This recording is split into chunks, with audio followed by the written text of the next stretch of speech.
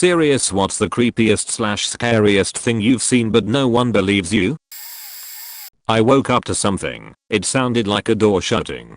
At first I thought it was a dream, because I could hear it in the dream as I was waking up, kinda like when someone calls your name when you're dreaming. But then I looked at my cat. His hair was completely standing up, and he was beaming at my bedroom door.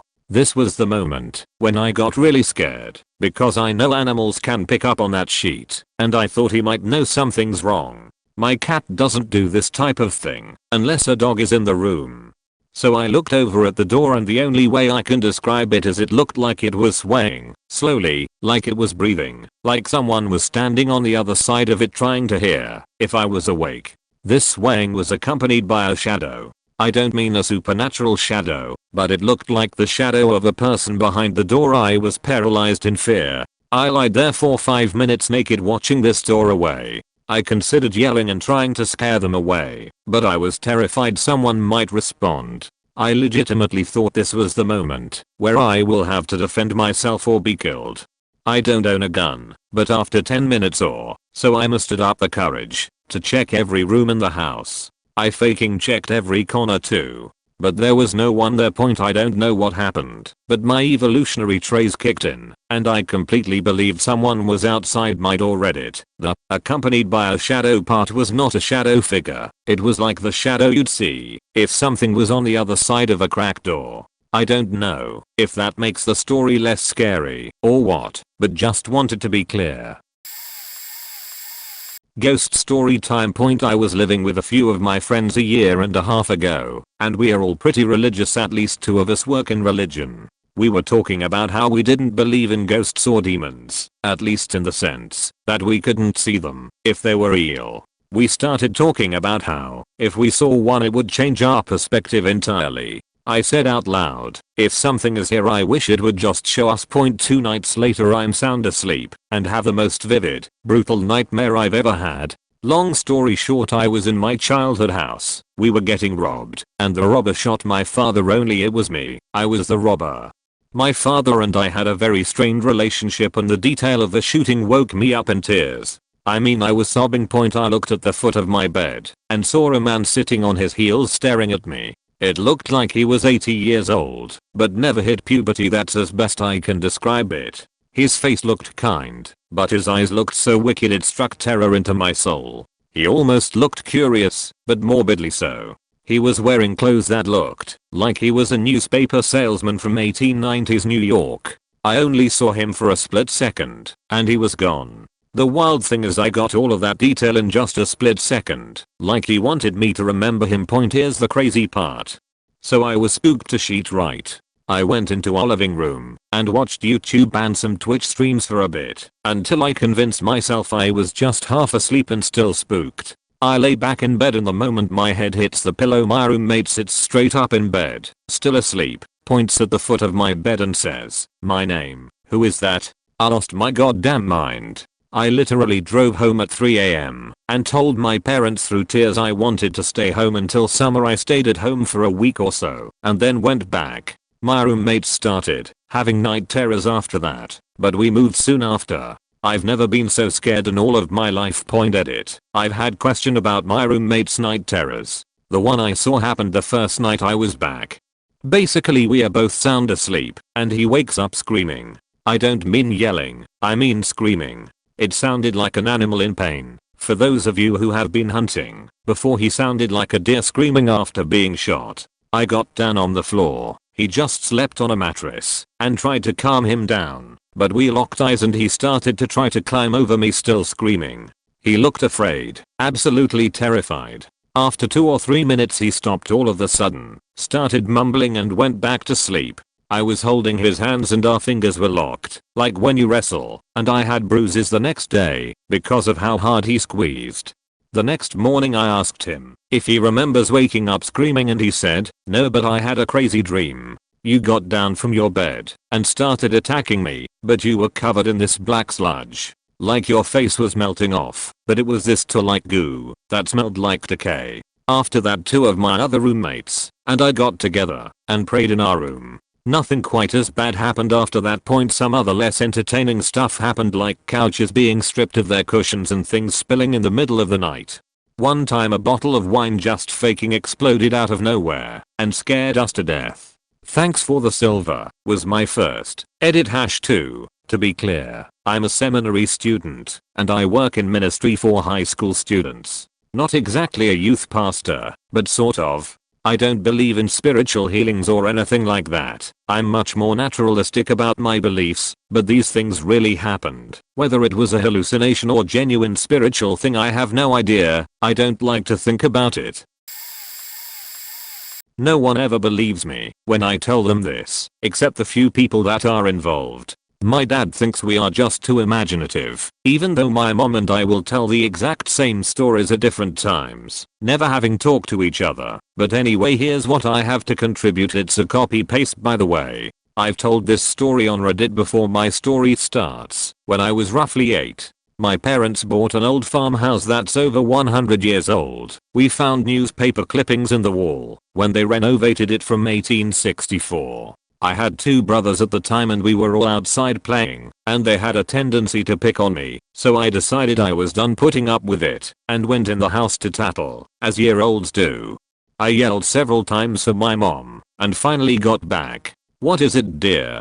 Not seeing her, I yell, "Where are you?" Again I hear a voice, "I'm over here, there." I don't see her and call out again. This repeats about 4 times, and as I get closer and the voice gets louder, I passed by a window and glanced out to see my mom and dad out in the distance working on a tractor. My heart jumps into my throat and I book it outside. My brothers are exactly where they were when I went in, so I know it's not one of them messing with me. Throughout the years I hear voices and TVs and strange noises constantly throughout the house, but just assume I'm hearing things move up a bit to me being 17. Parents left town for a few days and I had some friends come over. Night starts off normal, we play some video games and all is well. 2 of my friends need to use the bathroom, so one goes downstairs and one stays upstairs, since there's 2 bathrooms in the house. First friend comes back from the bathroom and says, "Yeah, yes, really funny guys," to the 3 of us that are in the room. We have no idea what he talking about. He said banging on the door and making weird sounds while I'm taking a piss. So funny. We are all genuinely confused as we haven't moved. He doesn't believe us, but sits down and rejoins the group. Now the second friend comes back from downstairs and has a similar complaint. He says we were bouncing a ball, shuffling things around, laughing outside the door, and heard us run off when the toilet flushed. We again are confused, especially since there weren't enough of us to mess with both of them at the same time. Conversation kind of drops, but neither seem convinced we did nothing. A couple hours go by and for some reason the conversation comes up again. We deny it. They don't believe it. Eventually that turns into jokes about ghosts and how we disturb them. When the house was remodeled, I was about 13 when we started remodeling. Jokes continue and someone said, "Ah, come on now, you can't really believe that ghosts exist?" And everyone is like, "Nah, they probably don't."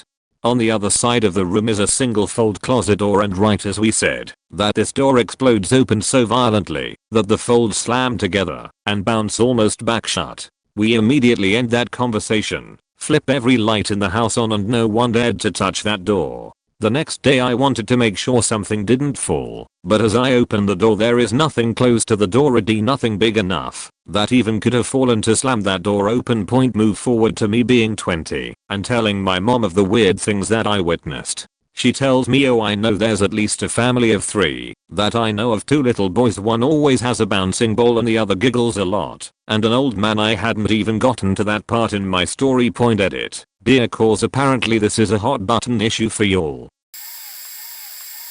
Edit. Thanks everyone for reading my experience. As I figured, a lot of people wouldn't believe it, thus the theme of the thread. Little follow up to what all I can remember is that my dad instantly switched from working nights to working days so he could be home at night if anything else happened. A few months later my parents finally saved up enough money to move into a much better neighborhood. Ever since I moved out of that area I never had any problems other than the night terrors. Since then. I will post a picture of the house below. Mind you, the surround houses drastically changed in appearance over the past like 20 odd years, but the old house still remotely looks the same. It's the puke green colored house. https://unga.com/a/ only my mom ever believed me about this. Unfortunately she is no longer alive, so I cannot ask her for any more details than what I have been told while growing up. My dad just never wants to talk about what happened. I used to live in this rented house near an appliance store from birth up until I was 6 years old. I'm 24 now and out of the military, if that tells you how long ago this was. Since it was a small house and I was the younger sibling and my dad worked nights, I ended up sleeping in my parents' room until we moved out. It should be noted that one side of my bed was against a wall and the other facing the doorway.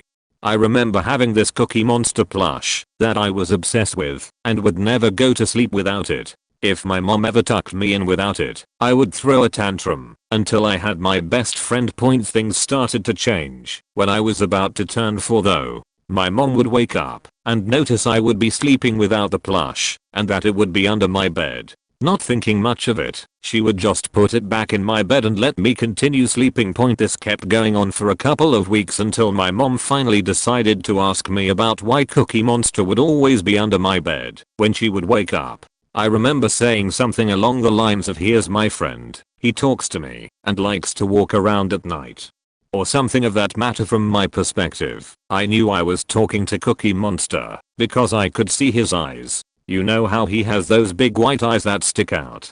He would talk to me at night and help me go back to sleep when I was scared. My mom played it off as my overactive child's imagination, but it slowly was about to get worse. Over the course of the next couple of months I would have night terrors. No, not simple nightmares. I'm talking about full-blown night terrors, so bad to the point I would stiffen up and do nothing but scream as my mom tried to rock me back to sleep. This went on for almost every single night. They were so scarring on younger me that to this day I remember what they were about. I would be laying in bed at night when my Cookie Monster plush would come to life, drag me out of my bed, and pull me under it to eat me sheet. I never stopped getting these dreams until I was 14. That is how scarring they were. About a year from moving out of the house and into a better place, my mom would learn the truth behind the whole ordeal. She woke up to some noises one night and heard me out in the living room talking to Cookie Monster. Now you might expecting that I'm going to say she saw me talking to the plush. But you are wrong. You might expect me to say that I was laying in my bed and only the plush was out in the other room. But you are wrong. But reality is much scarier than any fictional story. What she saw instead is much worse than any paranormal activity sheet you could ever see in any movie theater. For instead of a possessed doll, she saw me standing there, talking to the dark. My mom instinctively turned on the light, and as soon as she did, 2 old guys went running out of the now wide open front door.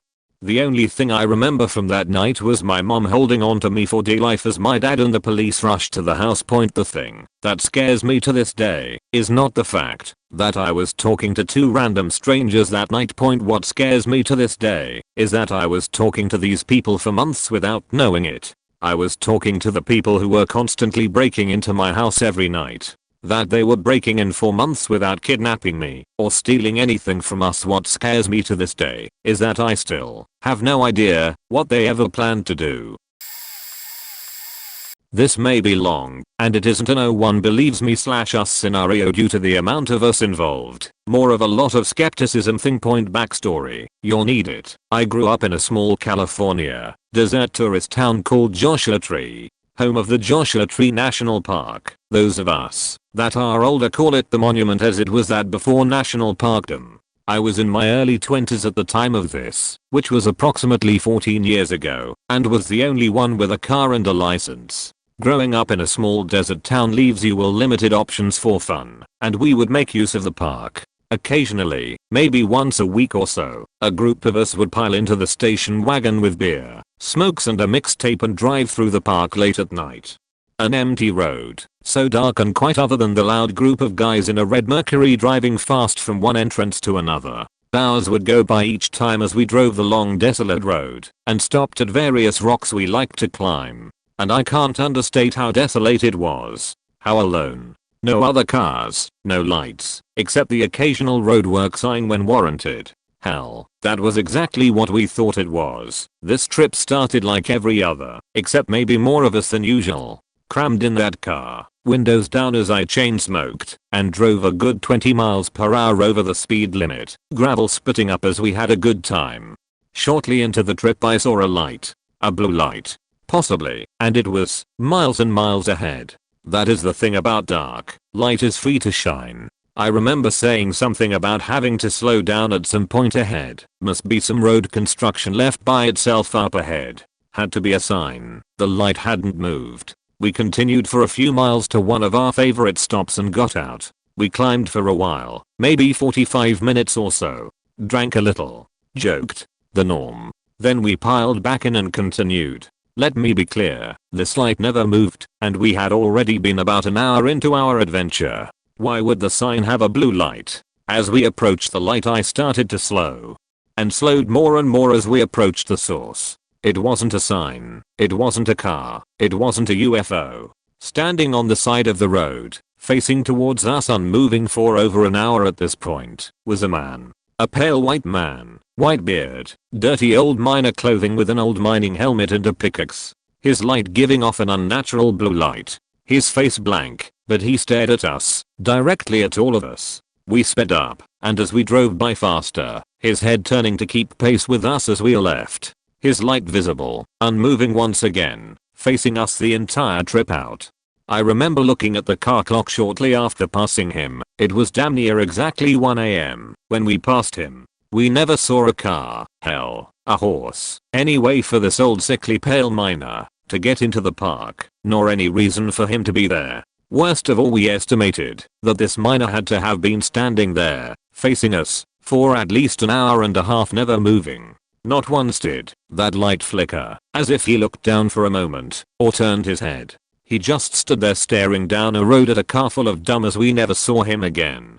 However, a couple of years ago I decided to check to see if anyone experienced the same. I found one other story of a couple that saw him near where we did. Standing there, staring late at night. Point as a man I wish we would have stopped. Even if it would have been the most horrifying thing ever, I wish we would have stopped, because I honestly believe there was a ghost of a dead miner out in that park and I would know for sure today.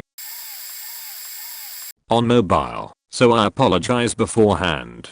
It's kinda a long one. It'll be my first long post, so I hope you enjoy. TLDR at the bottom. Point my mom runs an antique business and has for years. I've worked with her on various occasions, often changing between working the shop with her and doing construction with my dad. For a while, she ran her business a few towns over with my best friend's dad, and the business was okay, but didn't make enough to support the both of them. Well, a few years back, she sold her ownership to him and just boxed up some of her things from the shop to bring home. My dad, however, surprised her and rented her a building in our hometown so she could run her own shop. She quickly brought everything there and began unpacking. While unpacking, I found an old Ouija board from an estate sale she had bought out. I showed her. We joked about the creepiness of it, and she said when she'd gotten it, her coworker had jokingly played with it to tease her. Our family isn't super religious, but we ain't about tempting demons lol. She thought he'd thrown it away, but apparently he'd snuck it into her stuff as a final prank. So, we laughed, and she tossed it in the garbage pile. A few months later, I was running the front desk when she brought a box of antiques to price down from the attic.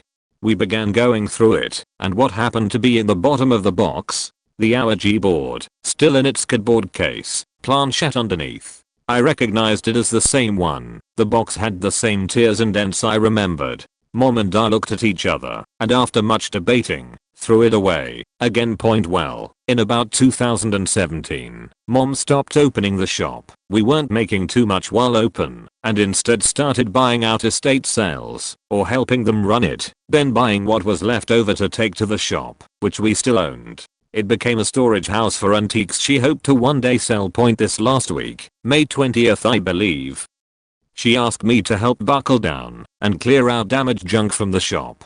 We began going through boxes and boxes and moving them to a trailer to take to a garage sale location. As I was shuffling a box through to the back area to load it, I heard my mother shout, "No effing way." I thought maybe she'd been bitten by a spider or found something valuable, so I set the box down and rushed back to her. What I saw sent a chill down my spine. Point in the back room where she was, the back wall was lined with shelves, and there were clothing racks and boxes of clothes stacked in front of it. After moving the boxes, the shelves were in clear view. Most were cluttered with knickknacks or such.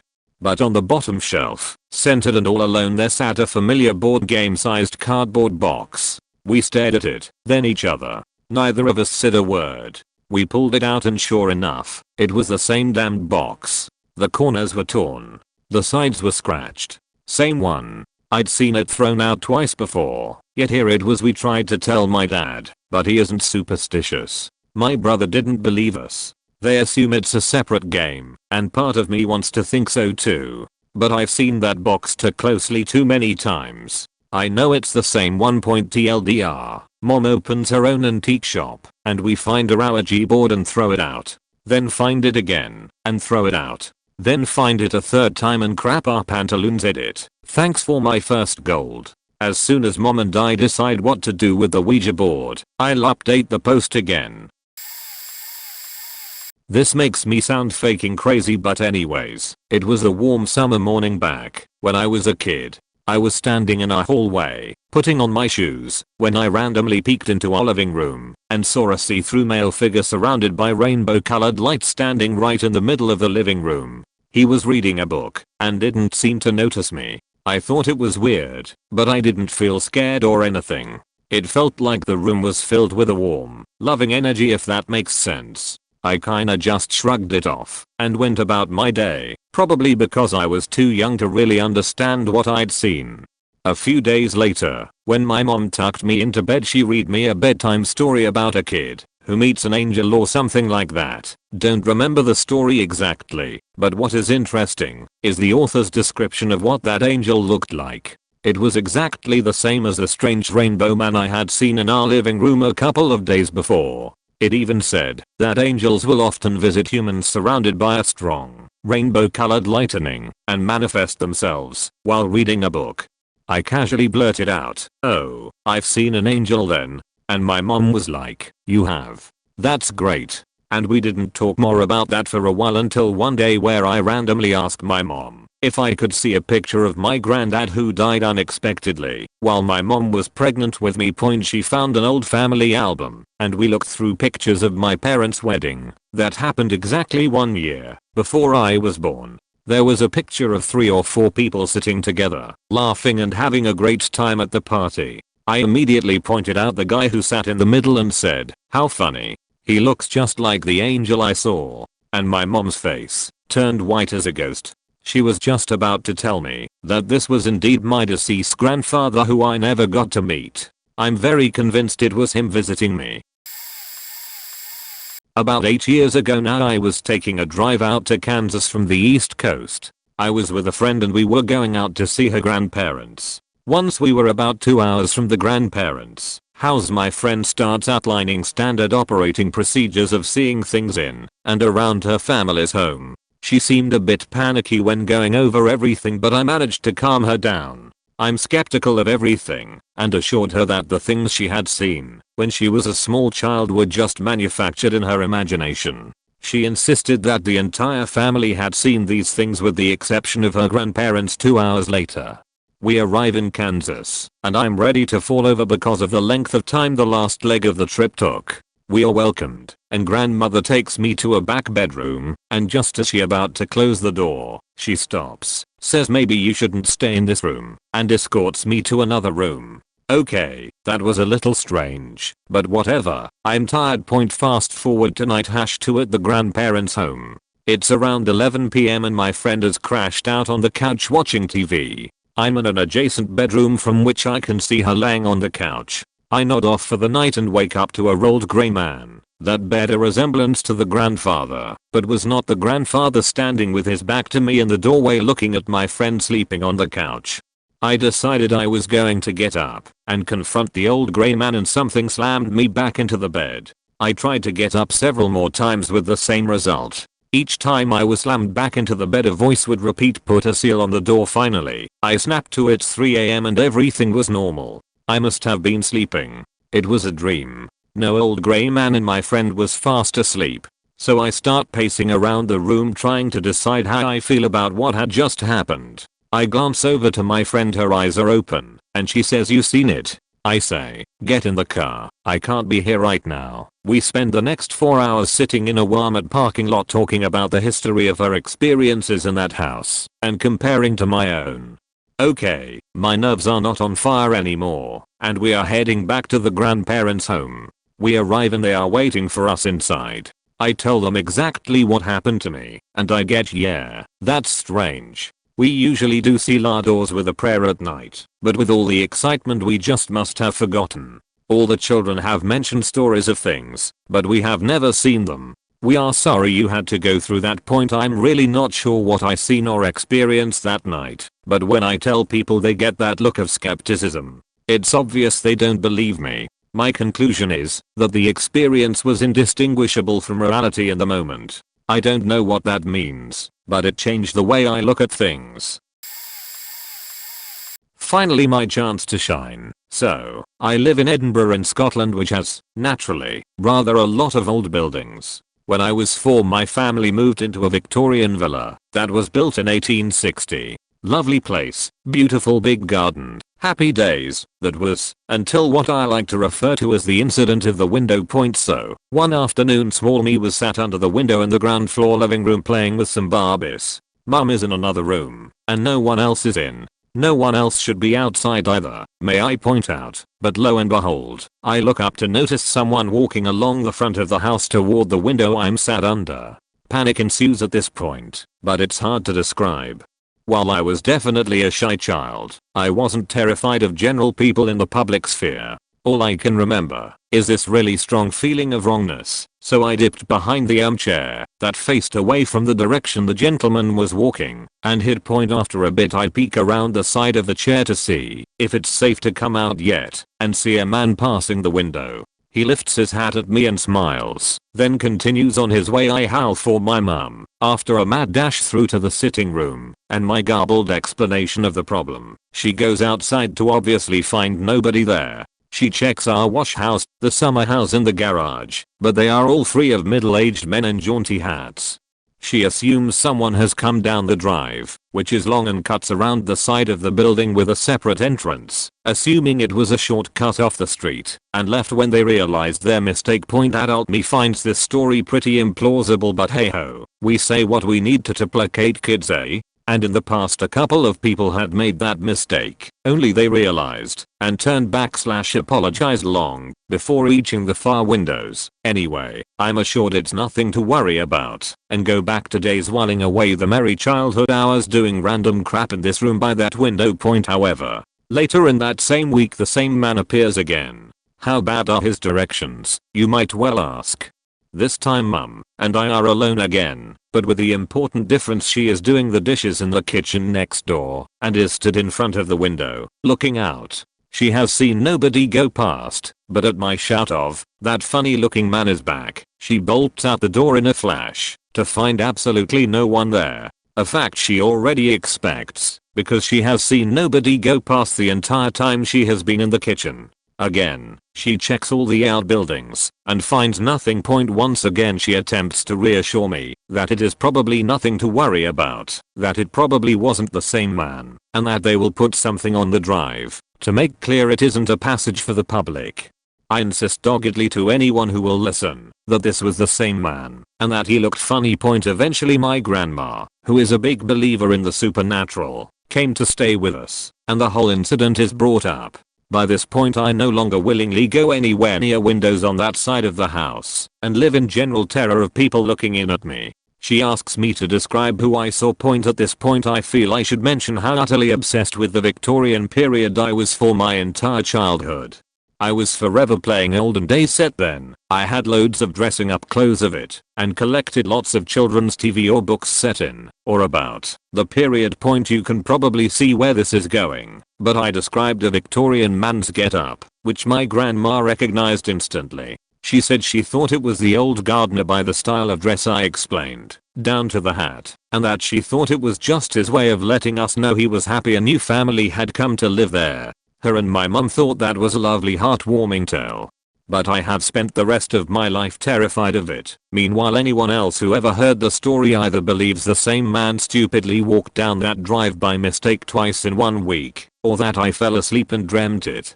Twice in 1 week though. Edit. Just clarifying. I realize people do have recurring dreams. It's the notion of me falling asleep while sat on the floor next to a table playing with toys twice at a random time of day in a week that I would say is unlikely to me. Also, not saying it was definition a ghost. It was just really weird / unsettling. I once encountered what I can only think of to be a skinwalker. Me and a friend were outside in a small town in Germany, where my friend lived. It was past 11 PM on a summer evening. He would invite me for a sleepover on the 13th of August every year. It always was pretty normal, and we slept in a tent in his garden. This evening we decided to head to the town's playground to talk about stuff, and do some stupid shit like doorbell ditching. Right behind the playground there was a small forest in front of a big cornfield. So after 20 minutes at the playground we hear a really loud scream, not anything human or anything that sounds like an animal. It came from the woods. We turned around and saw something glowing brightly on the ground, but it was a sphere and seemed almost liquid. We heard something running into the cornfield with fast, big and light steps, but suddenly the steps changed to a heavy, slow trampling and something growled deeply. My friend and I tried to stay as quiet as possible, not making a sound for the next 100 meters. Then we ran off as fast as we could. I was paranoid the whole way back to his house and felt like someone was watching us. We instantly got in our tent, went back at his home staying quiet and watching Star Wars with headphones in one ear so that we could hear anything approaching. The ground was covered with leaves and you could hear everything that stepped onto it. Our tent. We fell asleep at around 1 AM. At 3 AM I was woken to something walking in his backyard. I heard that it was bigger but very fast. I silently woke my friend up and we both listened to this creature walking around in his backyard. It suddenly stopped and we heard heavy, thin breathing, like an old woman grasping for air. We were both extremely terrified. Then again the creature started walking around, but its steps again turned heavy, like a bear or something. That's when all sounds ceased for 15 seconds, followed by light, fast steps running away into the fields next to his house, and a high-pitched screech. Neither his nor my parents ever believed us. We visited the playground the next day to discover a few dead birds and a piece of wood still glimmering like a campfire that was left behind over the night at the exact spot where the sphere was. Edit. Thank you guys for 125 upvotes. My aunt emotionally abusing me when I moved to her with 16 because my dad was abusing me. It went from bad to worse in a week. And no one believed me what I was experiencing. She had a light bulb installed in my basement room. It had a cable going all the way up to her. Whenever she wanted me to come up, she would blink the light and I have to run upstairs immediately. I couldn't finish my last task, like finishing the sentence I was just writing or wearing a shirt, because I was about to get dressed. If I wouldn't be there 10 seconds after the blink signal, I would have consequences reaching from losing internet / my laptop for a few hours / days, or being force fed, or having mandatory family time, because I would need to learn respect. Family time was me sitting in the living room, not allowed to move, or do anything than sit and stare, not even reading a book, or writing my diary, while uncle and aunt would belittle me, and say hurtful things to me. The signal was happening up to every half hour. I'm still sensitive to lights. I didn't want to eat meat for ethical reasons. I didn't make a big thing out of it. I just told her she wouldn't have to buy extra meat for me, and I would be okay with the veggies. That's when she started to add bacon pieces and eggs into the veggies. When I had a different opinion than her, or her fat loser husband, she would bend my arms, so I couldn't move. Hold a mirror inches away from my face and let me repeat to myself, I'm a liar. I'm wrong. Aunt is right and I'm a liar. Until she would be satisfied. Different opinions would mean stuff like once I came home from school, they wanted to know what I learned today. I was telling them about my philosophy class and started my sentence with, so first we assume that humans, as all animals.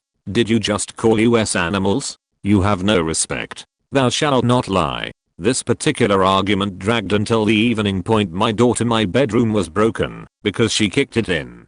I asked her if we could repair it.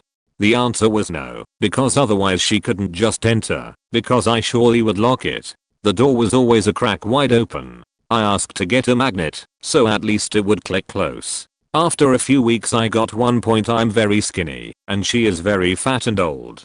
I don't like to show my body around, so I like to wear tights. When I wear skirts and t-shirt that go all up to my neck, so nobody could see my bones. She would think that I was making fun of her and feel better than her for having a perfect body. She would force me to strip down in the hallway where windows were to the street because I was body shaming her by covering mine up. I wasn't allowed to wear tights. She would make fun of me for wearing my skirts low so they would cover more of my bony legs.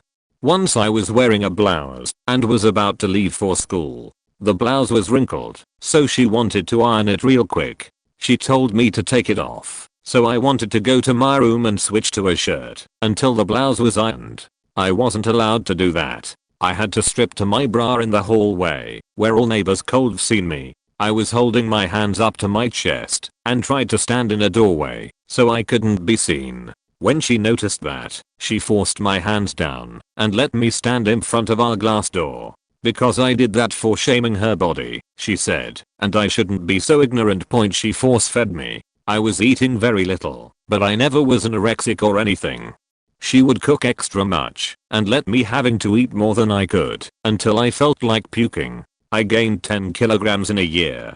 That was the time when I tried to be bulimic, but joke's on me, I can't puke. No matter how much I press back there or force my finger or toothbrush down, it doesn't work. I gag a lot, but nothing comes up. Believe me, I tried. So I started to drink a lot of alcohol because I would always puke. From that point I ended up in the hospital twice for alcohol poisoning during my time at hers. I started self-harm, not cutting, not my arms, because she would see. I would scratch my legs with my fingernails and or scissors until I had raw and fleshy wounds. Then I would touch those wounds as often as I could with dirty hands, so they would get infected and crusty from pus. I wanted to have maximum pain throughout the day. In the summer, it was smelly. During my time there I lost track of all my hobbies. Before I read several books per week. I played guitar and piano. I had a very solidly kept diary. I learned a bit of programming myself. I drew so much. I really wanted to go to art school. Being called up several times a day interrupted everything I loved. Bit by bit I gave up everything and started to just sit on my laptop mindlessly all day because I was just waiting for the next time it would blink. I ran away 2 times and lived among some punks in some occupied spaces because it was better than living in constant fear. I stood behind her with a knife in my hand too often to count. I once lifted it and was seconds away from stabbing her ugly fat back. When she turned around, I told her I want to see a therapist. She didn't allow me that because we are not sick. We, as in the family. Because only sick weirdos go to therapists. She didn't allow me to have hobbies. At her parents' place I was a good dancer. I was in a dancing group for 4 years and my whole life evolved around it. It was the only place I had friends. My aunt forbid me because I had to focus on family first. If I would behave, I could join a dancing group. Going behind her back didn't work because she would track my school bus and control that I would be home on time. My school friends often hung out after. I wasn't allowed to. My school friends would always hang out at this bar every Friday. I lived in a village, so I asked my aunt and uncle to drive me there. They did it. I always asked them to drop me off a bit further down the road, like every teenager I guess. After a few weeks my uncle grabbed me by my shoulders, face to face inches away, and whispered that he knew I was a loser who didn't have friends. He knew that I was just a poor ugly girl drinking alone on that park bench, where he drops me off whole night. I moved out when I was 18. All the time I was telling my parents and teachers about what I experience at home. But no one believed me because my aunt told them I was just a raging teenager. Nobody believed me. I know this isn't even the worst what people experience. There are people who had it way worse. I never believed I was abused until my therapist told me it was definitely legit to call it like that. This was the 2 year of my life That ripped me of all my joy that was left over from my dad's abuse, and Noon believed me. I'm very sure this will get buried, but it felt good to write it out. When I was about 14, there was two men that attempted a home invasion while I was home with my mom and a 2-year-old she was babysitting. It's about 2 in the afternoon. While my mom was sleeping on the living room couch, she heard someone trying to open the front door. She jumped up and looked out the window to see a man at the front door and an unfamiliar car in the driveway. The man noticed my mom and immediately put his face next to hers in the window. "I'm from the energy company you called and I'm coming to check it out." As he's talking, the other guy gets out the car and we can hear him walking to the back door. My mom tells the guy she didn't call anyone, she's not letting him in. These guys were in street clothes. FYI. The other guy's now trying to force himself in the back door. The guy at the front window jumps on the ledge of the window and starts banging his arms and legs against the window in an attempt to break it. He starts yelling and calling her and I names. My mom grabs the phone and calls the police. Now mind you, we were in the inner city on a busy street. People are driving by and they aren't stopping. Not are the guys bothered by it. This is a high crime area. It is scary to feel like everyone can see and no one is going to help. As my mom is on the phone with 911, the guys continue to be loud and yell at us and call names. A station wagon pulls up in our next door neighbor's driveway and sits there for a moment. The door opens and a tall, white man in a suit gets out. He makes eye contact with the guy on the ledge of the window and the would-be intruder just stops banging. The pounding at the back of the house suddenly stops. My mom at this time is just hanging up with 911, who claims to be on the way. The men hold eye contact, and the intruder remains standing on the ledge. The tall white man walks to our neighbor's house and starts to knock and ring the doorbell. After about 20 seconds of strange silence, the man jumps off the ledge and the other guy's now standing by the car. They continue to stare at that guy and silently get in the car and drive away.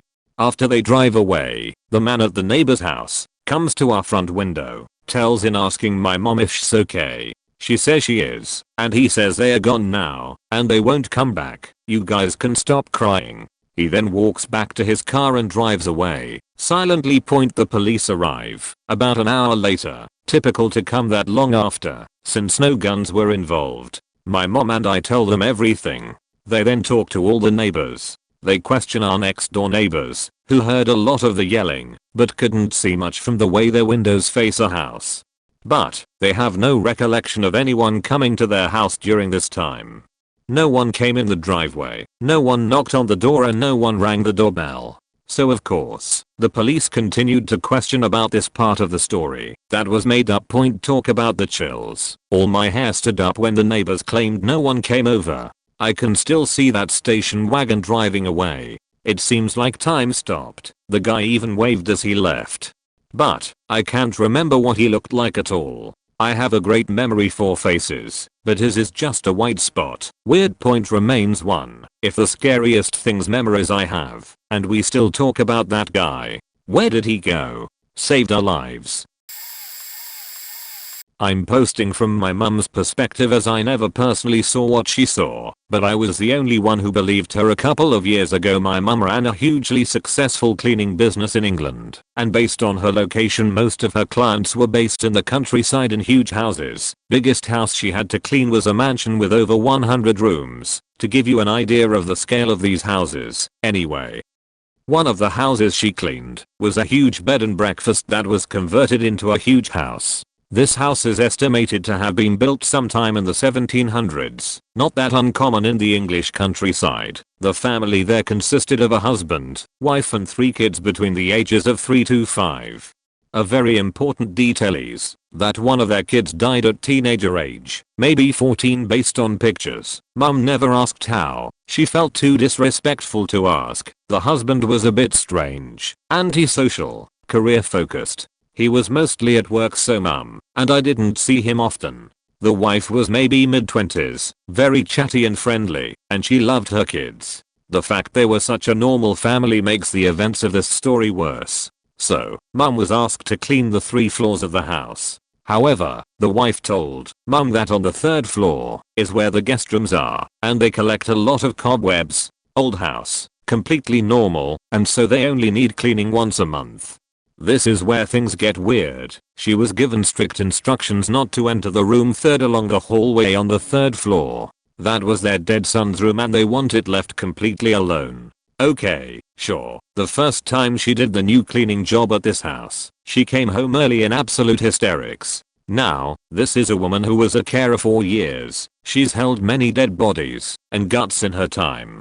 So not a lot affects this woman. She's a tough mum. I've never seen anything affect her like this day she came home. She said, as soon as she climbed those stairs to the third floor, everything went quiet and freezing cold. Chalking it up to old creepy house, she pressed on. She opened up the door to the hallway that leads to the 6 guest rooms. Upon walking in, the third and fourth door opens inwards, and she hears a young child giggling, and a child on a tricycle comes out the third door and wheels round to the fourth. My mum dropped the hoover and ran the fuck out of there. She asked her other employee to come up with her. They didn't see the boy again, but the atmosphere was still there.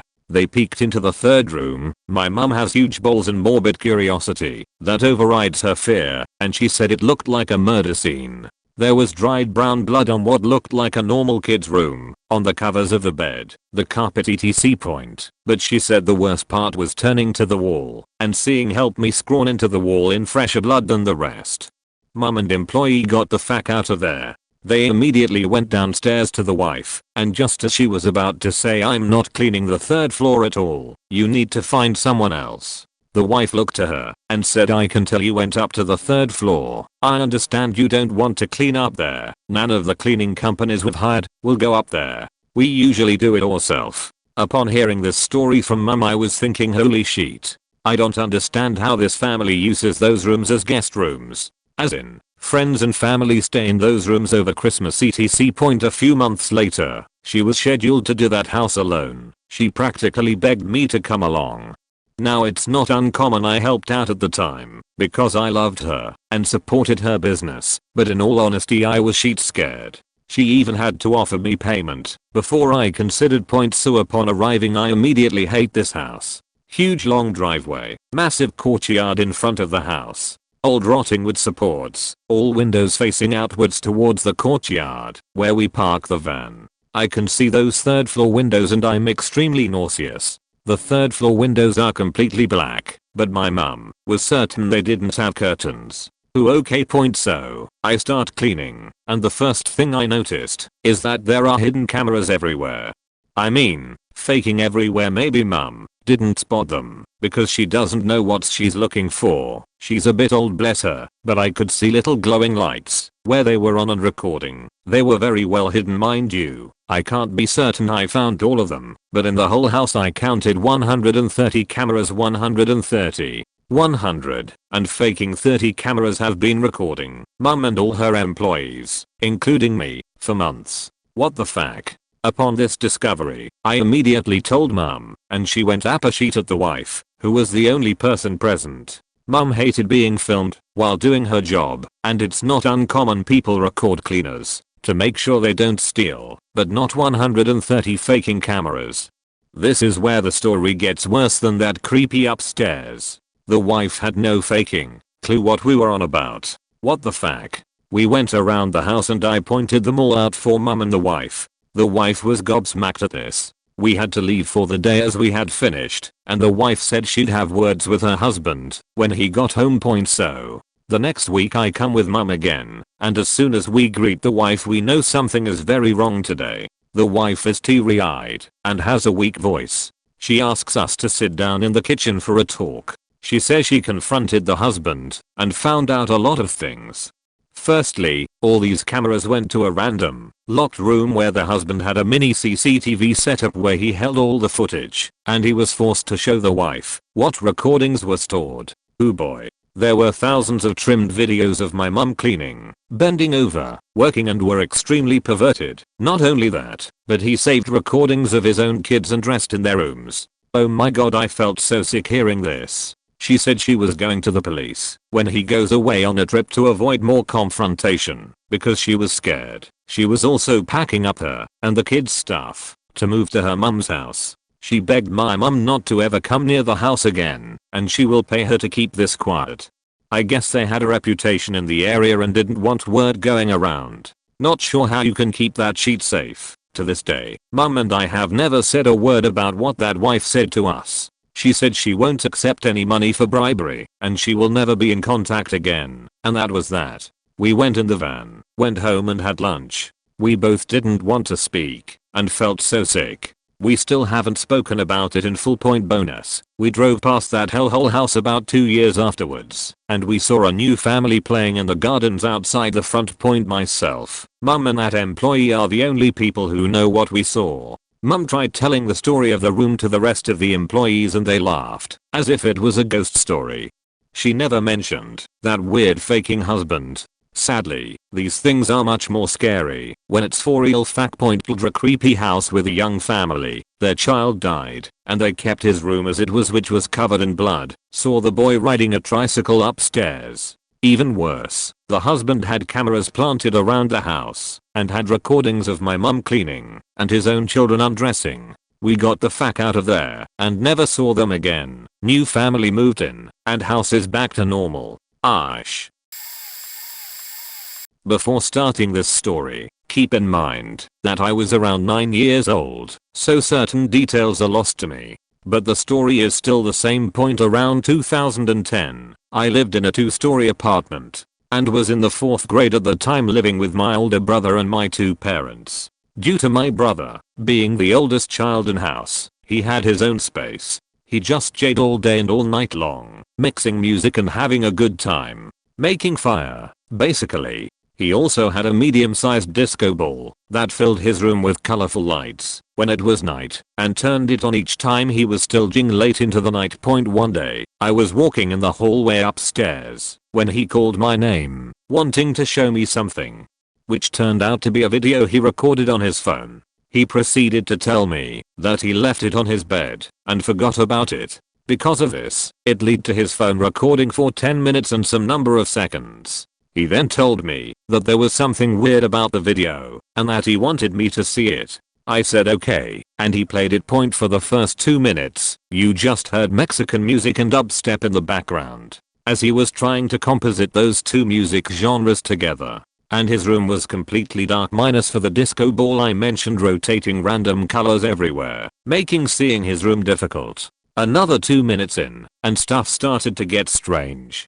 You see, in the video, the music got quieter, and at some point, it stopped. So it was just quietness for a couple moments. I remembered being a little unnerved by this. Then late into the video, he asked if I saw it. I said saw what? He then backtracked and pointed to a mask he had sitting on top of his tower computer. Something that I completely overlooked when watching his video. Then he said to watch it.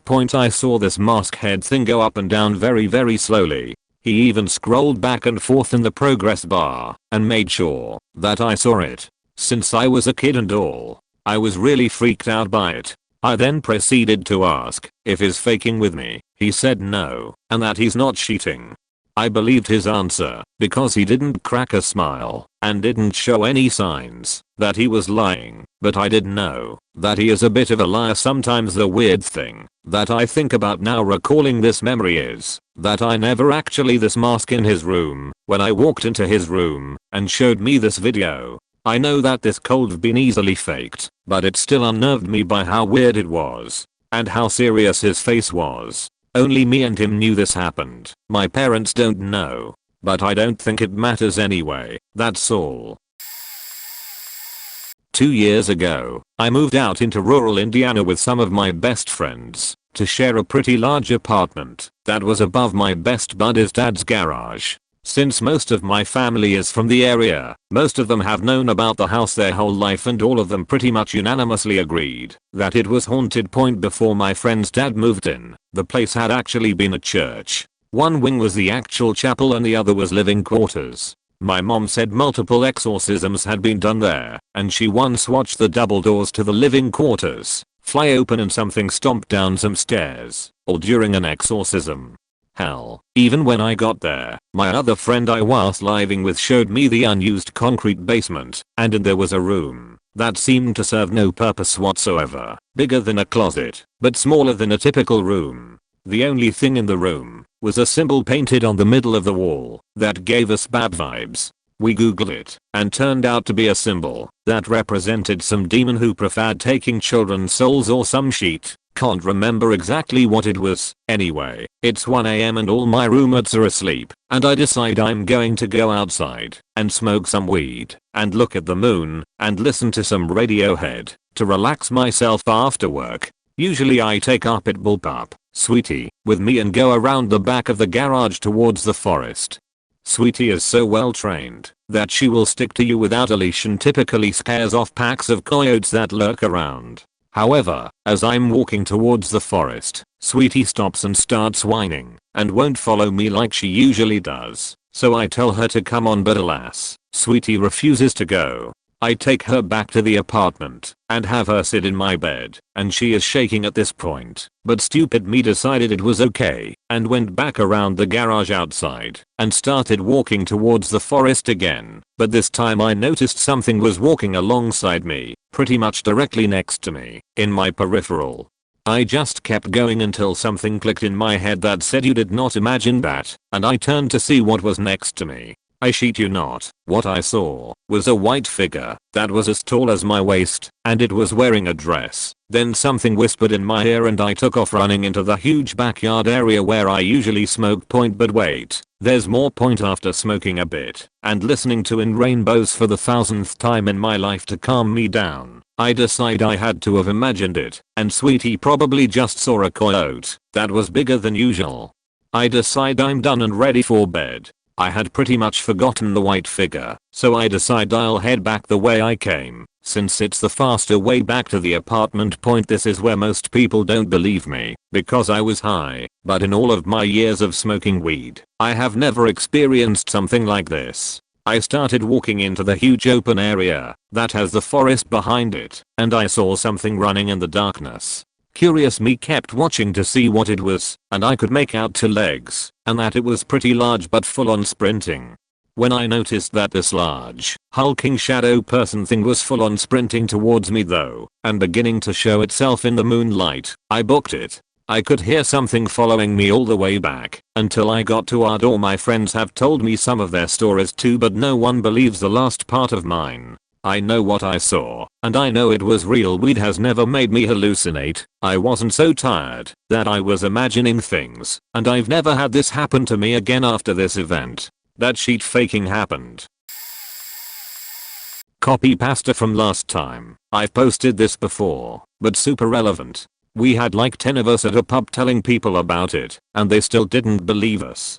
Copied from my last comment. Many years ago I was helping out on a short drove for a fella I was staying with. We were north of, I think, Tanbar/Windora line, heading towards the Diamantina/Min Min region, in Queensland near the northeast South Australia border corner. We were driving to another station as the drought had dried up all water sources for the livestock where we were, and needed to move them as soon as possible. About a week's wait for a truck. So we decided to drove, boss, us 5 boys and some old fella who was from a nearby station.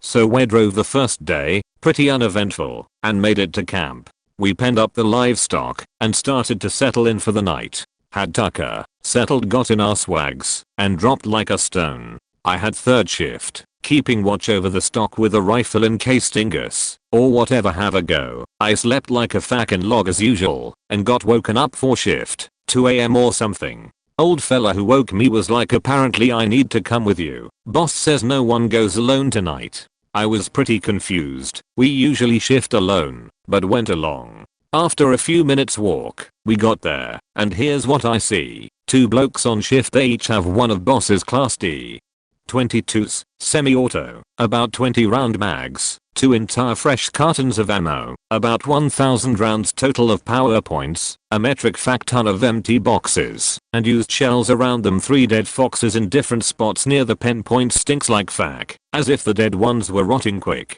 Smelled like way more than 3 dead dingus. It was a little weird, as usually we do shifts alone and almost never need to shoot. Boss also never gave people his class Ds as usually the bolt actions were sufficient, but I assumed that they got bored and did some plinking, and I just didn't wake up to the noise because of the distance, and I'm a heavy sleeper. We're handed the rifles. Turns out old bloke is staying with me, and the other boys go off to camp. But as they walk off, one said good luck in a tired voice. I asked what they meant, and they just kept walking without saying anything. You tend to be too tired to talk with that sort of work, so I ignored it. So this old fella and I are sitting on shift. It's a full moon and clear skies, so we don't have to worry about torches, and the air was fresh, but surprisingly warm for the outback. Pretty good night for shift, to be honest. Well, we are on for the whole of about 5 minutes, and a dingo pops his head up out of some bushes near the fence line and starts creeping towards the cattle. No biggie, old fella and I lift our rifles, both shoot about the same time, and miss. Dingo completely ignores being shot at and continues creeping up. I shoot again. Miss. What the fuck? I never miss the second shot. Then old fella next to me shoots, but I realize he's facing behind us. I look back, and there's a dying dingo behind us. Look back at the pen and creepy cunt is nowhere to be seen.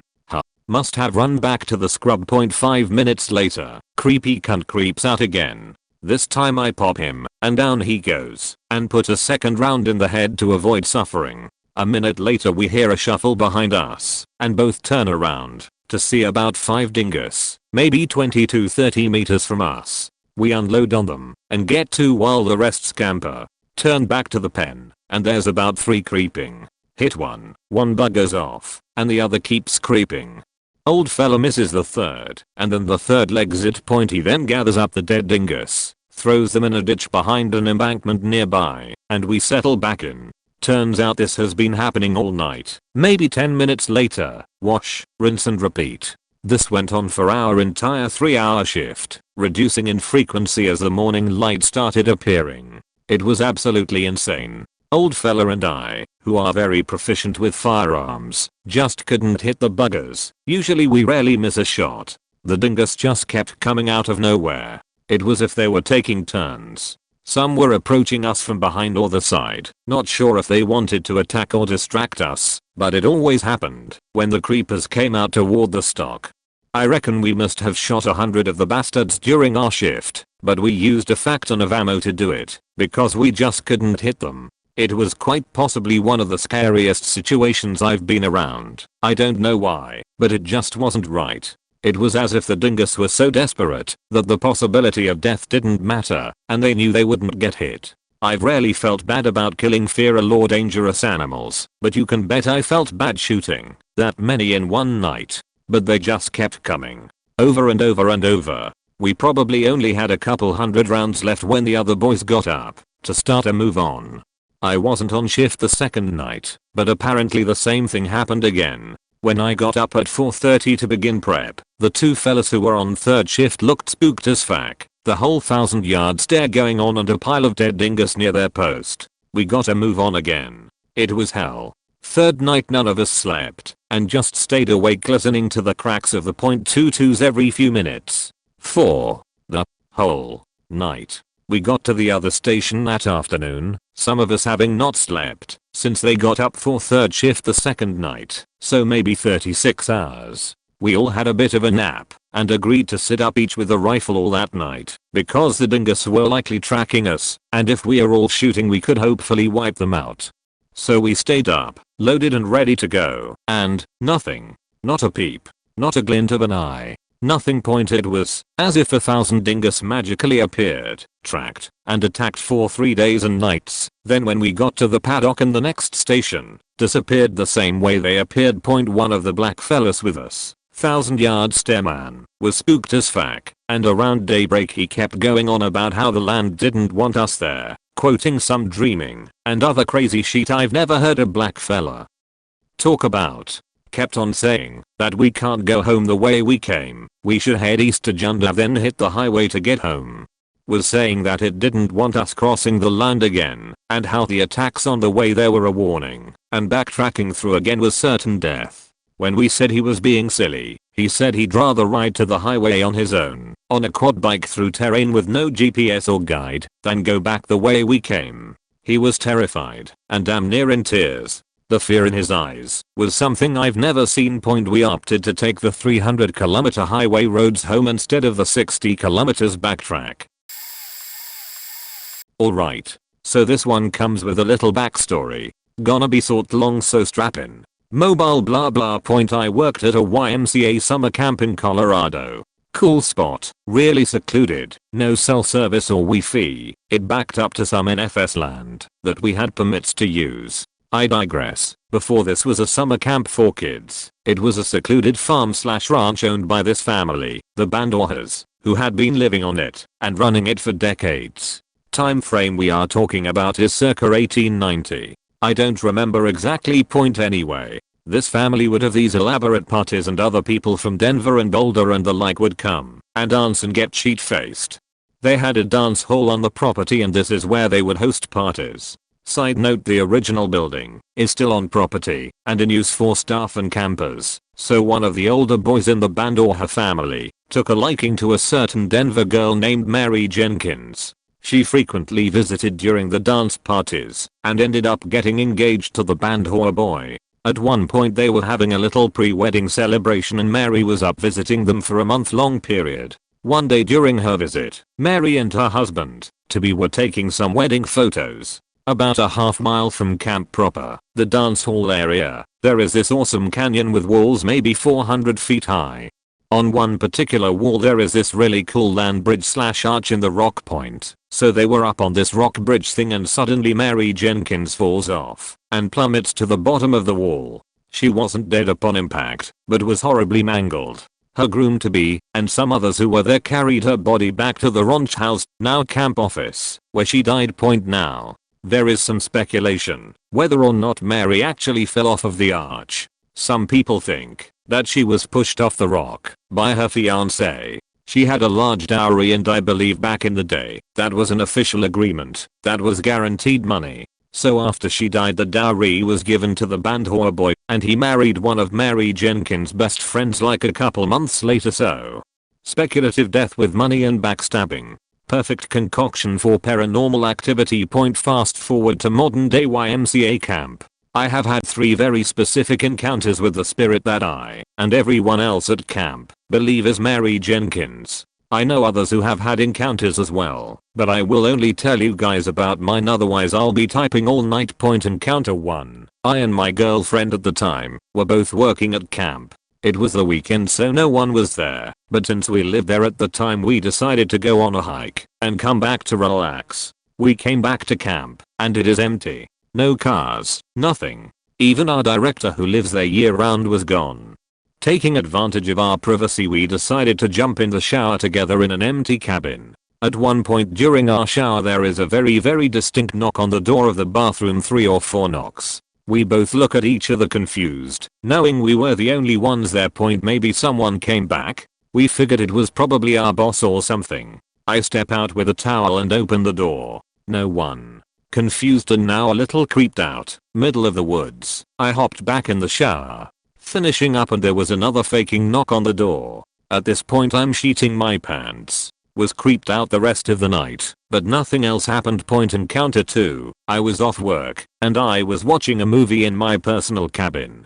My personal cabin just so happened to be the original home of the Bandorha family. It was busted and rickety, but hey, it was standing, had a bed and a fridge. One night I went to sleep watching a movie. My computer was probably 1/2 battery life. Hopefully just enough to finish the movie. If not, my computer would go into sleep mode and essentially shut down. I fell asleep anyway, so whatever, at about 3 AM my computer roars to life. The movie I had put in earlier in the night starts playing on its own from the beginning.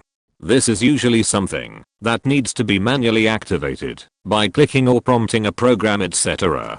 Additionally, my computer was at full battery. Some weird electronic thing going on. I shut that shit down and had a very uneasy sleep. Encounter 3 was in the dining hall. The old dance hall was converted into the mess hall with kitchen, etc. I was standing in the kitchen with a co-worker cleaning up from breakfast. All of a sudden, our dishwasher started a cycle on its own. Just started running. Creepy as fuck. My coworker noticed it too and was freaked as well. Additionally, there are lights on in cabins at night when no one has been in them, and random doors to cabins open or locked. Just super weird. Sheet point. I don't think Mary Jenkins is a bad ghost. She doesn't want to hurt anyone. She just wants you to know that she is there. But yeah, it's definitely haunted. I also didn't believe in paranormal before working there. Point. I also have a legit newspaper article about her death in the canyon from 1890. I will try to post a pic of it. Hi, I'm glad I finally get to comment on one of these. At a point, I have sleep paralysis and night terrors. Often. Way too often for anyone to actually stand. So I have a few faked up stories about what I see when I wake up without actually waking. My parents definitely don't believe me. My family would think I'm crazy, or stupid, or a liar, and I don't know how much my own friends believe me, though I really only talk about it to those close to me. Point. There are 3 different figures that I see. One is actually a good figure, and the other 2 I would consider pretty bad. I guess I'll end with the good one. So let's get on to the bad. Point. The first figure I see is the typical paralysis demon. A humanoid shape, maybe almost 6 feet tall, with an average male build. The figure is black, a deep jet void, almost how you would imagine a black hole. I have fish tanks in my room, and whenever I see this figure, his form seems to swallow all of the blue light in the room from the tanks. He was the first figure I ever saw. I started seeing him when I was 10 or 11. I can remember waking up with a heavy, crushing, sickening feeling of dread. Like those stories you hear of people getting, that feeling where they just know they have to get out of there, but I couldn't move a muscle. I tried to call out for my parents, but I couldn't force my mouth to form words. After a moment of this horrible, petrifying dread, I can see the door to my room opening. I cannot look away. I can't even blink. He very slowly and meticulously closes the door back before standing there for a moment. I thought for a moment that someone had broken into the house and was just staring at me. He started to walk slowly to the edge of my bed before I was finally able to blink, and he disappeared. Point. I'm 20 now and have seen him plenty of times since then, though it's gotten a lot worse over the past year or so. He has a face too, which I don't remember seeing as a child. His face shifts and changes into other faces, all of which I recognize, but I can't name them. He's gotten a lot closer to me during these sessions in the past years, even leaning over me or putting a hand on me. His touch feels cold, but also burning, like dry ice. Point. The second monster I see originated from a dream. I was with one of my sisters in this weird market, and then we were leaving and walking down a hill when this huge, ugly, starving dog came running at us. When it pounced, I shielded my sister and woke up, and I saw it. Point. It's a large coyote-like creature. First off, its jaw is broken at the hinge, so it's dangling by the meat of its cheeks. Or thick, tar-ish goop oozes out of its throat, while it makes horrible gurgling sounds. Its fur is ragged, patchy, and slimy, and its skin is dirty and writhing with maggots as it halfway rots off. The creature is impossibly thin, with long gnarled legs that look like they've been broken multiple times, all twisted and impossibly bent. Its movement is shaky and walks just how you'd expect something to walk with janky as legs. It comes close to me, but it actually hasn't done anything except look scary and growl. I've never seen it in a dream again, but I have heard it during bad dreams, where I'm being chased, and I'll wake up unable to move, and seeing it standing over me, or across my room. Point. This last one might be better. It's a headless dog. A German Shepherd, to be exact. I have named him Fido. Point. I see him in both dreams and paralysis. In dreams I just see him offhandedly, casual, but he's always watching me. I noticed this for a long time, before I ever saw him during an episode. I doodled him a couple times. I was really scared of him at first, but not anymore. The first time I saw him during paralysis was shortly after I had moved out of my parents' house. I was really stressed out, scared to be out in the world, and just generally not doing great mentally. I can vividly remember waking up because I heard claws clicking on the floor outside my room, and didn't have any pets, and neither did my roommate. The next thing I knew, I watched and felt Fido come into my room to jump up on the bed and lay down next to me. I usually cry a lot after paralysis, but I'm pretty sure he just puts me back To sleep point, I'm not superstitious and I'm not very religious, but I kinda think I have a guardian angel that makes very strange choices for forms. He's a good boy regardless. Not really creepy or scary but weird, and I can't explain it. When I was like 10 to 11, I'd call my cousin and talk on the phone while playing videos games. It was around 9:30 at night and we were both playing Mario Kart 64, doing time trials trying to get better times than the other. We were on Rainbow Road. You know how Rainbow Road you can see through it and other parts of the track like below and above you at places? So my cousin randomly goes, "Hey, are you Yoshi?" I was like, "Yeah, I was always Yoshi, so no big deal," and she goes, "I think I can see you on my screen on the part of the track above me." When she says that, I come to a full-on stop in the game, and before I can say anything she goes, "You just stopped, didn't you? I can see you." So I'd do weird patterns and she'd tell me exactly what she was seeing on her screen was doing, and it matched up perfectly point. So she told me where she was on the track, and I was looking for her, and sure enough I saw like a pinkish shape stopped by the fence around the track, and I was like, "You're Peach." I even freaked out and yelled for my dad to come look. I'd tell her to move her cart and me, and my dad would see her move exactly like that, like zigzagging, going back and forth, etc. My dad is old school, so he had no idea we shouldn't be able to see each. He was just like, "How are you guys playing together still?" To this day I have no idea how we could see each other. It was never close up, like we couldn't get beside each other. We could only see like pink and green blurry ice shapes on the part of the track near the bow and star shaped in space, where the track goes into a turn above itself. Like I said, not creepy or scary, but that shit isn't possible, and I have 3 people who sat there seeing it happen. And it wasn't a brief thing. Like we sat there for a few minimums telling each other to go in directions, and it matched up perfectly. I have no idea how to explain what was happening. I remember thinking she was hiding in my room at first, because her house was like 4 minutes away from mine, but then I was able to see her on there too. Okay, so this comment is probably gonna get buried, but when I was about 8 to 9 my family moved into a new house. Nothing super out of the ordinary or supernatural went on, as it was a newly built house and they were developing land around the area. A couple years down, I was maybe like 13. I was sleeping in my room one night. My room is on the 2nd floor, right in front of a railing that opens to the living room whose ceiling extends 2 floors. Anyway, point being, there are these big windows with no blinds over them, so you can see outside, and from my bed in my room I'm able to see one in full viewpoint. When I was a teen, I always had the door slightly ajar. I hated it closed, hated it open, so it was always just barely open. Another nervous tick I had was my feet were always uncovered by my blanket. I hated sweaty nighttime feet. Point onto the story. So there I was, sleeping, did my usual routine, feet uncovered to my ankles, toes free, door slightly ajar. I woke up sometime in the middle of the night because suddenly, I was cold. The first thing I notice is that my door is all the way open, and the light filtering into the bedroom is super bright. A full moon is lined up perfectly with the living room window, round and beaming directly in my face. So that was strike number 1. The next thing I become aware of is that my covers are pulled down, covering my feet and leaving my torso exposed. I immediately try and yank them back up, but I can't.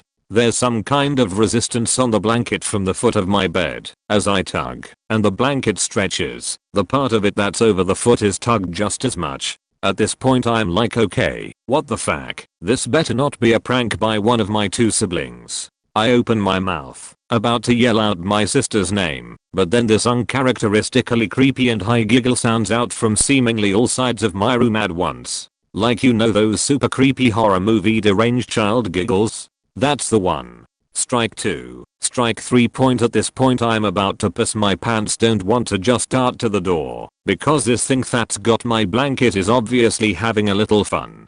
And as my fight or flight or freeze response is being activated, my blanket gets tugged off of me at full force. I feel a twinge of pain in my right ankle, but think nothing of it as the blanket lands just over my feet, so not all of it was pulled over the edge. I hear that deranged giggling again, and my brain opes so hard I lunge and grab my blanket, which now had no resistance, FFS, and then wrap myself in both that and another heavier blanket with my feet and head covered and put my pillow over top my face. For some reason I thought that if I stopped acknowledging what happened and acted like I disappeared it would go away. Somehow I forced myself to go back to sleep. I don't know how. In the morning my door was left wide open and I inspected the area around my bed. Nothing. Then I go to inspect my foot and lo and behold, there's a perfect human bite mark on the back of my ankle both inside and outside. I end up asking my sister if she bit me in the ankle and she just looks at me like I'm crazy. I show her the mark and she freaks out, pulls my dad and shows him. My dad just writes it off as some weird cut I got since I was a clumsy kid. If not for my sister corroborating this story I'd not believe it was real and thought I hallucinated it, but my sister remembers. So and that's the story of how I, even years later, always sleep with a blanket over my feet and the door completely shut. Just a disclaimer, I hate horror movies and didn't watch them, still don't. So it's not like I had an overactive imagination after watching The Exorcist or Poltergeist. Yes, I still live in the same room and know nothing to that extent ever happened to me again. Fun fact though, my cat never came into my room for years during this time. He'd sit exactly on the border of the hall and my door and just peer in. Then, years later, when he finally came into my room, he'd lay on the foot of my bed and just stare at the door all night, as if keeping a watch. So, yeah. Super creepy. So when I was a kid I had a babysitter named Mike Snow, but we called him Mr. Snow. He was in my mom's friend group, but not old enough to hit the bars with them. My mom was around 23, he was 19, I was 7 to 8 at this time. Mr. Snow was my favorite babysitter. He knew how to make everything fun. He'd rock out on the Sega Genesis with me. He was a hide and seek champion, but after it all he was very compassionate and fatherly, and to a guy who didn't have a solid father figure that meant a lot. Sadly, my mom had started using another babysitter, Chella, and this one was straight up cruel. She did things that in this day and age would be considered child abuse almost for fun.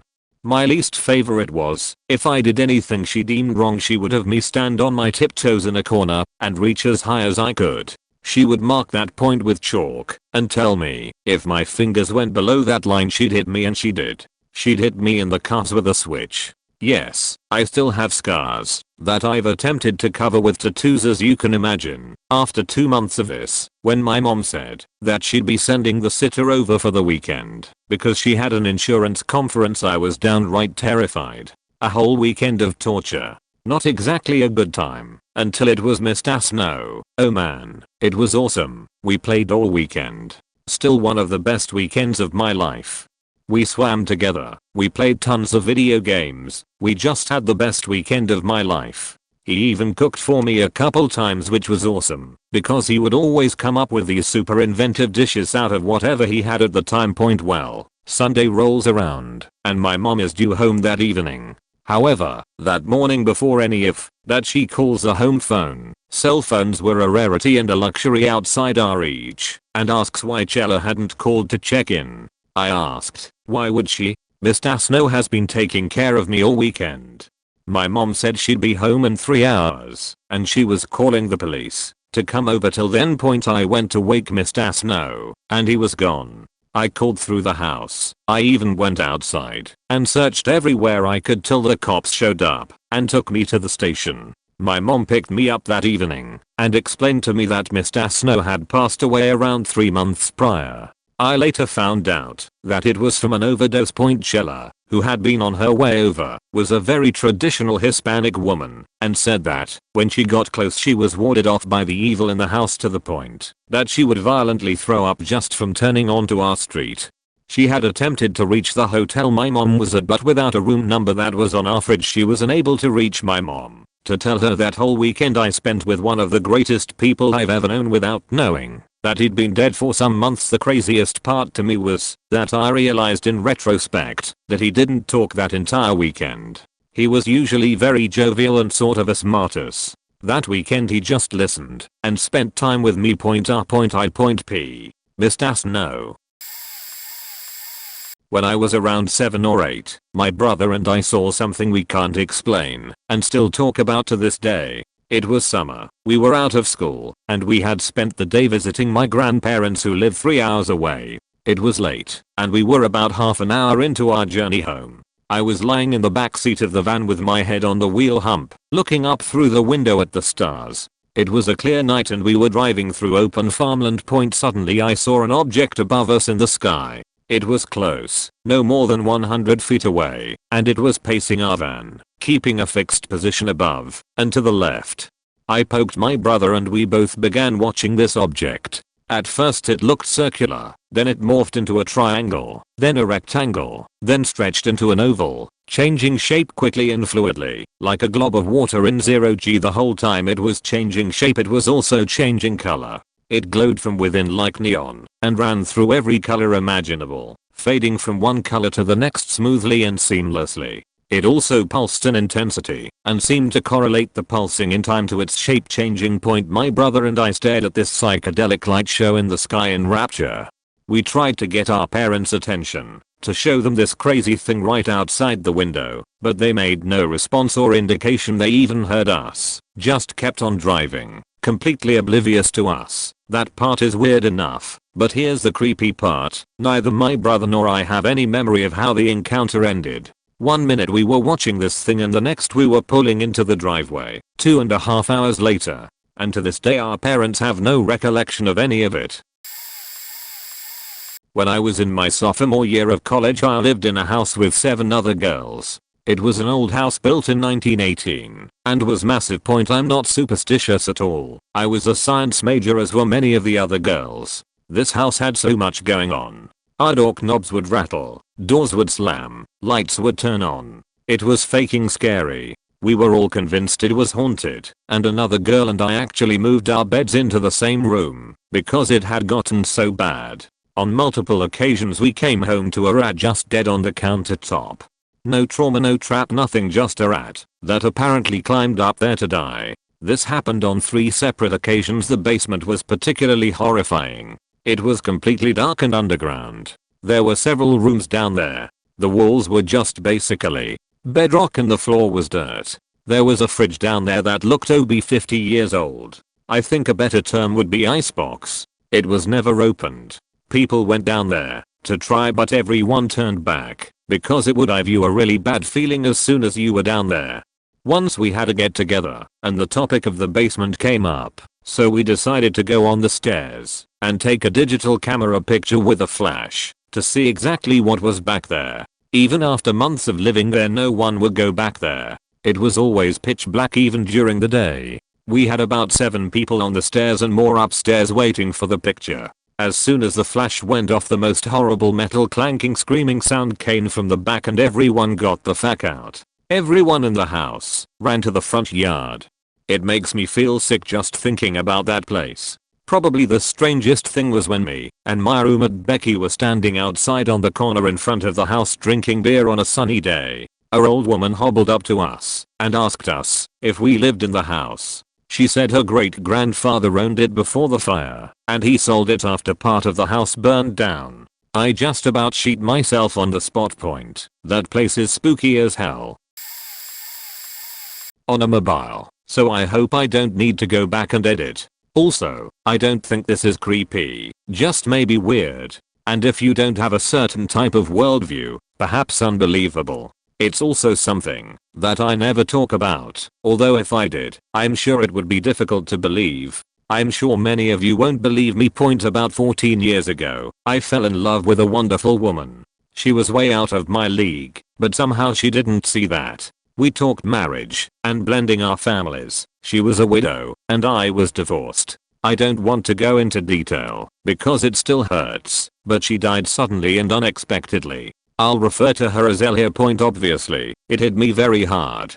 I began having nightmares some nights, and some nights turned into every night. They began to be so bad that I didn't want to go to sleep at night. I began to drink as a coping mechanism for the pain, although it didn't help much. I was drinking heavily, 4 hours every day. I think that the mix of depression, nightmares, and alcohol made me begin to think irrationally. I began to wonder if it would be better to be dead so that I might see her again. I have a Christian worldview. I only mused at the idea of suicide since I knew it would be wrong to do as a father. I did begin to wonder if dying for something good or dying in the line of duty might be a good way to go, as it would be setting a good example for my kids while also allowing me to die, which I began to want.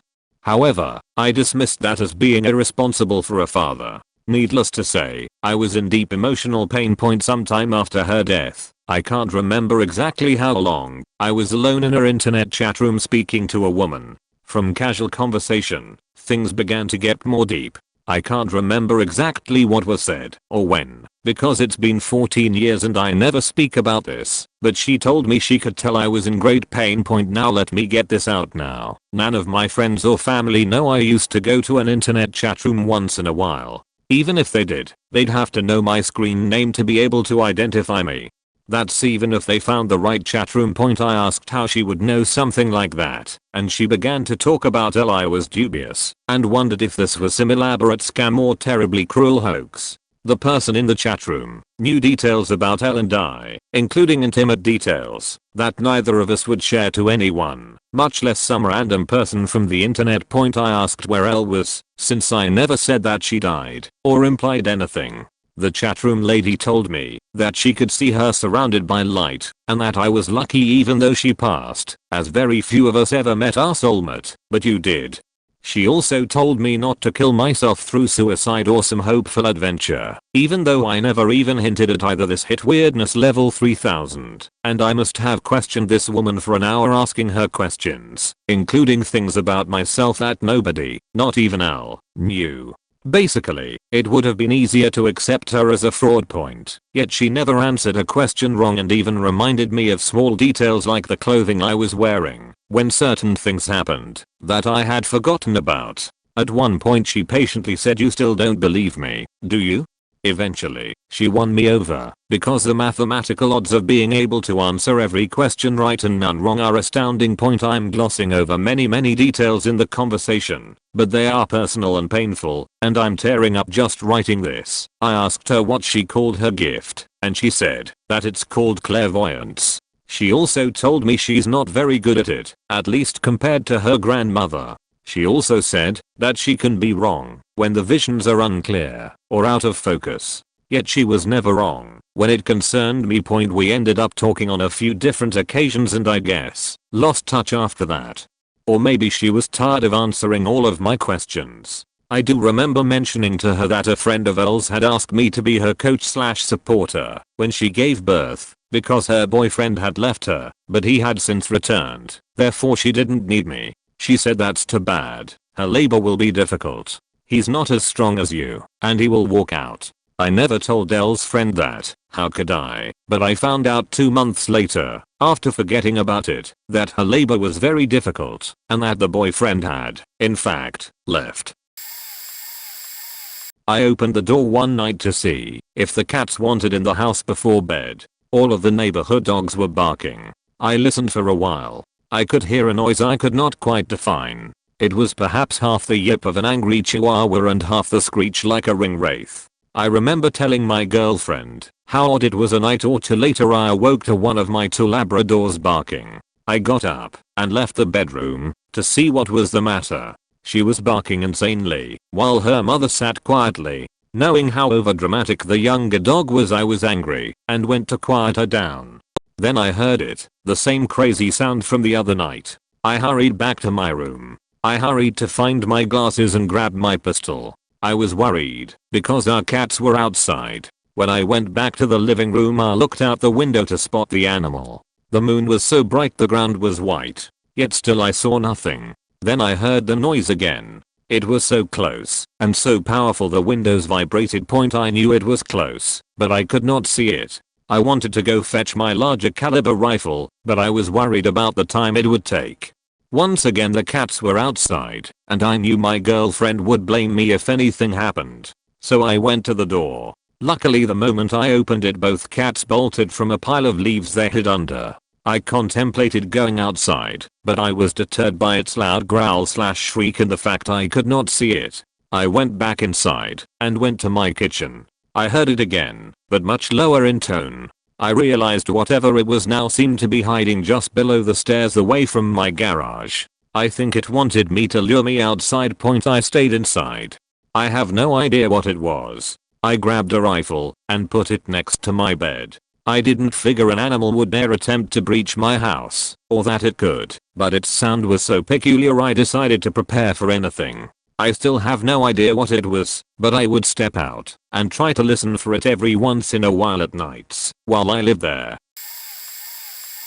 My parents would often dump my sister and I off on relatives so they could visit the country on touring motorcycles and enjoy themselves from both working fairly hard. One particular time, my mother's brother and his wife were the ones who agreed to watch us. It was a particular tough time because my aunt gave birth earlier that year to a stillborn baby boy. Before that, she had experienced several miscarriages. She named him as part of the grieving process and held him for a few hours before ultimately allowing the hospital to examine him and figure out what happened. I don't know for sure what happened as I was probably 8 or 9 at the time, but 2 details stuck out. The first, the baby was likely strangled by his own umbilical cord and his cheek was damaged to the point where part of it was missing, and a hole had formed from his cheek to the inside of his mouth. Right or wrong, my aunt and uncle had no other kids and wanted to watch us as they longed for children. My uncle was always jovial and happy even during the darkest times, but my aunt was experiencing true and open postpartum depression. She spent a lot of time in their kitchen and baking and cooking. Occasionally, I would hear her cry, but try to mask it. I remember feeling so badly for her and wishing I could have done something to help her. I figured if nothing else, I'd be helpful and good-natured and eat her food, even if I didn't like it.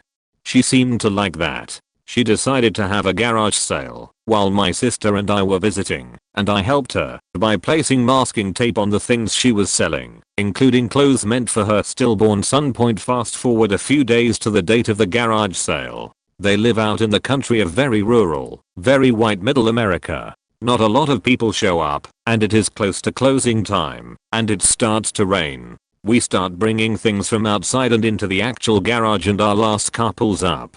I never saw the car, but assume it was a car as it's rural and the people who walked in were not wet. One of them was a very old African American woman. She was dressed in rich clothing with a shawl and thick glasses and 2 people were with her, but I cannot remember what they looked like for the life of me. I remember staring a little bit because she was dressed in a way that only rich elderly people did, and because she had a thick accent. She picked up the clothing of the baby and smiled widely at me. I cannot explain it, but I felt her genuine warmth, as if I knew her my whole life. I can't explain it, again, but felt very peace emanate from her being. She walked up to my aunt with her 2 companions and handed her back the clothes, and in her accent said, "May God bless you and your children." This caused my aunt to become very choked up and try to explain why she was selling the clothes.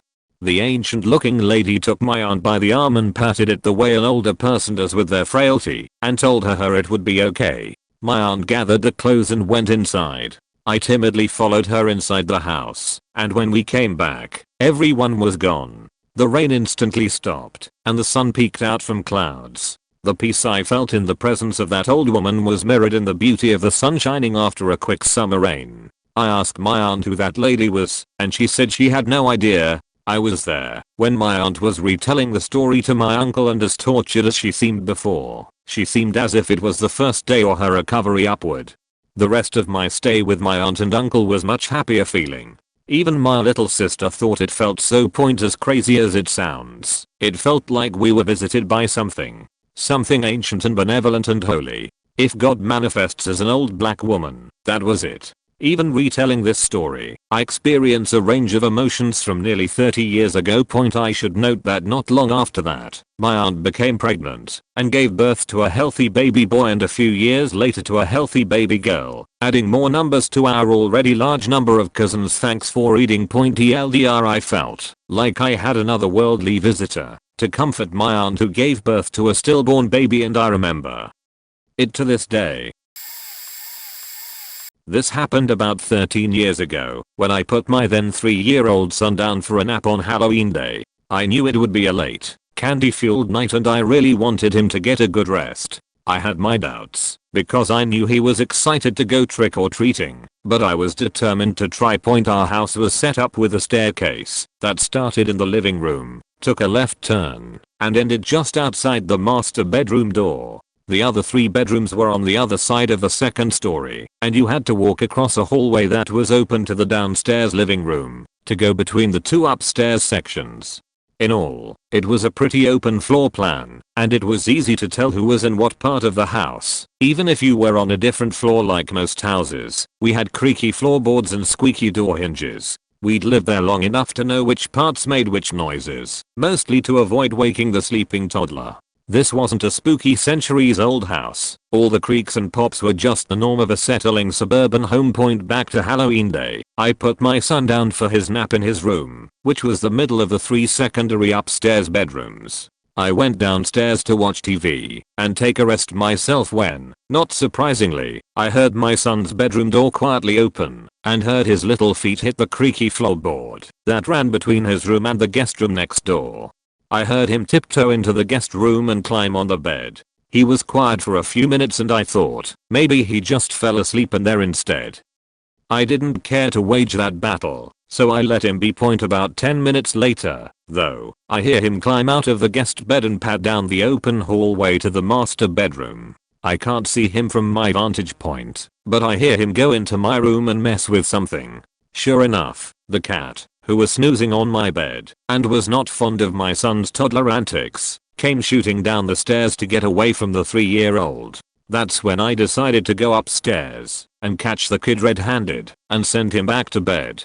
I crept up the stairs and peered into the master bedroom. He wasn't in there, nor was he in the master bath. So I softly walked back through the open hallway and peeked into the guest bedroom. Not there either. Where could that kid have gone? It had only been about 30 seconds since the cat came running downstairs. I decided he must have snuck back into his room somehow, although I don't know how he would have done it, since the upstairs is linear with no place to circumvent another person, and I was ready to catch him playing with toys he'd gathered from the other rooms on his adventure. I quietly opened his door, ready to give him an aha, and was shocked to find him sound asleep in his bed, with only the toys I had put in there with him 15 minutes earlier. TLDR, despite it being neither of us, and no one else was home, someone opened my toddler son's bedroom door, messed up the covers on the guest room bed, scared the cat out of my room, and triggered a number of creaky floorboards and hinges while aforementioned son was napping on Halloween afternoon. Okay, now I cannot say no one believes this, you'll see why, but anyone who wasn't there just thinks it's a made up story, which I swear to you is not. It happened while I was in the army. It is mandatory for every male here in Estonia to undergo 11 months of army training. There were 103 people in total in the house we were staying, and it had been a pretty rough day as we just got back from a forest camp. We were staying in the only remaining army house still being used, that was built during the Soviet Union. As always, the bedtime was 10 PM and we were happy to go to sleep as all of us were exhausted. The 103 people were scattered across 2 floors, 5 rooms on each floor and 10 people staying in each room.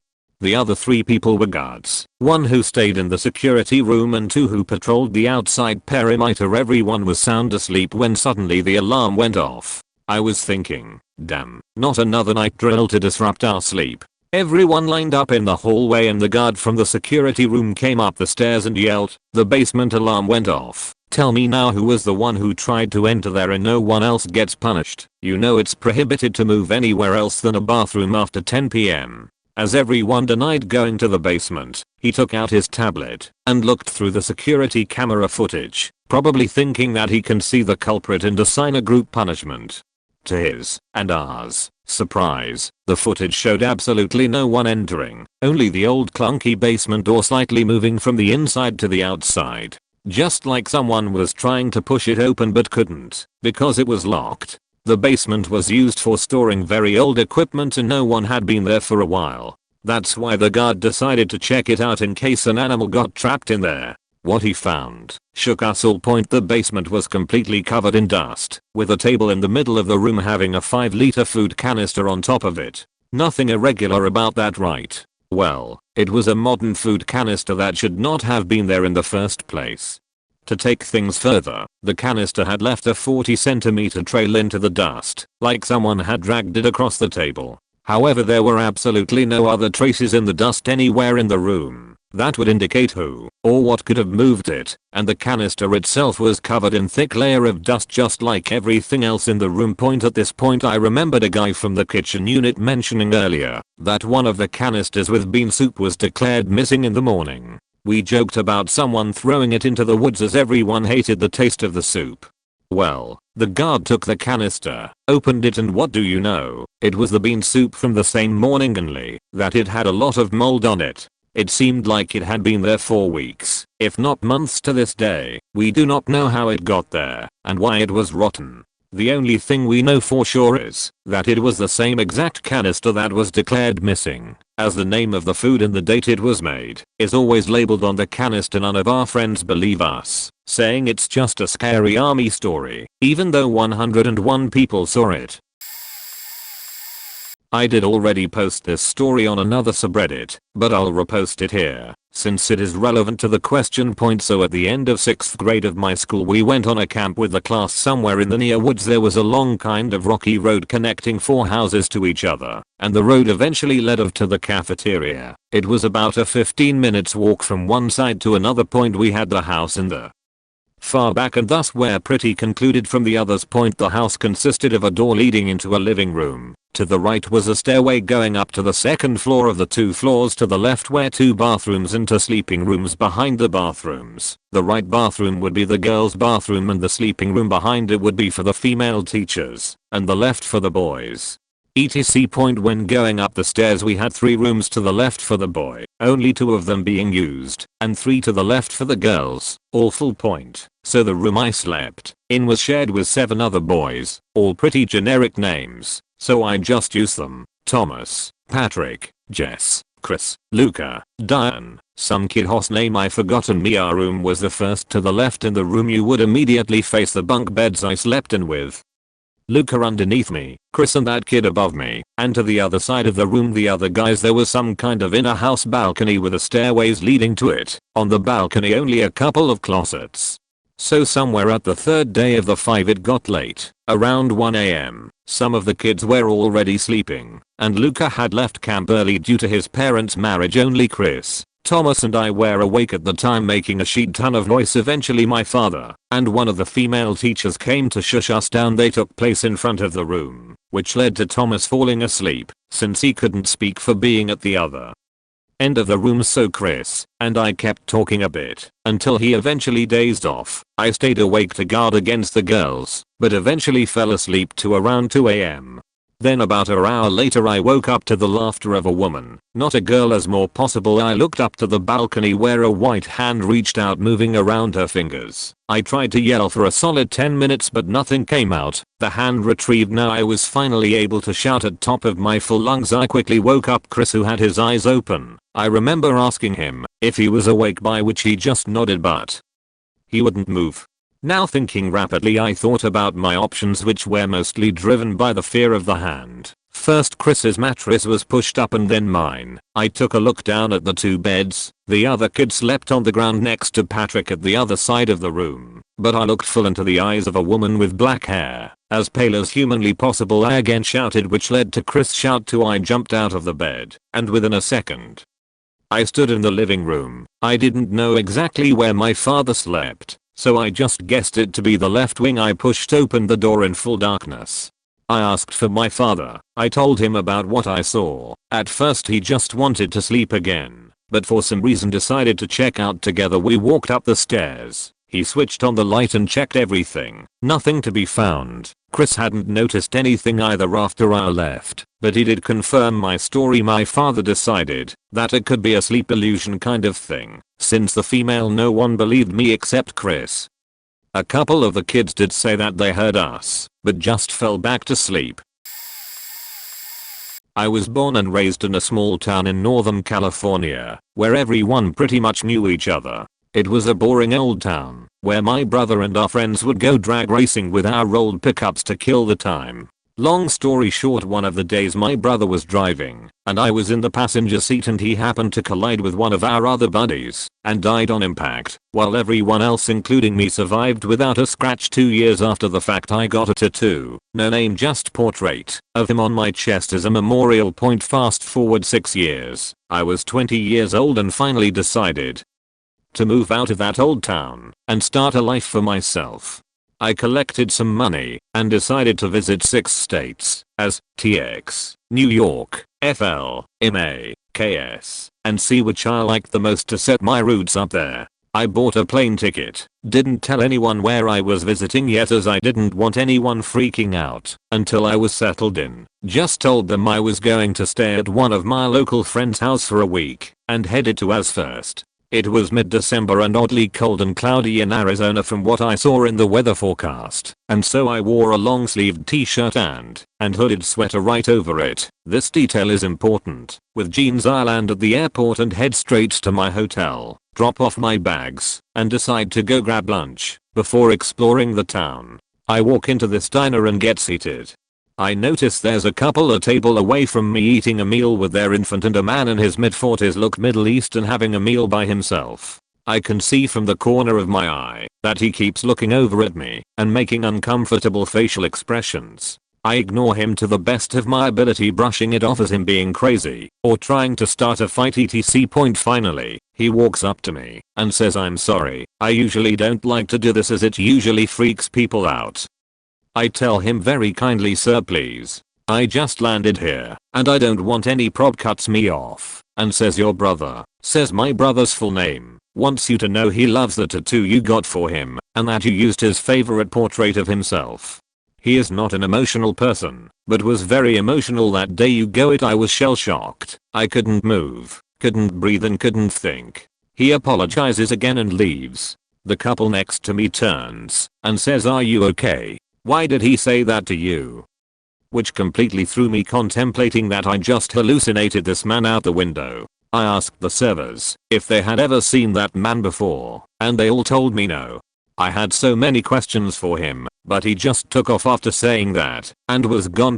Bear in mind, I come from a small town where everyone knows everyone, and no one I knew there had ever been to Arizona or knew anyone from Arizona. I was wearing a long-sleeved t-shirt and a hoodie, so it's impossible he saw my tattoo. Even if he did, how did he guess his name and that as my brother? I have no social media, not even Reddit at that time, and none of my friends' pages had any pics of my brother, or I still unexplainable to this day.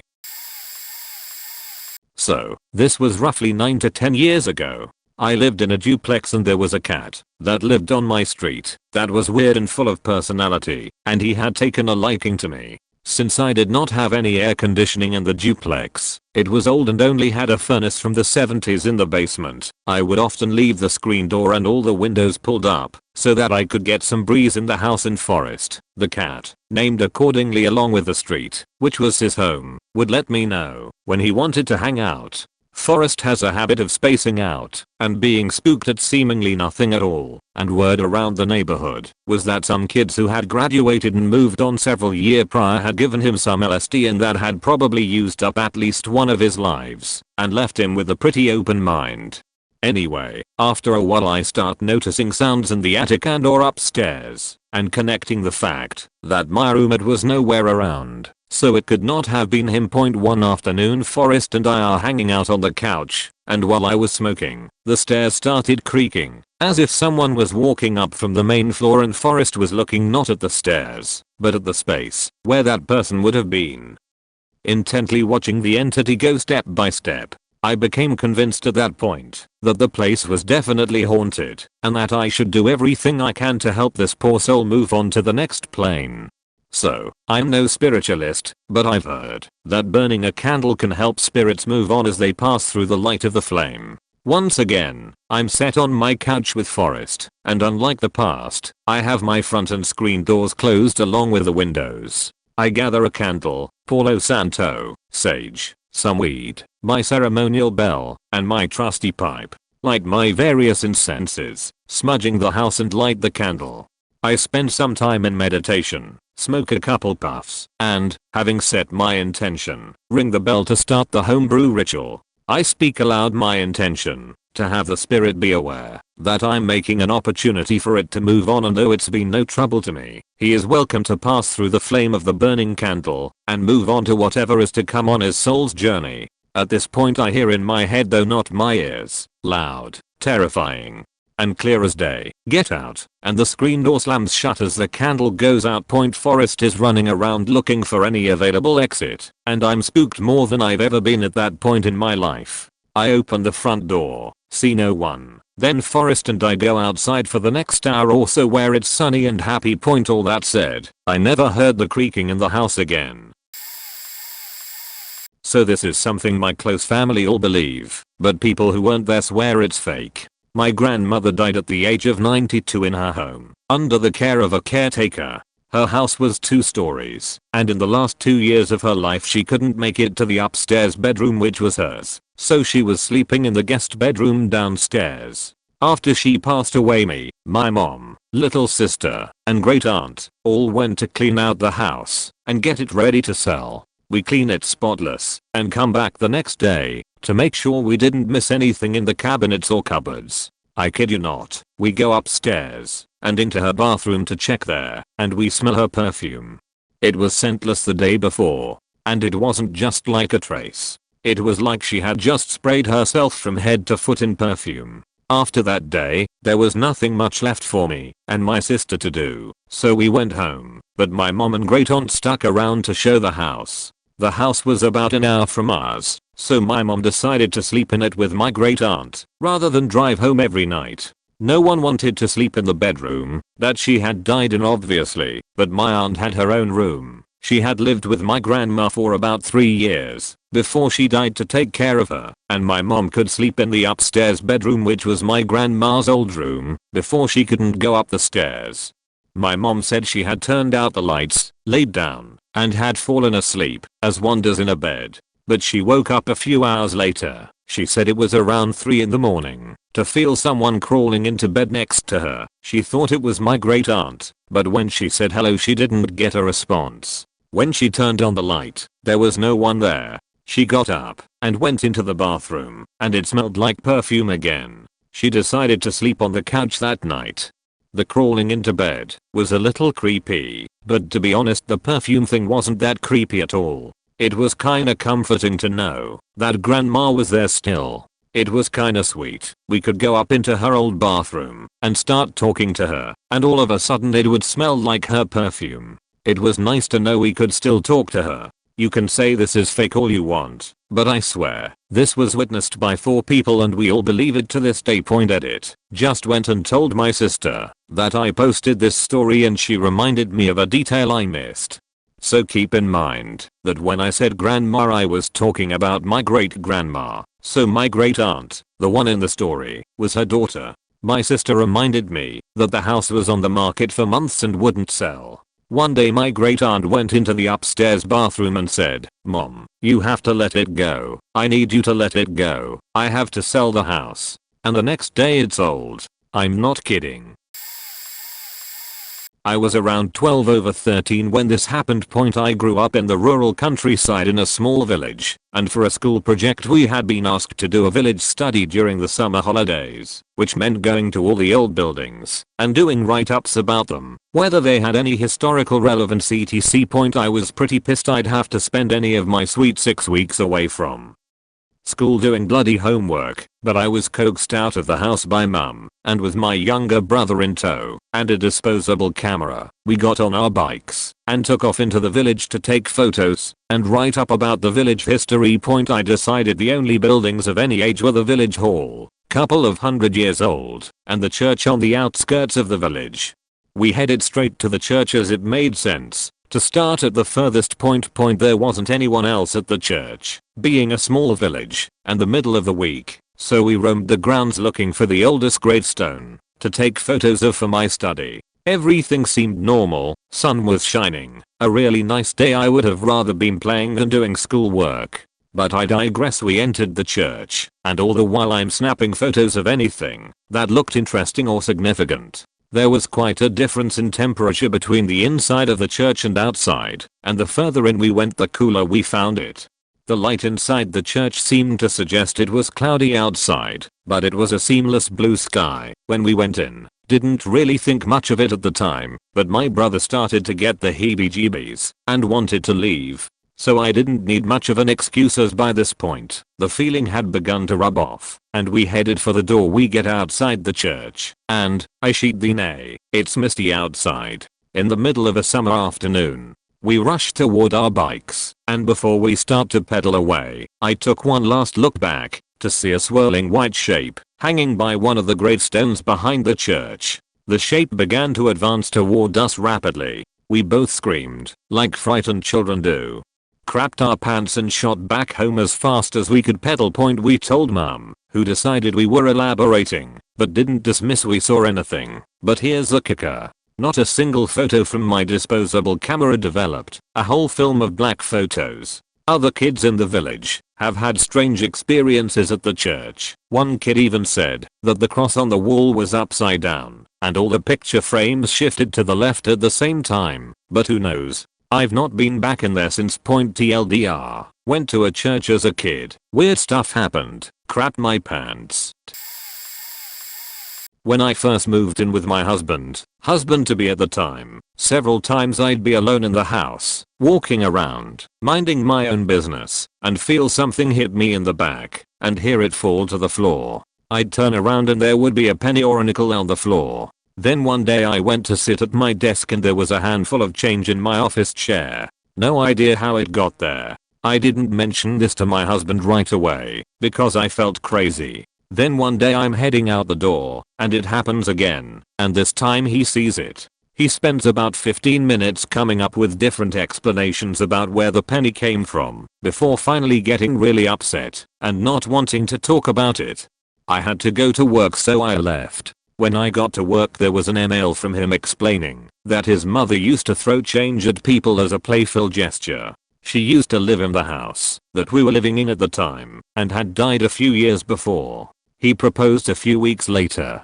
Guess I'd gotten Mom's blessing. The change thing stopped after that point, then a sort of reappearance a few months later. This is the one that no one believes. I have to take a lot of meds for a disorder. Don't worry, it's not psychological, and the meds don't have hallucinatory side effects. And we have 2 little dogs that will eat anything they can fit in their mouths, and one of those dogs original to belonged to my husband's mom. One day I was sorting out my pills for the week in a pill counter, and dropped 10 pills on the floor. I saw and heard them hit the floor and roll in all different directions. White pills on a wild linoleum floor. Crap. So I was down on my hands and knees for half an hour, and couldn't find one. I decided to go get the vacuum cleaner. Better to lose the medicine entirely than risk the dogs eating it. And when I stood up, all 10 round white pills were there on the counter, standing on their sides, divided in multiples of 2, which was the appropriate way to dose them.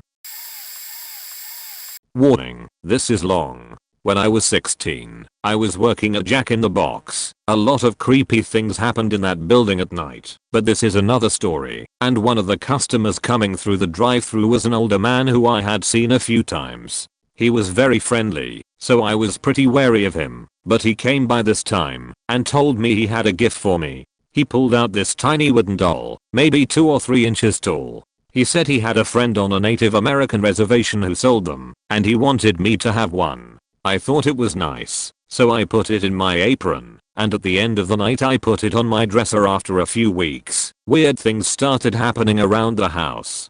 First off, my bedroom was on the opposite side of the house as everyone else's, which put me almost in the kitchen. Every night I would hear the cupboards opening and closing, dishes clacking, and drawers slamming. I called the house phone a few times, just to wake up my parents, because I was sure someone had broken into the house. I usually stayed up pretty late in high school, often until 4 AM, and on one occasion I was in the living room reading at like 3 AM. I heard someone walk up behind me, the floorboards creaked footsteps, and I figured it was my mom. I said I know I'm going to bed now, but there was no response, so I turned around and no one was there, but I felt I was making eye contact with someone I could not see. I just sat there frozen for a long time. I said I know you're there, and the floor creaked like someone shifting. Many things like this occurred, but the scariest was one night when I was in the kitchen grabbing a glass of water. My bedroom door was open, and I could see inside. The bed I had at the time made creaking sounds whenever I climbed in. I stood at the sink in the silent house and suddenly heard screech as something climbed onto my bed. I just stood there frozen. I couldn't see my bed, but I would have bet money that a large man had just climbed onto my bed. It was so loud. I thought it must be a dog. It has to be a dog. So I walked in, and my room was empty. I started calling for my dog, completely terrified, and he came running from my parents' room. My mom never believed me on these things, but one night she told me she woke up because she heard someone running up and down the hall. She went and checked every room and found all 3 kids sound asleep. No one sleepwalks in our house.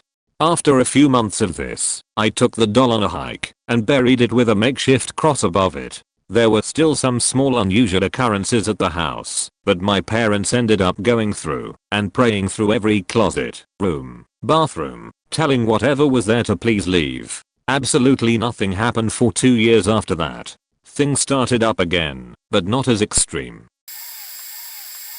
Way late to the party, but going to share anyways. I've had the same reoccurring dream for years, slowly noticing more details as I've gotten older. The earliest age I remember having it was around 10 to 11 years old, and it was the source of a few night terrors. I would be walking around in a warehouse style store like Costco, with endless rows of shelves and items shrink wrapped with sample stands on the corners and various different food items and snacks. When I was younger, the store was always empty, and I was alone, but the chaos and noise of chattering voices and carts pushing from a busy store was still there. I was lost and scared, and the store was so cold, but I could never find a jacket or anything to stay warm.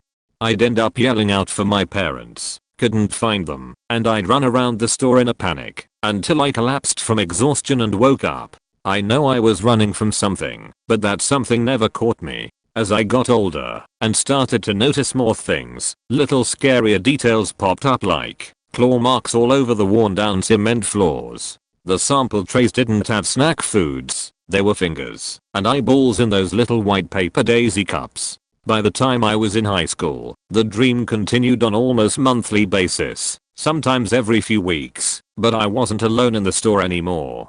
I was still running around frightened, but I was chasing someone who was just out of view, rounding the next corner every time I almost caught them, never stopping no matter how many times I'd reached out to them. I'd wake up with a sore throat from all the screaming, but my parents said I hadn't woke up in a screaming fit since I was a kid. I was a sound sleeper despite the occasional snoring they noticed. Shortly the time I graduated, I ended up having a spurt of about 6 months, where the dream never came up, and I'd almost forgotten about it, until I got a job interview at the local Winco distribution center.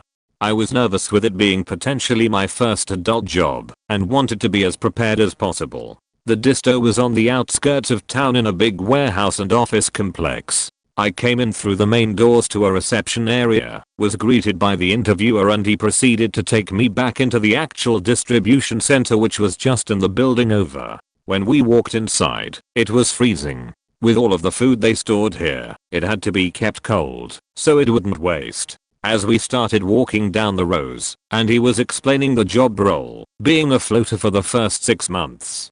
The job environment and specific duties, an overwhelming feeling of dread came over me when I looked the floor. Forklifts and pallet carts were being pushed and pulled all over the place, and had left scratch marks all over it. The vivid imagery of the dream I'd had for years was coming to life around me, and I just knew it was a bad idea to work here. Overcome with anxiety, I apologized and asked if he could take me back to the front office and my car, as I felt I was going to be sick. I ended up leaving and got a call back from the interviewer a few days later to check in, and was surprisingly offered the job despite the interview I all but walked out of. He said someone had taken a leave and they needed to fill an additional spot, but I declined. After that, the dream all but stopped for several years, and I just had it again recently at 24. It's mostly the same from what I can remember, but I still Caught a few new details. Nothing majorly scary though. I just think I'm older now, and the scariness of the dream has finally worn off. But damn if I'll never work in a warehouse of any kind. I have a couple of them. I know it asks for the creepiest/scariest, but I'm not sure which is really worst. When I was in high school I'd wake up around 6 am. At this time, I had a small poodle and Pomeranian that was slept in their kennel in the living room overnight. I woke up as usual to shower and do my hair. As I was doing my hair, I happened to be glancing at the door when I saw the figure of my white poodle dart across the door to my room. I was like, ugh, what's he doing out of his kennel? Now, to get to my room there is one hall from the living room. The only other door down this hall is the bathroom door, so when I immediately saw the dog, I knew there was no other place he was heading. I started going down the hall, which isn't very long either, and didn't see him. Went in my rooms and nothing, but my closet door, which I always kept closed, was open. I thought maybe he somehow slipped in there and called his name, but nothing. I was faked. He wasn't in my room at all. I walked out into the living room to see if the Pomeranian was out too, and if the poodle had somehow gotten by me into the kennel, and I got the chills when I saw them. The door was locked, and both were sitting inside, but the poodle was oddly upset. I don't know what it was, but I know what I saw. I wasn't half awake either, and imagining it, because I was pretty awake. After showering. In Hispanic folklore, there is a belief in witches. They believe they whistle, and that whole witching hour thing. I've never believed it, and one day, maybe at most 2 years ago, I was discussing it with my mom, who does believe it. I was up early for work that next day, and went outside to feed the dogs at 3 am. Our property is pretty big and full of large trees. Witches supposedly love to be in trees. Well, anyways, I was walking outside to grab their water bowls, which they'd gotten far off away from the well-lit area of our property. As I walked to go get the bowls, I heard clear whistling. It wasn't normal whistling like some neighbor whistling to a tune or for some animal. It gave me chills. It sounded taunting, like the whistling you hear from a creepy killer as he sharpens his knife before turning to you. I turned my flashlight on in the direction of the whistling and nothing. There was nobody anywhere in that direction, but the whistling was clear. I got scared. I quickly filled my dog's water bowls and basically booked it back inside the house to tell my parents. When they got outside, there was nothing to be heard, but I was faking scared. To this day, I still get the creeps thinking about it. I did the same for a long time, waking up early, getting dogs their bowls at 3 am, but luckily never heard that again in high school. We were at a football game when some of us noticed a dark triangular shape flying very low above us. There were no lights, but the lights from the stadium were enough to be able to see it. It made no sound, but it did move slowly above us. We began pointing it out to others and eventually it was gone. But it lasted at least 15 to 20 minutes just hovering over us at varying heights and going around. Not sure if it was aliens or some secret classified equipment, but at that moment I was both a bit in awe and creeped out. Saw a few stories in here that seemed eerily similar to what's happened to me. So, a few years ago my family was kind of shuffling around houses. 4 kids that were recently finishing with college. Parents decided to downgrade sizing to a fixer-upper before settling down in their current home, and I was home for the summer for an internship with one of my younger brothers for a few weeks while he prepped to leave for his job on the West Coast. The house had 3 bedrooms upstairs which were proposed into a master bedroom, a workout/yoga room for my mother, and a temporary bedroom for my brother during his transition. Bed on the floor, 1 dresser, that whole thing. This left me with the basement as a bedroom. The basement was always cold, which I loved for sleep, but this becomes pertinent later on. But it was 100% open save for a small laundry room with the double swinging back saloon type doors that would creak when opened, and an entire wall of closets. Skip forward a few weeks and my brother has packed up and is ready to make a move. My parents would accompany him for the weekend to help, and I would be looking after the house from Friday to Monday with nothing but me and my dog. During this summer I went through a testicular cancer scare. Turned out to be a cartilage mass or something of the sort. Nothing of concern. And was given medication during the first 2 weeks of this to help narrow down what it could be and to help with the symptoms I was experiencing. This detail is somewhat important. I also like to smoke weed most nights to help me fall asleep and wind down. So the second night that I'm alone, I'm laying downstairs watching TV on the couch with my dog after just smoking a bowl, and out of the blue, began to feel very cold, like no exaggeration, to the point I swear I could see my breath. I felt an almost wave of this wash over me all at once, and I noticed my dog, a very skittish rescue, maybe 25 pounds, but very attentive, perk her head up and stare at the stairs. I try to pay no attention to it, chalking it up to high paranoia and my dog just being overly attentive, and go back to watching TV uneasily. At some point I doze off and wake back up to the TV being muted and my dog being wide awake staring at the stairs again. I can feel her shaking now, literally trembling, and she generally only did this when very scared or very cold. I quickly turn off the TV, grab her, and go lay down in bed hugging her close. I wake up after a few hours and I can distinctly remember it being 1:13 AM on the dot. It's suddenly very cold again, and I can feel something is off. Again, I'm on medication and high to kick, so I'm trying to associate this to whatever logical reason I can. Suddenly, I hear what sounds like 2 very heavy feet getting off a bed from upstairs, and I can feel my dog almost instantaneously start shaking again. I lay there sitting up for about 5 minutes in the dead silence, listening for anything at all. I slowly start to lay down again, and as soon as I close my eyes I hear the creak of the saloon doors and pop right the fuck up. I look at the clock and it's 3:13 AM, and this time my dog is already violently shaking. There's a single closet open on the wall of doors, and my dog is staring directly at it. I try to move, but feel almost paralyzed by fear, and by now I can feel a distinct presence in the room. I hear quiet murmurs coming from what sounds like a single voice, but it sounds like it's everywhere in the room. It's saying the same thing, but I can't make out what it is at first and almost try to reason that it's a random sound that my mind is twisting to sound like words, but then can hear it so distinct that it still chills me to this day. It's saying my name, my full name, first, middle, last. Slowly but surely the words match without question. Feeling like my bones are frozen stiff, I muster the courage to quickly grab my dog and make a run for the door. In my full boxers I whip open the garage and start sprinting down the street as I hear the door slam shut behind me. My old house is just a few streets over, and I sprint over, pounding on my friend's door like a bloody murderer. He comes out groggy and consoles me. We go to his garage to relax and talk for a second. C.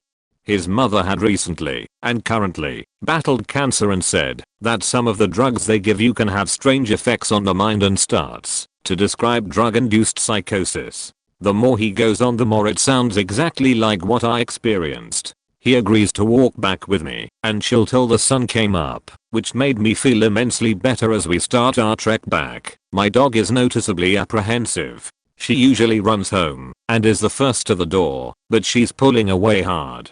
We get to the house and the first thing we notice is that all the lights in the house are on, even the ones we've never used before. I tell him I can't remember if I turned them on while running a complete lie to try to keep him from freaking out too. We both walk in the house and both notice the same thing. The basement is the only place that lights are off. But the lights aren't just off, it seems like it's a black pit. Like you cannot see into it at all, despite having so much light from everywhere else. As we walk down the stairs, the same cold wave hits again. All the cabinets, drawers, and doors are open. I start sprinting around to gather my things up that are now strewn across the floor everywhere when my friend stops dead in his tracks. My dog is now full on barking at the saloon doors that are somehow pinned open. We all see the same thing, a pair of moisture marks in the shape of feet pointing towards the wall in the laundry room, the kind that you leave on a cold floor during the summer. I grab my dog and we haul ass out of there, with my friend shortly behind. We spend the night at his house and go back in the morning to grab clothes/dog food/etc. When we get to the house, all the lights are off, everything is put away and looking neat, and nothing seems even remotely out of place. We move out of the house 6 months later, and to this day not a single soul has believed that what occurred actually happened. This probably isn't as intense or scary as the others, but it was creepy nonetheless. My grandmother lives in rural Virginia, surrounded by forests on the flanks and a large field to the north. Every time we go there, I walk my dog, an 80-pound, soft on the outside, tough on the inside, boxer, Labrador Retriever mix, way more often than I normally do. This is because there is a lot of land there, and walking him is very fun and very enjoyable there than in a suburban area. We typically go to her house during holidays, and this one was Christmas. Given that it was the south, there was no snow, and it was around 45-ish degrees outside. While walking him, I went over to the tree line, where he normally does his business. This was normal enough, until out of nowhere he freezes and stares into the forest area and whimpers lightly, almost like he was going to bark. I notice this and look into the forest and see nothing. Mind you, it was probably 8 to 9 p.m. in the darkness, but I hear something, kinda like a branch breaking, but higher pitched, even more so than a tiny stick breaking. About 2 seconds after I hear this noise, my dog immediately turns around and runs as fast as he can, and since he's so big, I just sprinted with him. He's an active dog, but I've never seen him run that fast, and as he's running, he's looking behind us and runs more intensely every time he glanced back. When we get to the door, he's curled up in a ball, leaning against the door, and when I opened it, everyone immediately looks. My extended family is pretty weird. That aunt and her son are both afraid of dogs for some reason, and they get a little startled, and when I tell everyone what happened, they don't believe me except for my mother. I tell them all the story and they just deny it, or say it was nothing, but that dog definitely saw something. If it was a raccoon or a bird, he would probably just attack it, but he ran. He is sort of jumpy sometimes, but if he's in danger, he will always be aggressive. It was very weird for him to run that fast and yank me after him. The next day we went over there. He did everything to avoid that spot. TLDR, thick as dog that attacks everything with 4 legs got scared looking into a dark forest and ran away. Next day, he doesn't want anything to do with that part of the property. I grew up in a pretty rural part of the country, on the outskirts of a small town. My dad died when I was really young, so it was just my mom, sister, and me. We lived in a small development with a few other houses. When I was in elementary school, our neighbor came over to tell us that he saw a Mexican-looking man crouched behind our woodpile who was staring at our house. He watched him for a while, then came out of his house, and the man ran away. My mom never locked our doors or even closed our windows at night, because we lived in the middle of nowhere, but I remember her being a little freaked out and telling my sister and me not to answer the door if a stranger knocked on it. One day shortly afterwards, my mom yelled up to me from the basement to call our neighbor and have him come over right away. He and his wife came over because my mom was all freaked us out. She found a bunch of our clothes in the dryer that were all cut with scissors.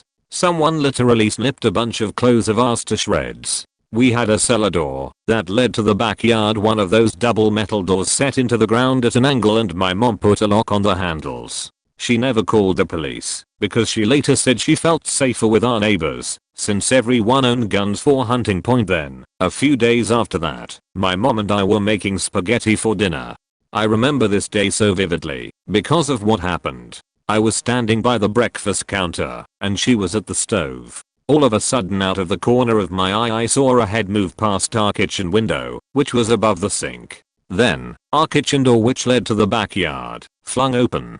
For some reason my mom had not locked it, but she had the sliding chain lock on it. I remember a dark brown hand trying to reach in and rip the chain off. The hand kept ramming the door to try to break the chain. I screamed, and my mom ran over to the door with the boiling pot of spaghetti to dump it in the guy if he got in. She kicked the door closed and locked it and screamed for me to call our neighbors. I told him on the phone someone was trying to get in our house. The door slammed shut and I just remember the neighbor pounding on the front door. I remember him running through the house with a hunting rifle and out the kitchen door. He called a few other neighbors who also came over, and they searched all over the house and yard and into the woods. The police came too, dusted the doorknob and outside back door for fingerprints. My mom started locking all our doors after that.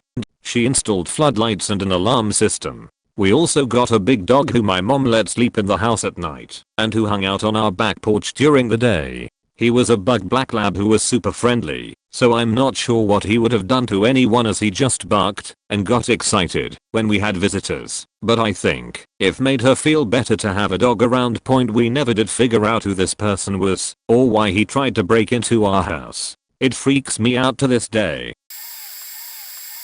I was studying abroad in France and visiting my French pen pal in a city in southern France. One day in the morning I took a bus into the city a little early and was waiting in a park to meet up with a friend of his. I was sitting on a bench across from an old couple, writing in a notebook. After a few minutes lost in my head, writing in my notebook, a man sat down on the other end of my bench. He had dark features and was wearing a pastel pink polo shirt. When I glanced up at him he smiled and said something in French, like "What a beautiful day we are having." I responded in agreement. He noted my unusual American accent. I told him I was studying abroad here in France. He kept the conversation going for a little while in a way that felt weird or almost stilted to me, and eventually started asking me to go with him, telling me in French that I was really attractive, clever to have learned French so quickly, and a beautiful lady, etc. As someone with low self-esteem, I didn't believe a word he was saying. This is when I joltingly realized that either way I looked up or down the rather secluded path, the only people I could see were men dressed just like him, sitting on benches watching me. I flew the fuck off that bench and cut through the park to another path and decided to go to the central spot in the city where I planned to soon meet my pen pal's friend. In my brain I was just thinking, get to where other people are. As I walked the several blocks to the square I called my college roommate, who was studying abroad in Ghana at the time and extremely confused as to why I was calling her and using up all my phone credits on such an expensive call. But I couldn't think of anything else to do, and I could see that across the street a man in a similar pastel shirt was following me. I just wanted to be talking to someone and telling them where I was in case anything happened. I got to the square and waited for my friend. Parking myself with my back to a wall in just about the most bustling part of the square, pastel shirt guy disappeared. To this day I'm still convinced that these people were trying to kidnap or traffic me. This is still one of the scariest things that has ever happened to me. But when my friend got there she just laughed it off like I was exaggerating. Maybe I couldn't describe it well enough in French. Even retold in English, my husband is skeptical of my story. I still shudder every time I think about it. Am I crazy? My parents came from a nation country that has a very thick tradition on the mystic and supernatural. Me, being someone who was brought up in Europe, don't really think about it much. I don't like horror and any of those things, and not really interested in the occult or such. When I was 10 or 11, my whole family went to my great-grandparents' hometown. It's like the second biggest city in the country and quite modern, so I never really thought about encountering something weird. One night, I walked home with a large group of my extended family, about 12 to 13 people, after a whole day of sightseeing. Nearing our great-grandparents' house, where we were staying, I noticed a little girl following us. She was as normal as little girls go, and I thought she was lost or something. I unconsciously break away from the group to try to talk to the girl, don't know why either. Before I got to her, my aunt and uncle suddenly yanked me from behind, telling me that I was going the wrong way. Back home, I told the story about the little girl to my parents, who said that I must be imagining things, and we carried on our holiday as normal until the day we have to go back to home. Just as we got into my grandfather's car to go to the airport, we got an early flight, so we left at about 4 AM. I saw the girl again, this time with a tall man holding her hand. They didn't move an inch and I just stared at them as we left the house. Years later, my aunt who yanked me visited us in Europe, and I told her the story. She said she didn't remember much, but clearly saw me going in the direction of an abandoned house. She said that I was already so close to the fence of said house, and that her brother, my uncle, was the one who told her to help him get me back with the group. She was kinda freaked out when I told her about the girl and the tall man, but eventually dismissed it as my over-imaginative mind. Still gives me the creeps every time I remember this story. I lived in a haunted house for 5 years as a child from 9 to 14. During this time, my parents' marriage was very rocky, so that's part of why nothing me or my 3 brothers meant anything to them. They figured we were trying to get their attention. We lived in a 2-story house with a finished basement. My parents slept in the basement, my 2 older brothers slept on the ground floor in a large shared room, and my little brother and I slept upstairs into small rooms that had been converted from the attic. Mine had a closet built into the wall. His had a playroom which was a small finished space with a 2x2 foot opening into his room with no door. The attic was haunted. His room more than mine. He slept every night for the first 2 years in my bed. Because of it, things would move. The doors would slam open and shut if we didn't put toys underneath them to stop it. My little brother saw 2 faces in his window on regular occasions and saw a dark figure peeking at him through the playroom opening. When he slept in my room, we routinely heard footsteps and talking in his bedroom.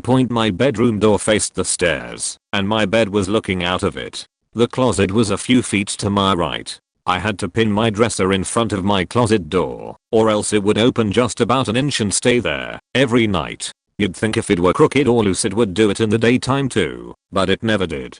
Only at night. At 11 I collected a ton of crap at garage sales like old clothing and backpacks and filled the closet from floor to ceiling so that nothing could feasibly fit inside of it. It wasn't a huge closet, so it wasn't too difficult to fill. The door stopped opening at night starting then, but something new started. From my bed I could feel, not see but feel, that something was peeking at me in the darkness from the stairs. You know the feeling you get when someone is watching you? It was like that. My brother had stopped sleeping in my bed at this point because my mom said he was too big to share a bed with his sister, and I would sit upright in bed and scream and cry until my big brothers downstairs would turn the stairway light on. My little brother said he couldn't come from his bedroom because the stairway made him feel creepy. He was 8. I couldn't close my door to avoid the staring feeling because if I took the doorstop out it would slam open and closed. That same year my middle brother moved up into the playroom so that all 3 boys had their own space. He lasted 2 nights. The first he woke up yelling at my little brother to stop touching him and messing with him, not believing my little brother when he said it wasn't him. The second night he yelled the same, but believed my little brother's story that he had never gotten up to mess with him. He moved back downstairs. Even though our parents didn't believe us, they did try to appease our fears somewhat by cultivating a household where we weren't allowed to watch horror movies, read scary books, or watch ghost shows on TV. They knew, rightly, that sort of stuff can cause nightmares and fear in little kids. But even though we didn't get any of that kind of media, it continued every night. Faces in the window, footsteps, things peeking from the dark. I got so little sleep that I dropped out of school and took my classes online. When I was 14, my dad came up to help my little brother put a curtain in front of the playroom opening. He found bottles of pee under my little brother's bed. My little brother was so terrified of the stairwell that he was peeing in bottles to avoid having to go downstairs to pee in the bathroom. My dad moved my oldest brother up into that bedroom and my little one downstairs that day, saying enough was enough with the ghost crap, and it was time to grow up. My oldest brother had never slept in the attic room before. He wouldn't talk to the rest of us about what he experienced, but would only say that the curtain my dad put up was open every morning when he got up. He lasted 1 month in that room when he started screaming one night. He still will not tell us younger siblings what happened. He says he doesn't remember, but I don't believe him. He's mildly autistic and a poor liar. That last night, my dad was pissed. He put a blow up mattress on the floor and said if there were ghosts, he'd be damn pleased to have some proof. I didn't hear anything come from that room the entire night, and I was worried he wouldn't see anything, would continue to disbelieve us. We moved 3 weeks later with no explanation into the house my parents live in now. Nothing ever happened in that home, and it remains a calm and quiet household. It's my safe place. I have nightmares of that house on regular occasions, over a decade from when we moved in. The dream is always different with one thing in common. No matter what happens in the dream, If I just live there in it, or I go in to visit, one thing stays the same. It ends with in my bedroom, in my bed.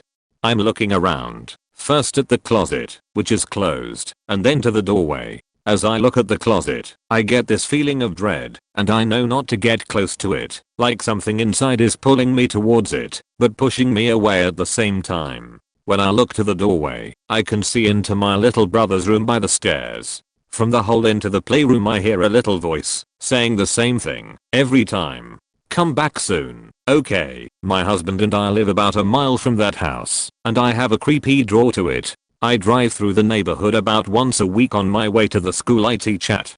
The new owners have installed a window in the playroom. I can't bring myself to look at it. Every time I drive by I tell myself it's nothing. I was a child, just look. But I can't. I'm afraid I'll see what talks to me in my dream. I know I'm a grown woman and nothing will be there, but nothing in the world can convince me to look. But still, I drive by. I know this is all crazy and a lot of information, but every bit of it is true. I'll see if I can find pictures from inside that house, so you all can see how creepy the spaces were. This was in 2015 December. I was about 17 years old, and was in Japan for a student exchange trip. The first week I was there I stayed with a host family in a little town called Hasami in Nagasaki Prefecture. The other family members had their bedrooms downstairs, while I was sleeping all alone on the first floor of the house. It wasn't a big house, where there are plenty of rooms on the first floor. It is literally like when you walk up the stairs, and there is a little short narrow passage, with the left being a window that looks out into an alley, and the right a sliding door that leads to a traditional Japanese family room with tatami and a Japanese bamboo sliding door that leads to another room. The family room was where I was sleeping. There is an old TV inside, plugged into the outlet with its remote control being on the TV stand. I was sleeping in a futon, a Japanese traditional bedding, about 5 foot from the TV. Everything went okay until the third night. It was about 12:30 am. I can't remember exactly when, but it was around that time, on a cold winter night. I was falling asleep while I heard sounds outside. It was like someone was pushing a warehouse trolley with heavy stuffs on it. I opened my eyes, but didn't think too much about it. Just as the rolling sounds stopped, and I was closing my eyes, the old TV switched on by itself, with just static noise and blurred screens, like when you switch to a channel with nothing on. So mind you, that I've never touched the remote control of the TV, and it was just sitting at the same spot from the previous days. And nothing had happened previously. The 17-year-old me freaked out, got out of bed, and unplugged the whole thing from the outlet, and tried to forget about it, while I went back to sleep. Needless to say, I did not sleep well that night. I didn't tell my host family about it, and had to sleep there for another few days. Nothing happened, until I moved to another host family's place. Everyone I've told this to about told me it's probably just some electrical problems with the TV, and it was just a coincidence that it happened straight after the sound stopped. Not sure if this is the most suitable here cause they believed it happened, but don't believe that it was not a coincidence. PS. I opened the door inside the family room, and it was a storeroom with heaps of stuffs, and among them, I noticed 1 or 2 Japanese traditional dolls in a transparent case. No offense, but I got a little scared of it, and that probably led to me freaking out more than I usually would. Wow, this post surfaced a really scary memory that I have back when I was maybe 6 to 8 years old. The story goes like this. I remember being put to bed one night by my mom and dad. Every single night they would put me to bed around 8 p.m. and usually after that they would hang in the living room for about 2 hours or so. Everything felt like a normal night to me, and naturally I fell asleep pretty quick. Fast forward maybe an hour and a half or so, and I wake up from my sleep to the sound of my dad laughing in the living room. Naturally, as any little kid would, I decided to get up and go hang with my dad a little. To avoid having to go back to bed naturally. Just for information purposes, my door was at the very end of a hallway on a bend. Imagine a L shape. I was on the hook of that L shape. So back to the story. I step out of bed and walk to the doorway. Thinking that my dad was in the living room, I was delighted when I saw that the light from the TV was shining down the hallway. I vividly remember hearing Obi-Wan and Anakin Skywalker from the animated Star Wars TV show talking on the TV. So I open my door fully and step out. Just as I go to walk around the bend of the hallway, the light cut, and it immediately felt as if my dad was no longer in the room for some odd reason. I had just assumed he got up to turn off the TV. Well, I walked down the hallway and into the living room sort of hesitantly, just to find out dad wasn't even there, and the TV was indeed off. I even asked out for him, as if he was playing some messed up joke on me. When I realized the sheet was spooky, I booked it back to my room. I still don't know how to explain this, and I'm actually gonna speak to my dad about this today when I see him, because I totally forgot about this. Last thing I remember about the whole thing was staying up all night watching Fresh Prince and George Lopez on Nick at Night, because I was too scared to go back to bed. When I was 12 years old, we moved to this house that was surrounded by a bit of woods. We heard of fan remarks after moving that a man had committed suicide there, but we didn't think much of it. We figured people were just messing with us. Strange things would happen every now and then though. Dishes would rattle in the drying rack. Footsteps could be heard walking up and down the staircase. I even heard the front door, which was made of steel, open and close once when I was completely alone. When I looked to see if anyone had walked in, I didn't see anyone but heard the footsteps going upstairs.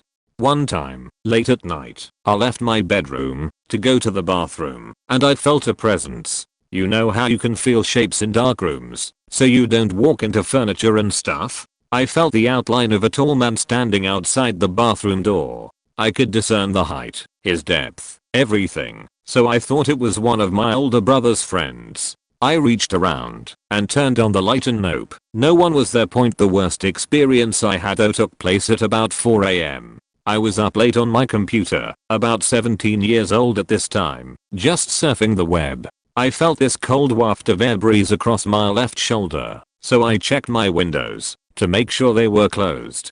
They were. The cold spot moved behind me to my right shoulder, and then all of a sudden I felt this sharp pushing down sensation, as if someone was standing behind me and pushing down on my shoulders to keep me in my desk chair. I tried with every ounce of energy I had to stand up and I couldn't. This lasted for probably only a minute, but I remember just how panicked and helpless I felt trying to move against this thing. I tried shaking my shoulders in wild directions and eventually I was able to stand up, and I ran outside. I have no explanation for any of those things. About 3 years ago I had gone to visit my grandmother at her home. She lives in a secluded area of these woods which were a former battleground. She is a frugal woman, and as such almost never turns on the lights in fear of the electrical bill. She always uses the sun's natural lighting, or candles. On this particular occasion it was about 5 PM. So the sun wasn't blaring, but it wasn't exactly dark inside either. Me, my grandma and my aunt were at the front end of the house in the living room, having some small chat. At this point my grandma sent me to her room to get a hairbrush. Her room was at the far back of the house past a long hallway. On each side of the hallway were bedrooms. My grandma always kept all 4 doors open, as well as the windows, to air the house and keep a breeze inside. Well, I went down the hallway, and in my peripheral vision I could see into each room. Other than a bed and dresser they were pretty much empty.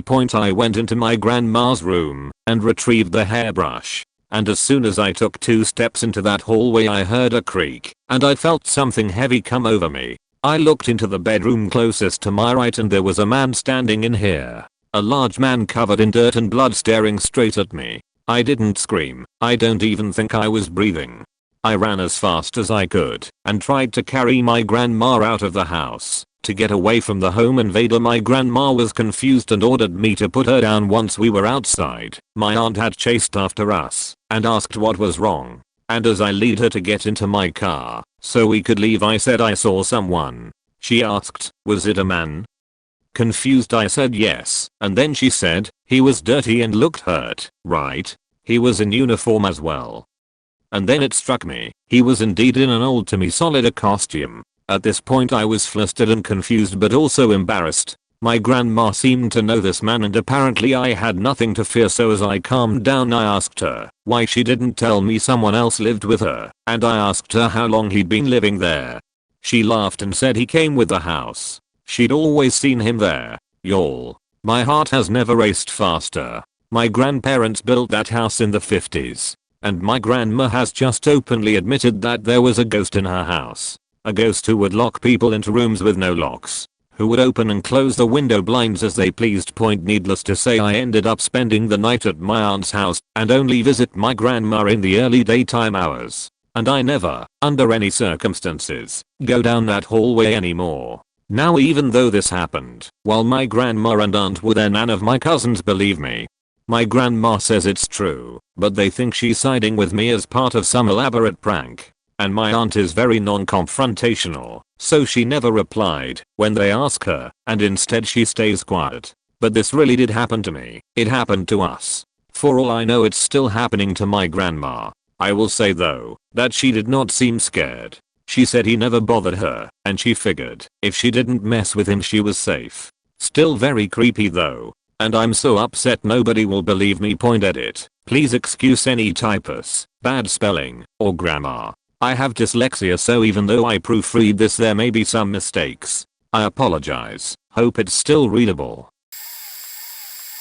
When I was a kid, we moved into a house. My uncle had a coworker who used to live in the house, and she told my uncle to tell my mom good luck after buying that house. It's haunted. So we move in, and my mom immediately starts seeing black orbs out of the corner of her eyes. My brother and I kept hearing what sounded like someone dropping a cinder block on the kitchen floor when we were upstairs, alone after school. We'd run downstairs to find nothing. Walking up those steps immediately made you want to run like something was behind you. One night we were all sleeping, and we heard a loud bang. My dad woke up and walked into the living room to find our TV, the older late 90s heavy box-shaped TVs, in the middle of the floor.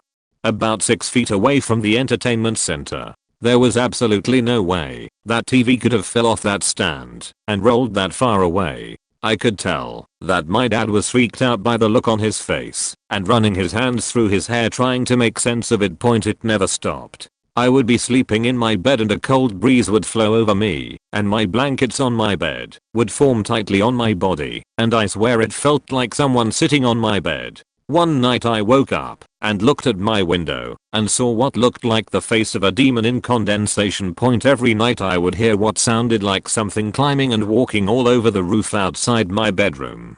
I was frightened of being near the window next to it, and I'd wake my dad up to check the roof and nothing was ever there. My friends refused to stay the night because they would hear things like my door knob to my bedroom moving back and forth. And footsteps. One night my mom hears a knock at the kitchen door, which was inside a sliding glass door enclosed porch. She opens the door and sees a girl outside the glass doors pacing, with what looked like someone shining headlights onto her waiting in the car. She opens the door and asks this girl if she could help her. The girl paces and wouldn't look at her. For some reason she thought my brother ordered pizza and went in to ask him, and my dad walks in. She asks about the girl. He says he just pulled in and no one was there. My mom said she was wearing cut off denim shorts, white t-shirt, dark hair pulled back in a ponytail. She looked just like the girl next door who died in her bedroom a few years prior. The family said she died of an asthma attack. Rumor was she committed suicide though. My bedroom window had a direct view of the bedroom window she died in. Scared the crap out of me. After that incident my mom checked our voicemail, the old system, where you had to call a number from your home phone. We had some weird messages of what sounded like a woman who was struggling to breathe. We never were able to find out where it came from. My mom talked to a psychic who immediately told her the house was haunted and told her what to do. Nothing worked. We ended up moving from the house, and I still have dreams that I live in the house.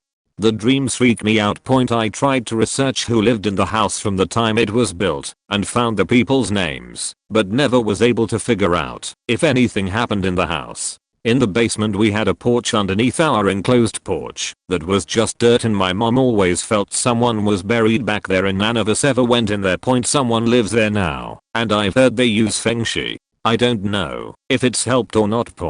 That house scarred me for life. I have a bit PTSD from all that went on there. Pretty traumatizing to grow up around unexplainable things like that. I don't believe in ghosts, or rather didn't. and had voiced it over and over again. I didn't believe them. 3 things happened to me in one summer that made me believe. I was at my grandparents' lake house sleeping outside in their parked RV. It was 2 AM and I looked out the window and seen a woman in a pure white dress walking, no gliding across the lawn with the moon reflecting off the lake. I didn't sleep at all that night. The next day I was riding my bike down the dirt road and the road comes to a T. Going straight would lead me to the boat landing, where we swim. Left eventually leads to the highway. As I ride towards the boat landing I look left and see a black figure dart into the woods. Pure black. Black as night. It's noon and sunny out. So naturally, me being a 12-year-old, investigated. When I went to the location of where I seen the figure, there was no tracks in the road, no grass parted, no branches broken. Again I was shaken. I immediately went back to my grandparents' house and said I wasn't feeling good, so I didn't have to swim. To this day the only one who I told about that night and following day is my grandmother. Then a few weeks later I'm in my bedroom and my brother calls me from his room. We were going to play some video games and something grabs my leg from under my bed. At first I thought it was my cat trying to play. Then when I tried to move my leg and it was frozen in place, I started frantically pulling and it still wouldn't move. I started screaming and my brother rushed into my room and seen me on one knee with half my body under me bed. The second he showed up in my door frame I could move. He figured I was prancing him. I was crying. I couldn't believe what I just went through. To this day I get weak when thinking about that moment. What if my brother wasn't home? What would have happened? To tag onto this part, my grandma and grandpa told me of a time something similar happened to my uncle when he was younger, in the same house. He was playing in the kitchen and the basement door was open, and something grabbed his leg and pulled him into the basement until my grandpa grabbed him. Now I had heard this story many times before and figured they were just trying to scare us kids, until that happened to me. And no one believes me, and that's the hardest thing to cope with. Edit. I just remembered something else that was creepy as well. Me and my mom were outside 2 summers ago enjoying the day, cleaning the yard, when an old Model T drives by with a man in a top hat and a woman in a colonial dress. And when they drove by, 8 miles per hour, I shit you not, it was like slow motion. They were both staring right at us. We watched them drive by and looked at each other quizzically. 30 seconds after having a conversation about it, we hopped in her truck and went down the road to see if that was real. They were gone. No sound was heard. Nothing. And I swear it was something out of a black and white film, but more sinister. The women's faces permanently burned into my mind. She had her bonnet on and her face was as dark as space, with 2 eyes. No discernible features other than her eyes. TLDR at bottom. On mobile. I once had a dream when I was 17. I saw someone outside our house on the other side of the gate. Our yard was about an acre big, so the fence was pretty far away from the house. He was tall. Very tall. I didn't realize it, but he was about as tall as our fence. About 7 feet maybe. Anyways, I had seen him from my window, and at the corner of the street, where my house is, there was always accidents. So I thought maybe someone needed help. I walked out and yelled out from about halfway from my house to the fence. He didn't speak.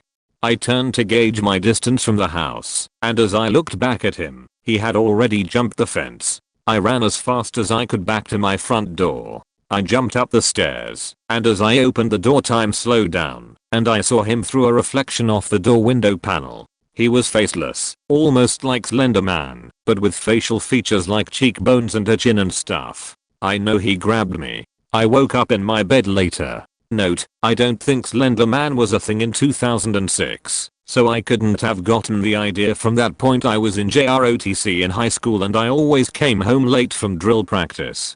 My mom and dad were never home, and I basically lived with my half brother, but he stayed at his mom's house. I never fell asleep. I had grabbed a glass of water before going to my room and then saw the guy outside. When I moved to California, years later, I told my story to a friend who went pale. Apparently, he had seen the same guy across his pool. His girlfriend was there, but she didn't remember the event, only what happened prior. He said the guy cleared across his pool in seconds, and he woke up in his bed.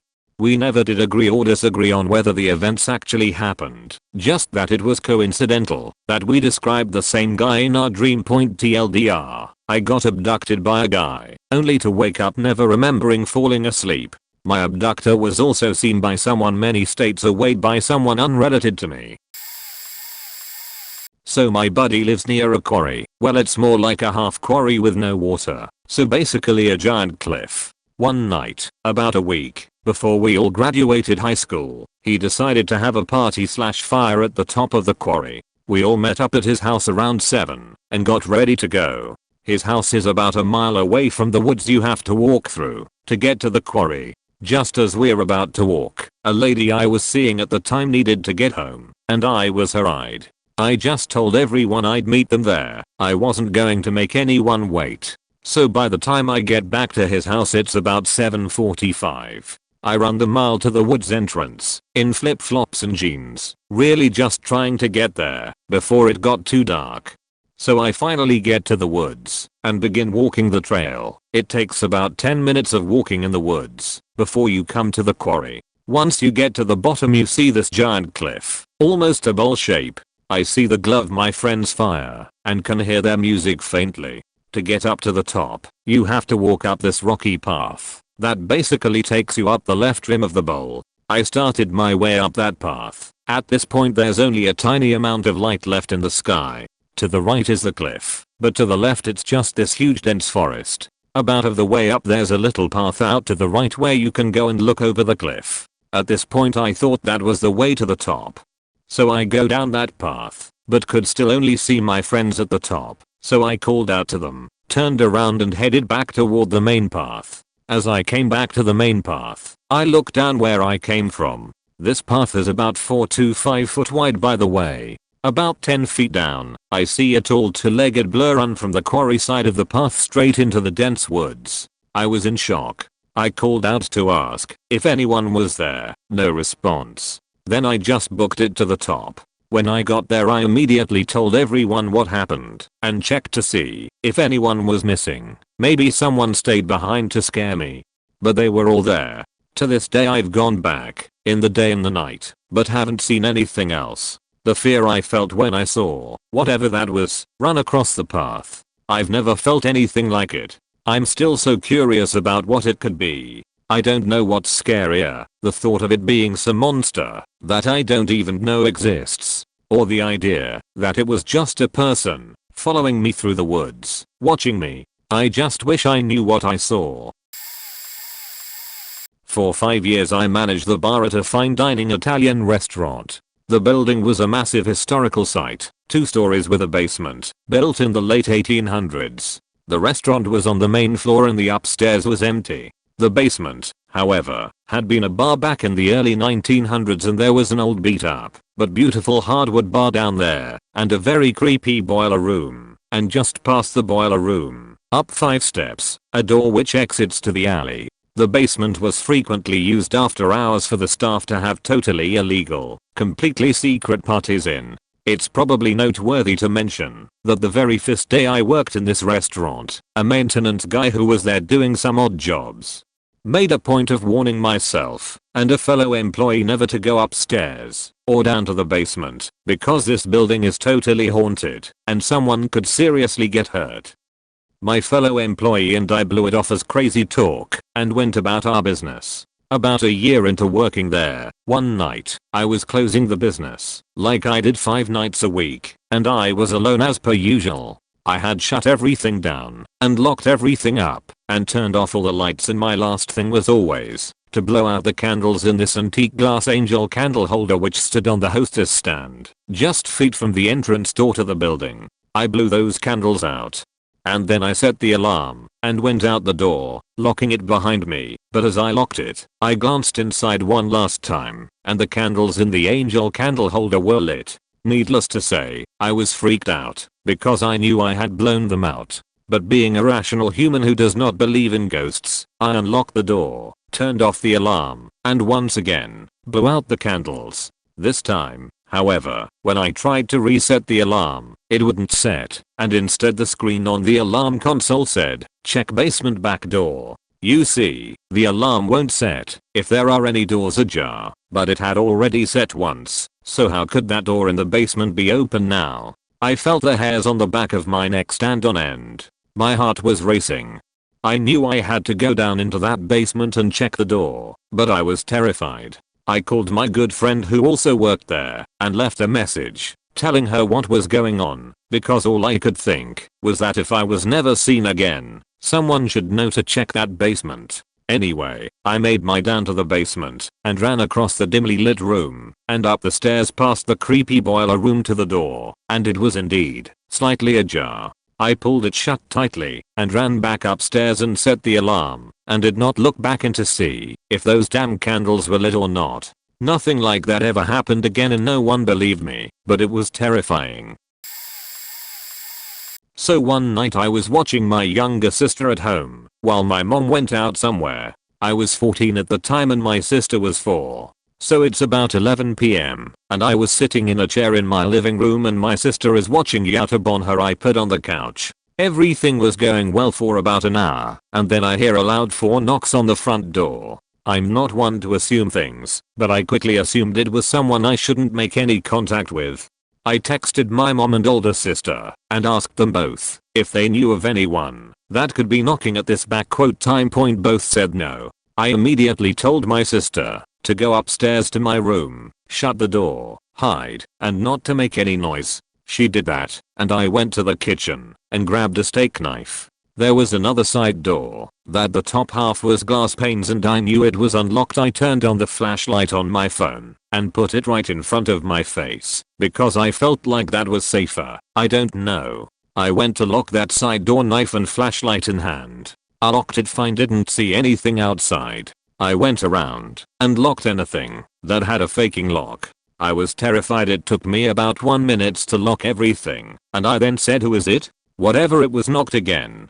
I repeated myself and said, "Who is it?" They knocked again. At this point I could feel my face was white and I didn't want to fuck with it anymore. I shut every single light off and went upstairs. With the entire house pitch black I went to all the top floor windows and checked outside and there was absolutely nothing. I waited with my little sister in my room in the dark. She watched her videos and I watched. Absolutely nothing happened around outside for about an hour. I went back downstairs and told my sister to stay upstairs still. I turned one light on and it was a lamp in the living room that I was in. I yelled out very loud, "If you're still here, knock again." There was a faking knock on a window in the dining room. Wouldn't be too scary if it wasn't for the fact that I waited an hour. Something was out there for at least an hour. I turned the light right off and went right back to my room. I put my little sister to bed in her bed and I went to my room. She slept soundly while I stayed awake, terrified and listening for any sound. Nothing else happened that night. The next morning my mom was home and awake, so I tried to tell her what happened. I tried to tell a lot of people what happened. No one believes me. Honestly, looking back it could been some dumb shit, but it still spooks me thinking about it. I grew up in a house where every owner's marriage has ended in divorce. The original homeowners, approximate 1940s, marriage ended when the wife found out her husband cheating on her in the house. The wife had to be committed for mental issues shortly thereafter. From what we are told, she remained in a mental ward for years and was eventually released back to her husband. The day she arrived home, she hung herself from the stairwell. My whole childhood, weird stuff would happen. Lights on that you turned off, TV turning on in the middle of the night, items moved around the house, small things. At the top of the staircase, there is a small studio apartment. Now that you have the backstory. Recently, my wife and I found ourselves having to spend the night in that studio apartment. I refused to sleep there my whole life until this point. We went to bed like normal, put some TV on and eventually started to pass out. My wife fell asleep first, and I was just about there myself when I quite literally felt someone enter the room. I sat up, nothing there, but the room still felt heavy. So I lay back down and closed my eyes again. As I did so, I began to hear a whirring noise very softly in the room. The noise then proceeded to move about the room and closer to me. Now I was starting to get freaked out, but my eyes remained closed. The noise came so close to my left ear it sounded like there was a fly there. Finally I said to myself, listen, if you're going to do something just faking do it already. When I finished that sentence in my head, right in the spot of the noise, what felt like I had touched my ear. At that moment, I opened my eyes, and directly in front of me was what I can only describe as a blank grey face, with curly long grey hair. I gasped as it and I looked at each other for no more than a second, and it disappeared. Instantly the noise, the heavy feel in the room, and the figure were all gone. Thoroughly terrified, I woke my wife up and said we're moving to the couches downstairs. Now, she saw my face and asked no questions. We moved downstairs and laid down on the couches, where I told her what had happened. Oddly, my mother's cat posted up at the tip of the couch arm facing the stairwell. He sat there at full attention until we fell asleep again. I get goosebumps every time I relive the events of this evening, now included. No one, wife included, believes me. Backstory: at 6 years old I remember watching my mother died of asphyxiation in front of me. She may have lived 7 more days after this due to a ventilator butomy. My mother died in the house I grew up in. Shortly there, after she passed on, I want to say about a month or two later, I was playing in the basement with my babysitter's daughter in the playhouse. I remember something caught my eye while playing in the playhouse. My friend stayed in the house, but I was curious. I stepped out and was aghast. This dark female shadow, who appeared to be my mother, walked out of the room where she would normally feed the cats, had she still been alive. This shadow was a spitting image of my mother. It was 5'1" in height. You could see the short hair against her neck. The shadow was the same body size as my mother. The list could go on. But here's the kicker. This female shadow had a cat following her out of the room where she typically fed the cats while she was living. I just remember standing there in a phase and watching the shadows on the walls like a warm sunny day. When these shadows reached the stairs creaked like they normally do when weight is applied. My friend was creeped out. I don't talk to this person anymore, but for me, it was like time stood still. I wasn't afraid or happy. I didn't feel any presence. I was just stunned. It doesn't end there. I also remember having this very vivid dream where my mother, who appeared to be an angel, came down from heaven to visit me and tell me goodbye. As an adult now, I interpret this dream as her way of telling me she passed on and that she was okay. In my dream she came down from the sky on a beam of light, just like cartoons portray. The clouds were so cotton white and a blindingly bright white. She told me she couldn't stay very long and never established a reason for visiting. The dream took place within a 1/2 mile radius of the neighborhood I grew up in. Only in the dream there were no houses, rather plowed brownfields with nothing growing in them. I can't remember for the life of me what happened from the time she came down from heaven to the time she had to go back. I just know we spent quality time together. When the time came for her to return to heaven, my father, mother and myself hopped in my childhood family car and dropped my mother off at the plain plowed field. I begged for my mother to stay here on earth with me, but she told me she had to return and stated everything would be okay. My heart ached with pain in the dream itself, and upon waking up, it felt like I had lost my mother for the second time, but at the same time she made me feel so peaceful. The bright skies opened, and a beam of light came down, signaling for my mother to leave. As she went up the escalator-like beam she waved goodbye to me. When she reached the opening in the sky, both my mom and the beam disappeared, the clouds closed, and I went home to live a normal life. I immediately woke up after having this dream. I can remember feeling deserted for a couple seconds, but that was quickly replaced with a feeling of closure. I should note I was never brought up on religion, and I find it odd that a 6-year-old could envision their entire neighborhood without all the structures, let alone create such a realistic dream. Nowadays I wonder if my mother actually came and visited me in my dream to say goodbye/provide closure because she was taken away so abruptly, or if it was my 6-year-old subconscious mind creating a story so I could find peace within. There has been multiple other occasions where I have heard her at my childhood home, which my father still lives to this day, pacing the hallways, typing on the keyboard, etc. But that's the last time I ever saw her, and I was the only one to ever see her. Maybe she only came back to say goodbye to only me, because she didn't want her child to remember her the way I last saw her, violently suffocating / throwing up her blood in the bathroom. Veins in her lungs kept rupturing uncontrollably. Anyways, I never had another dream about her again either. My family has heard my mother in the house too. In fact, we joke that she still lives amongst us.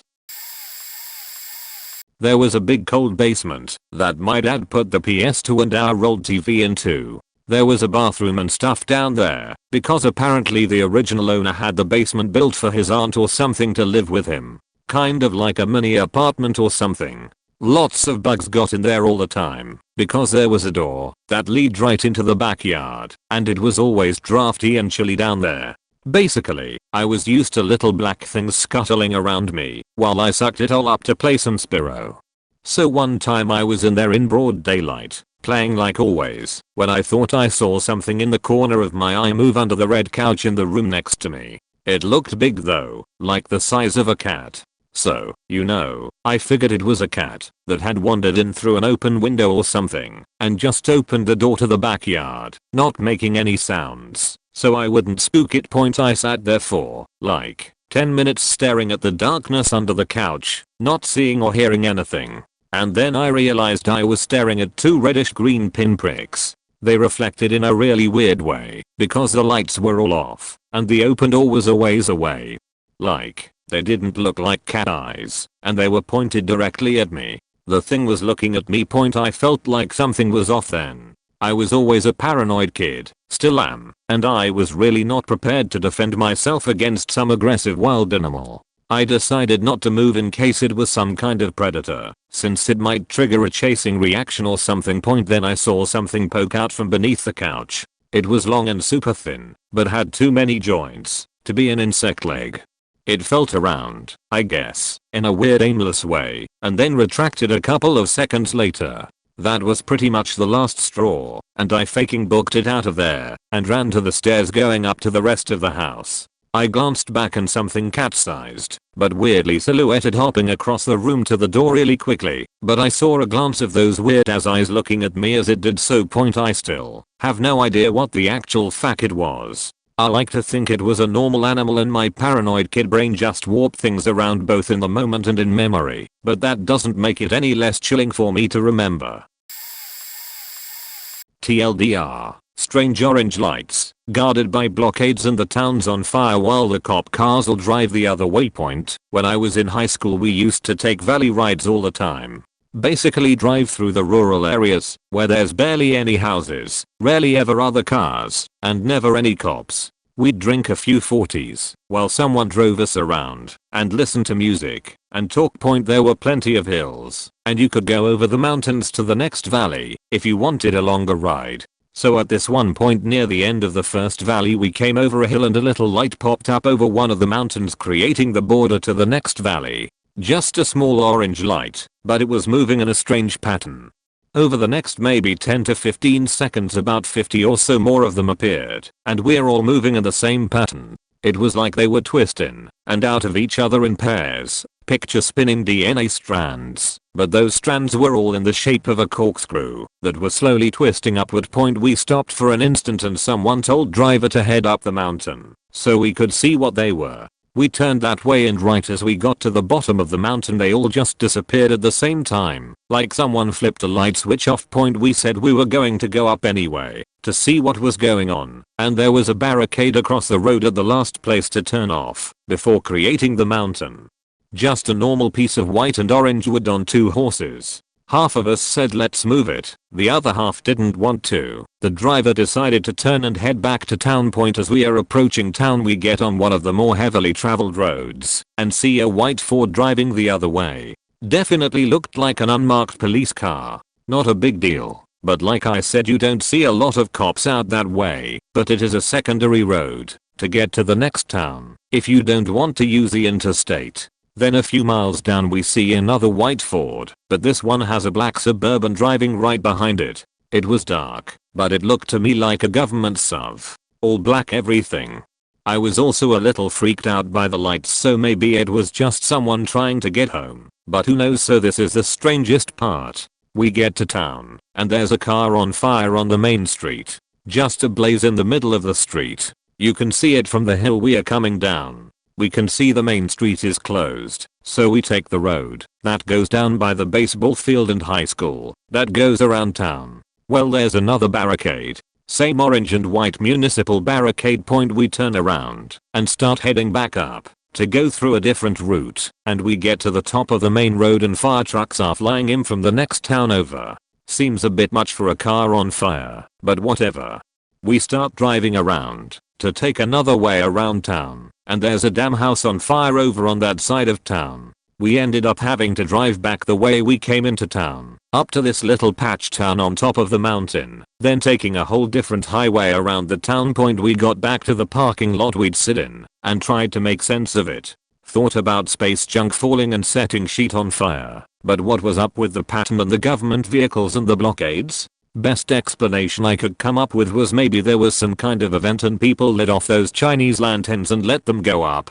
But the pattern they flew in wasn't something I can imagine in nature. Maybe the fires and the government cars were just a coincidence. Definitely a stranger night.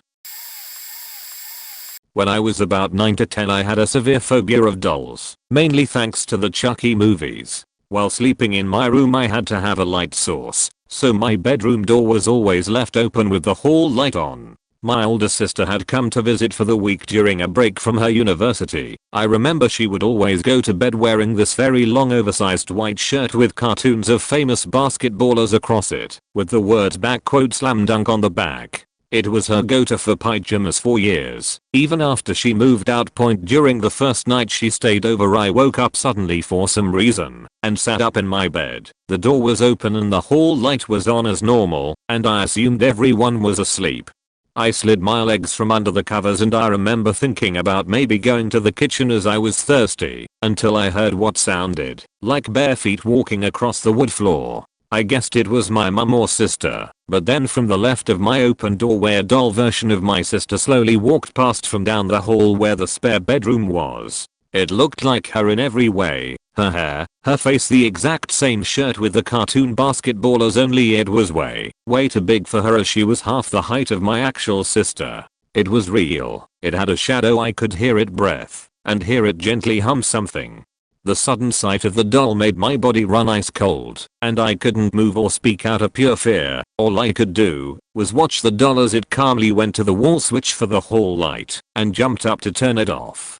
Suddenly everything was pitch black, and in a blind panic I jumped out of bed and ran to slam my bedroom door shut, violently smashing into things like toys and boxes and the processes I couldn't see. I just held the door shut and screamed and screamed. Mum and my sister came rushing in as I was screaming and crying as loud as my little lungs would allow. My mum had to bust into the room with force as I was pushing back against the closed door as hard as I could. My sister turned all the lights back on as my mum tried to calm me down.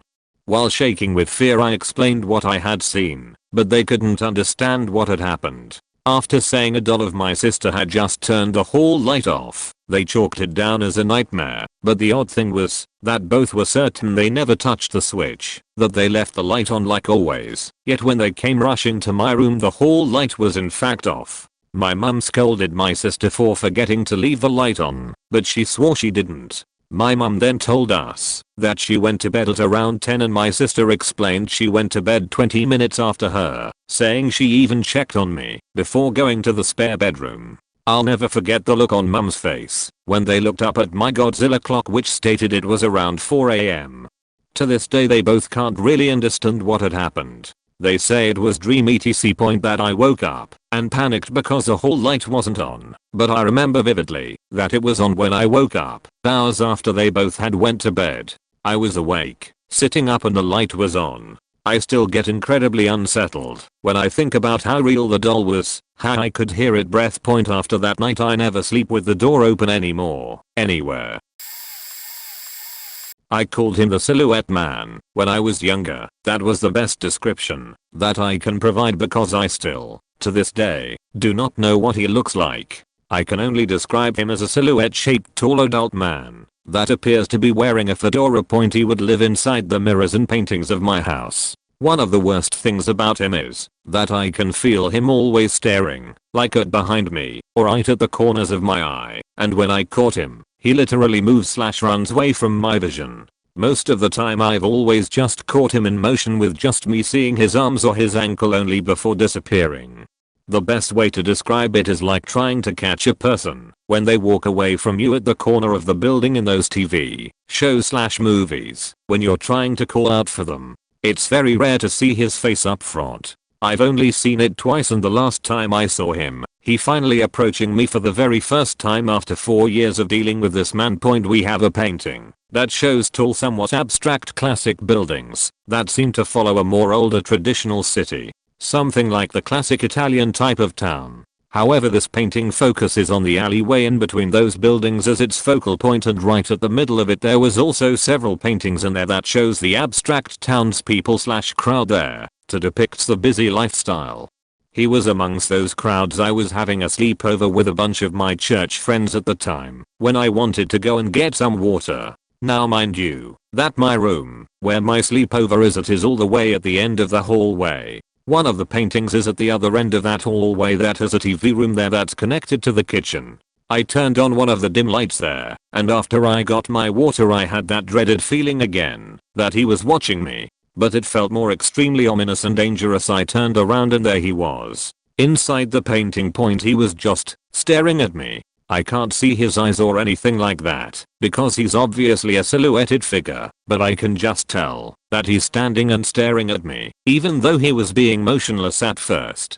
Then as I mustered up the courage to quietly and slowly go back into my room, where my friends were at the end of the hallway, but with every step I took, I saw him getting closer and closer to the edges of the frames. He eventually started running towards the picture and I can see him almost coming out of the picture, and that's when I just started to bolt the fuck out of there. I heard his footsteps running after me, but I didn't look back because I was so worried that if I do that then I might actually see a face that I don't want to remember. I ran back into my room sweaty like crazy and looking super pale and breathing hard when my friends asked me what happened. After explaining them the situation, they decided to lock my door and keep the night lights on just in case. I tried to tell my parents about this at the time, but they easily dismissed it, thinking that I'm being simply too imaginative and that it's just the night playing with my mind since it's dark and all. But I tried to explain to them that most of my encounters with him was when I'm alone in the house and it's in daytime, but they didn't listen to me.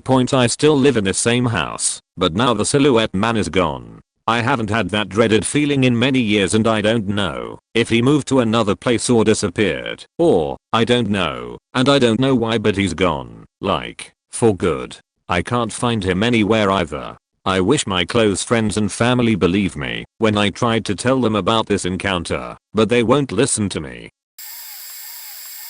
Alright sheet, so this post is 10 hours old and no one will see this, but here goes. I was having a sleepover with 2 friends about a year ago. I'm not a superstitious person at all. It was like 2 AM and we were joking around on the couch, pretending to be scared, goofing around. The lights went out. For the entire goddamn house the power got cut. It was so quiet it was like something was sucking all of the noise out of the air. Usually there are birds and stuff that you can hear, even during the night, and bugs, but there was nothing. You could hear a pin drop from the other side of the house. At this point, I wasn't too scared for real, yet because my house was old, like 130 plus years, and the power had gone out before. My friends were both terrified as shit though, so I laughed it off and started to go upstairs to grab some knives that I had on my fireplace mantle. By the way, the entire house was pitch black, you could see nothing. While walking upstairs with my 2 friends quite literally at my back and as close as possible, I saw something move out of the corner of my eye from the kitchen. I shrugged it off as a trick of the mind or my eyes deceiving me, but it looked like something short and white darted into the room that we left, the living room. I continued upstairs and grabbed 3 knives. I collect them from a game that I play, and a flashlight, so that we could actually see. We went back downstairs. They both sat back down on the couch with their backs to the wall, and they both had knives in their lap, and I decided that I wasn't going to be a bussy, so I went around the house lighting candles to make things less creepy. It did not help, by the way. After that I went and sat down with my 2 friends because I was starting to get freaked out by the way they were freaked out too. We sat like that for easily an hour. One friend somehow fell asleep. It was 3 AM or so, but still I don't know how, and it was just two of us awake. We were both kinda chilling out and stuff, when all of a sudden we heard it. There was a noise from the kitchen, and we were suddenly both alert. I have 2 dogs and there were 3 other people in the house, all asleep upstairs. Both dogs were shut in my parents' bedroom with them. After the noise, we heard toenails clicking and clacking on the brick floor of my kitchen. This scared the shit out of me, because I have a good sense of hearing, and without being able to actually see anything, I could hear where in the kitchen it was coming from. It was walking past the refrigerator, towards us. My friend and I were so scared that neither of us even breathed. After a few seconds of clicking and clacking growing ever closer in the darkness, the sound stopped. Somehow, this was even more terrifying. Why did it stop? What is it? What's going on? We woke up the third friend and he pulled out his knife. He asked what happened, and we both just put up a finger to shush him. He saw the looks on our faces and where we were looking, and immediately fell silent and pulled out the knife that he had. We didn't move for 2 more hours at least. We barely even breathed. Eventually around 5 or 6 AM the lights came back on. I manned up and went into the kitchen, knife out, and there was nothing there. I went upstairs and both dogs were still shut in my parents' bedroom. I don't believe in ghosts or anything like that, and I'm an extremely skeptical person. But that night still terrifies me. I had pushed it out of my mind until writing this, but writing it again I can feel my heart racing. The scariest part? Just a month or so before my old short white dog Cluso had died of kidney failure, and we had buried him in the backyard. I had a dream before that night of me opening the back door at night and having his rotting corpse run straight from the darkness as fast as possible at me and get to me before I could close the door. That's where the dream always ended, though. What were the toenails on the floor? Not one single thing, but all happened in my childhood house that my parents still live in. A bit of backstory. My parents bought our house when it was a church that had been partially burnt down in a bushfire and then partially rebuilt. It was tiny when they bought it and my dad, a builder, renovated the entire place, and it is now 4 bedroom, 3 living, 1 granny flat house. I have 3 brothers. I used to wake up in the middle of the night to knocking on my window between the ages of about 13 to 18. It would be a very distinct knock knock and would happen every 15 minutes or so for about an hour. It would happen several nights in a row and then wouldn't happen for another few months. Sometimes I would yell out yes, because my brother would sometimes knock on my window in the middle of the night for me to let him in the front door because he didn't want to wake mum and dad. But more often than not there was no one there. I would lay in bed paralyzed with fear when I realized it wasn't my brother. My other brother and his girlfriend also heard it once when they slept in my room one night. 10+ years later there would also be the same knocking on the bathroom door, the room next to my bedroom. Everyone in my family experienced this, even guests. The most distinct thing that ever happened happened in the granny flat that I moved into, at the back, but attached to the house, at about 20 years old. There was an old air conditioner that was in the room. It was turned off and disconnected from the power point because it didn't work. I came home one day at about 8 PM in the middle of winter and it was turned on full blast. I asked everyone in my family thinking they were messing with me, and they all swear it wasn't them. There was absolutely no feasible explanation for how it was turned on or why. We ended up getting Ghostbusters into the house because there were so many things going on that all of my family experienced. Can give more if you want them. We found out that a little girl, about 8 years old, had fallen out of a tree and died while her parents were at church. Her name was Annie. The tree was located exactly where my bedroom and the bathroom was. She never felt malevolent, I suppose, but it was very scary, especially as a teenager. Edit 1. I should also mention my granddad passed away in the granny flat that I moved into. We had a psychic once tell us that he was the one causing me grief, the aircon among others, in the flat, because I upholstered one of his favorite pieces of furniture. Several years ago, I moved in with my mom in an old Victorian house next to the elementary school I went to. It was supposed to be a flip house that we would only stay in for a short while before moving on. The house had a live-in attic that I stayed in. The first month I would notice that the TV would randomly turn on and off, but just attributed it to either power surges from being an older house, or maybe I had forgotten to turn it off before I left the room. As time progresses, 2 to 3 months, I'd notice that items had been moved around, DVDs thrown off the shelf, papers on the ground, bed would be disheveled. Again, I just thought that there was a natural reason for all this, and would just fix the mess and ignore it. Finally, one night myself and my beau-wife were alone in the house. We were in the living room, which had a wall to the left between it and the front door, with a 3/4 wall immediately to the front that led to the connecting hallway, and to the right that led to the kitchen, which then connected from the hallway through to the front door. We were in the kitchen getting some ice cream when we heard heavy footsteps, boots/high heels, from the hallway. Assuming my mom had come home early, I called out to her, but got no response. We dismissed it and sat back in the living room to enjoy our movie. A few minutes later we heard the footsteps again, and they appeared to be walking the staircase that led from the front door to the second floor. This was unusual, because since the front door was off a main road, everyone used the car park in the back and came through the outside door connected to the kitchen. At this point I called my mom on her cell phone and asked if she was upstairs. In the background I could hear loud music as she explained that she was still out with her friends and not at the house. Now my wife and I are freaked out. I grab a knife from the kitchen and slowly make my way to the hallway, all the while hearing the footsteps going up and down the stairs. At this point my mom's 2 cats come screaming down the stairs with their fur rising high on their backs and run past me. I jump around the corner expecting to see home invaders, when there's no one there.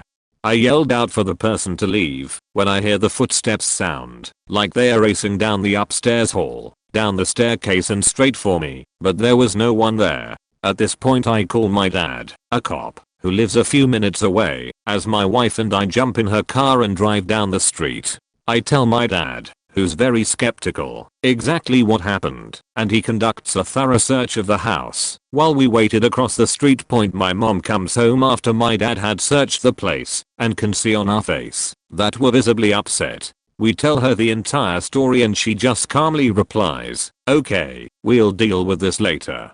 I refused to stay another night in that house, and once my mom was able to flip it and sell it off, she sat my wife and I down to tell us the history of the house. Apparently, the people who owned the house while I was in elementary school next door, 95200, were a married couple with an abusive past. The husband was a pedophile who had thousands of child-born images that he kept in his office in the attic. Eventually, his wife turns him in, and as the police show up to arrest him, he ran into the garage and killed himself. The house languished on the market for a number of years before my mom bought it to flip, and we believe the ghost of the husband was the one tormenting us.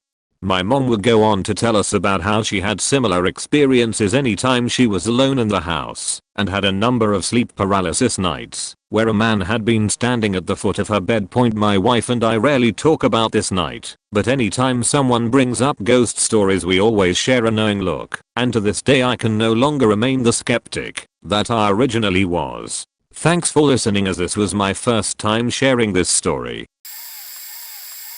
This story isn't necessarily something that people don't believe, but it still definitely falls under the creepiest thing I've ever seen. Lol. The day my experience happened, I was around the age of 9 or 10. I had a friend over at my house to play for the day. We were upstairs in my bedroom at the time. I've switched rooms now, and the way my second floor's layout is basically, my old bedroom was directly across my sister's. So, if you were to sit on my bed and look out of my bedroom door, you could see directly into hers.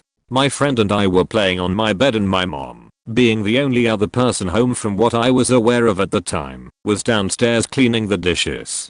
My friend and I are just goofing off until I noticed my sister was home, as I could see her pacing her bedroom while talking to a friend on her phone. I remember vividly what she was wearing, a pink t-shirt, jeans with her hair up in a ponytail. I remember getting really irritated. I was a brat as a child because she was talking too loudly for my liking. So, naturally, with my horrible attitude, I told her to shut up. Mind you, we are 7 years apart in age, So she was 17 at the time and Wold definitely said something snarky back to me, but she didn't. She hadn't changed in tone. In fact, it seemed as though she wasn't even aware of me being there. I told her to shut up once more.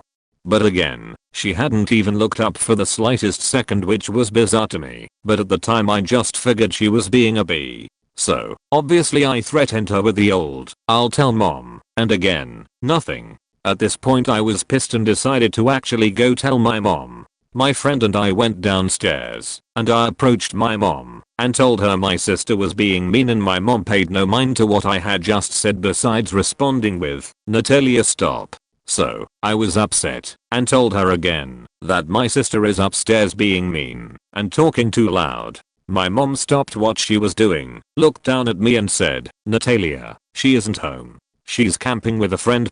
To this day I have little to no recollection of what happened after that. I still get chills when I think about it. In fact, writing this out is giving me major anxiety. Both my mother, myself and my friend remember this day vividly, but cannot explain it. We also can't remember how the rest of the day went. I actually hadn't known my friend remembered that day until years later. On my sweet 16 she briefly mentioned the day we saw my sister, but she wasn't home. My heart dropped, and we quickly changed the subject. I've told my sister about this experience, and it creeps her out tremendously, so we just don't really talk about it. When I was about 14 and my brother was maybe about 19 or so, he used to stay out a lot and come back late at night. My room was at the time of this was back of the house, away from the front door. This will become relevant later. Behind our house, at the back, there was a factory. It made like pillows and blankets, etc. and a main road. We lived in a small village pretty much in the middle of nowhere in England. It must have been around 1 AM, so I doubt there were people walking around, working or whatever, and there was a large fence around our garden. So nobody could have gotten in, especially since the house is on a slant. So to level it properly, the house was built more on a raised platform more or less. Not like stilts, but it's hard to explain. Now, before I moved to the room at the back of the house, I used to be at the front, and so it was easy for my brother to throw stones and such at my window when he wanted to get in. His phone was pretty much always broken, so he could never contact me, my parents or other siblings when he wanted to get in, and he knew if he threw stones at my parents' window, he would get in deep shit. So, when I moved rooms he couldn't do that anymore. It was physically impossible for him to throw stones. Another thing to add is that this took place maybe a year or two later, so he was trusted with a house door key. Then there was one night where I just heard the tapping on my window. It genuinely sounded like someone was physically tapping my window, like with fingers, nails, whatever. I pretty much always have my curtains closed, so I didn't see anything, even now and when I was younger. So I couldn't see anything, especially since it was dark. I assumed my brother managed to somehow throw rocks, and it didn't occur to me he had a key. I thought that he had climbed over the fence somehow, or because when it gets very windy for long periods of time, the fence does fall over. I went to go downstairs to open the back door to let him in. Then when I opened my room door I heard the front door opening. There he was. Just to put into perspective, the tapping on my window was still going on, but stopped when my brother came through the door, so it couldn't have been him, and he wouldn't have been able to walk around that quickly. There were no trees on my side of the house. I don't know what the fuck it was, but I freaked out. I didn't want to check. Gosh, I'm late to the party, but I may have a little something.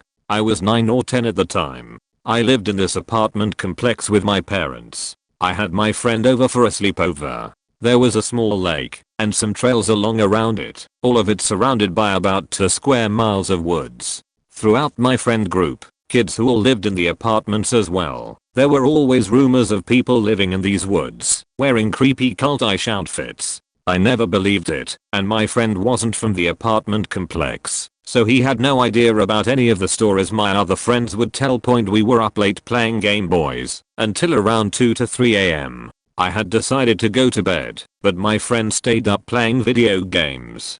At some point shortly after I'd fallen asleep, he woke me up, saying there were people breaking into a car.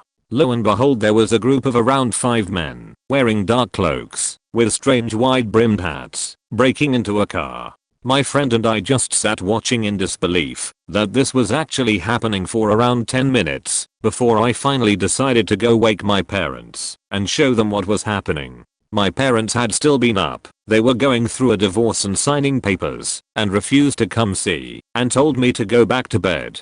Begrudgingly I returned to my room. My friend was still up when the strangest thing happened.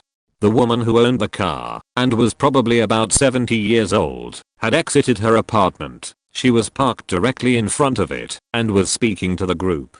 They seemed to calmly talk for a short period of time, before the group all turned and walked back off into the woods adjacent to her apartment. She followed them a short distance behind. We saw nothing else happen that night. A couple weeks later there was a moving truck in front of her apartment with people hauling stuff out. The old woman was nowhere to be seen. Her car remained there for another couple of weeks before being towed off. None of my friends actually believed what I had seen because they had all been making up the stories they were telling everyone else.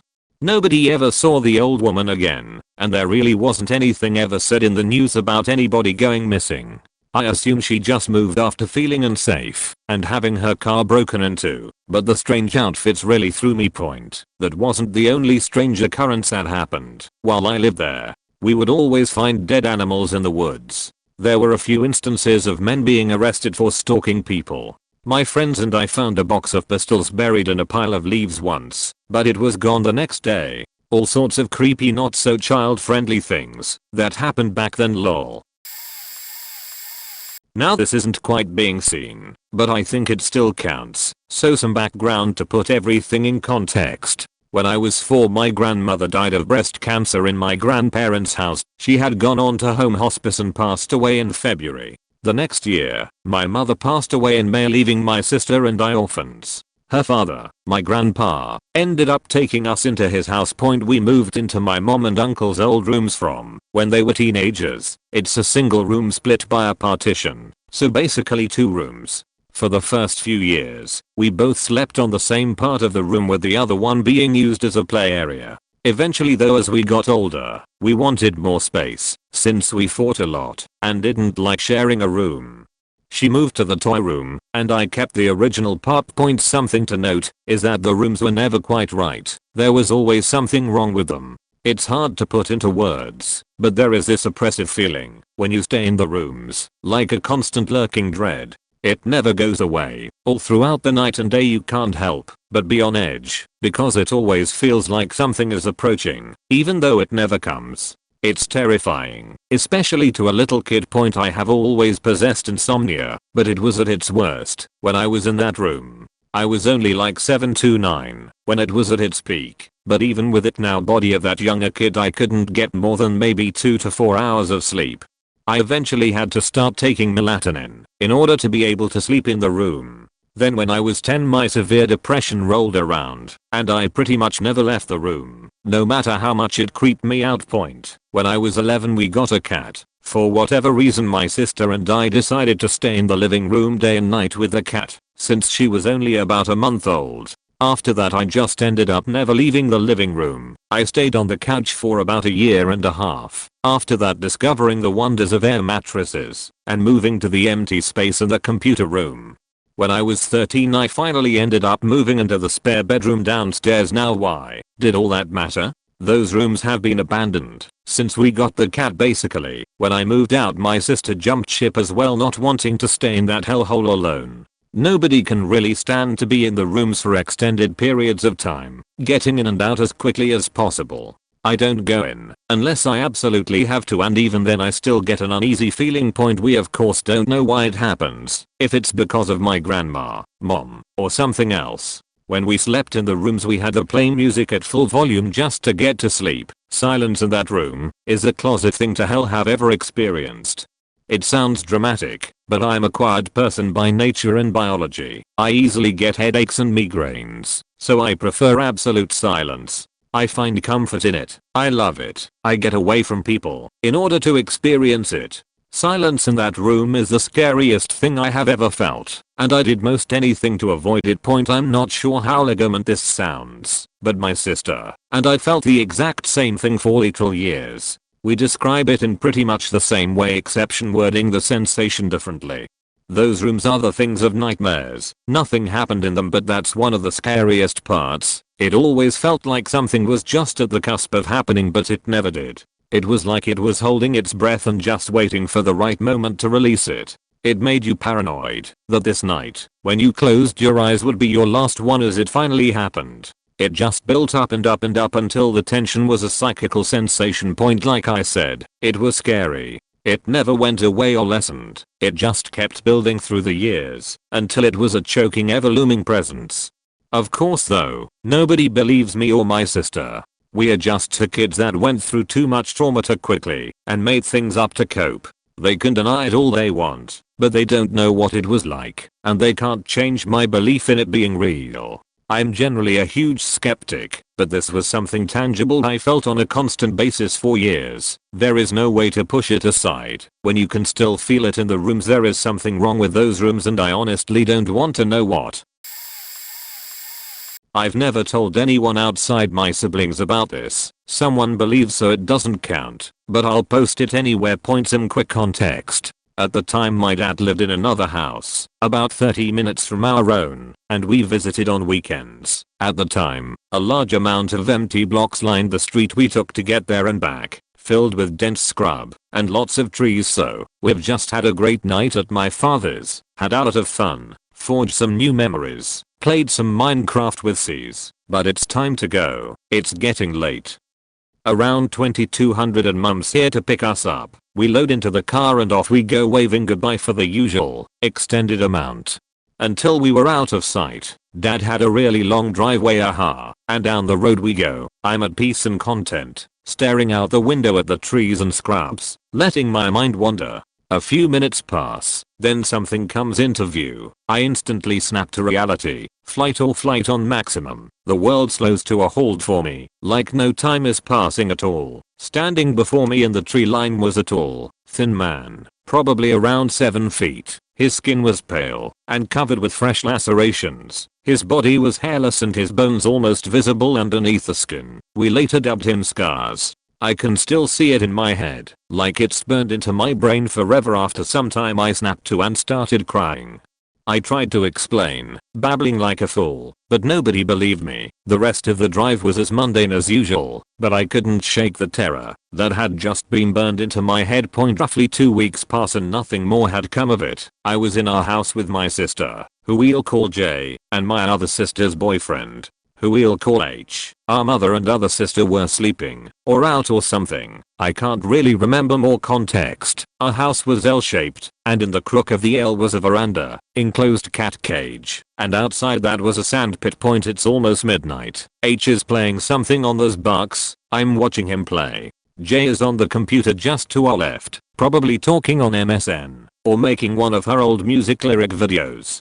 We're thoroughly engrossed when once again, I snap back to reality. I can hear something else, something over the sound of the TV. I tell everyone that I heard something weird. I get up and walk to the solid wood, stained glass, front door, expecting to see nothing, and just joke it off with them. But instead of nothing, I see what looked to be cat's eyes through the glass, but too far apart, too big and too high off the ground. I immediately inform everyone in a shaky voice there's something outside. We muted everything and sat on the couch together, just listening. We can hear it shuffling around outside. It shuffles out of audible range and we hear the sound of our side gate opening, slowly.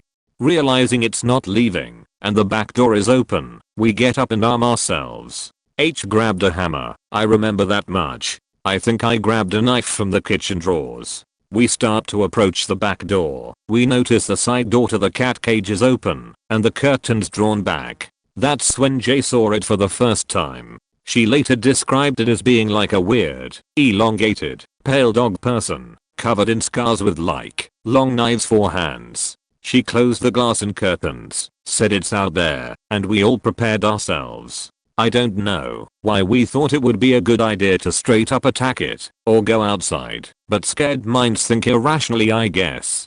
We rushed out the back door, yelling loudly as we ran towards where it was. I can't remember if I saw it or not, but we heard it rush back out of the side gate and its footsteps recede into the distance. We went back inside, still scared as shit, and slept very close together that night. The next morning we theorized and convinced each other it was a group hallucination from sleep deprivation or something. We decided to try and prove that, and went out to the sandpit, where in the sand were a few very large footprints. Our theory was quickly shattered. We never spoke about it again, and the memory faded into the backs of our minds over time. I have no doubt that the other two still remember, however. I've recently started seeing people who aren't there. Not all the time and not a lot, but at least 4 people over the last 6 months. The first one I saw was at my dad's place. I was standing outside, looking into the hallway through a glass door when a man figure in black walked by. At first Elle thought it was my dad going to the bathroom, but a minute later he came walking in the same direction as the figure, but in a white t-shirt, so it could not have been him that walked by. A few weeks later, Elle was driving to work in the morning. I had to drive into a bigger city, and in the outskirts there was always a lot of slow moving traffic and traffic jams. As Elle am holding still, Elle see another figure walking across the road just in front of another moving car in front of me. I thought whoever it was just figured he could easily cross between all the cars, since we weren't moving anyway. Shortly after Elle get to the point where he crossed, ABDL decide to look for him. There was any signs of him anywhere. Also the trees and bush were so thick that he could not possibly have gotten through.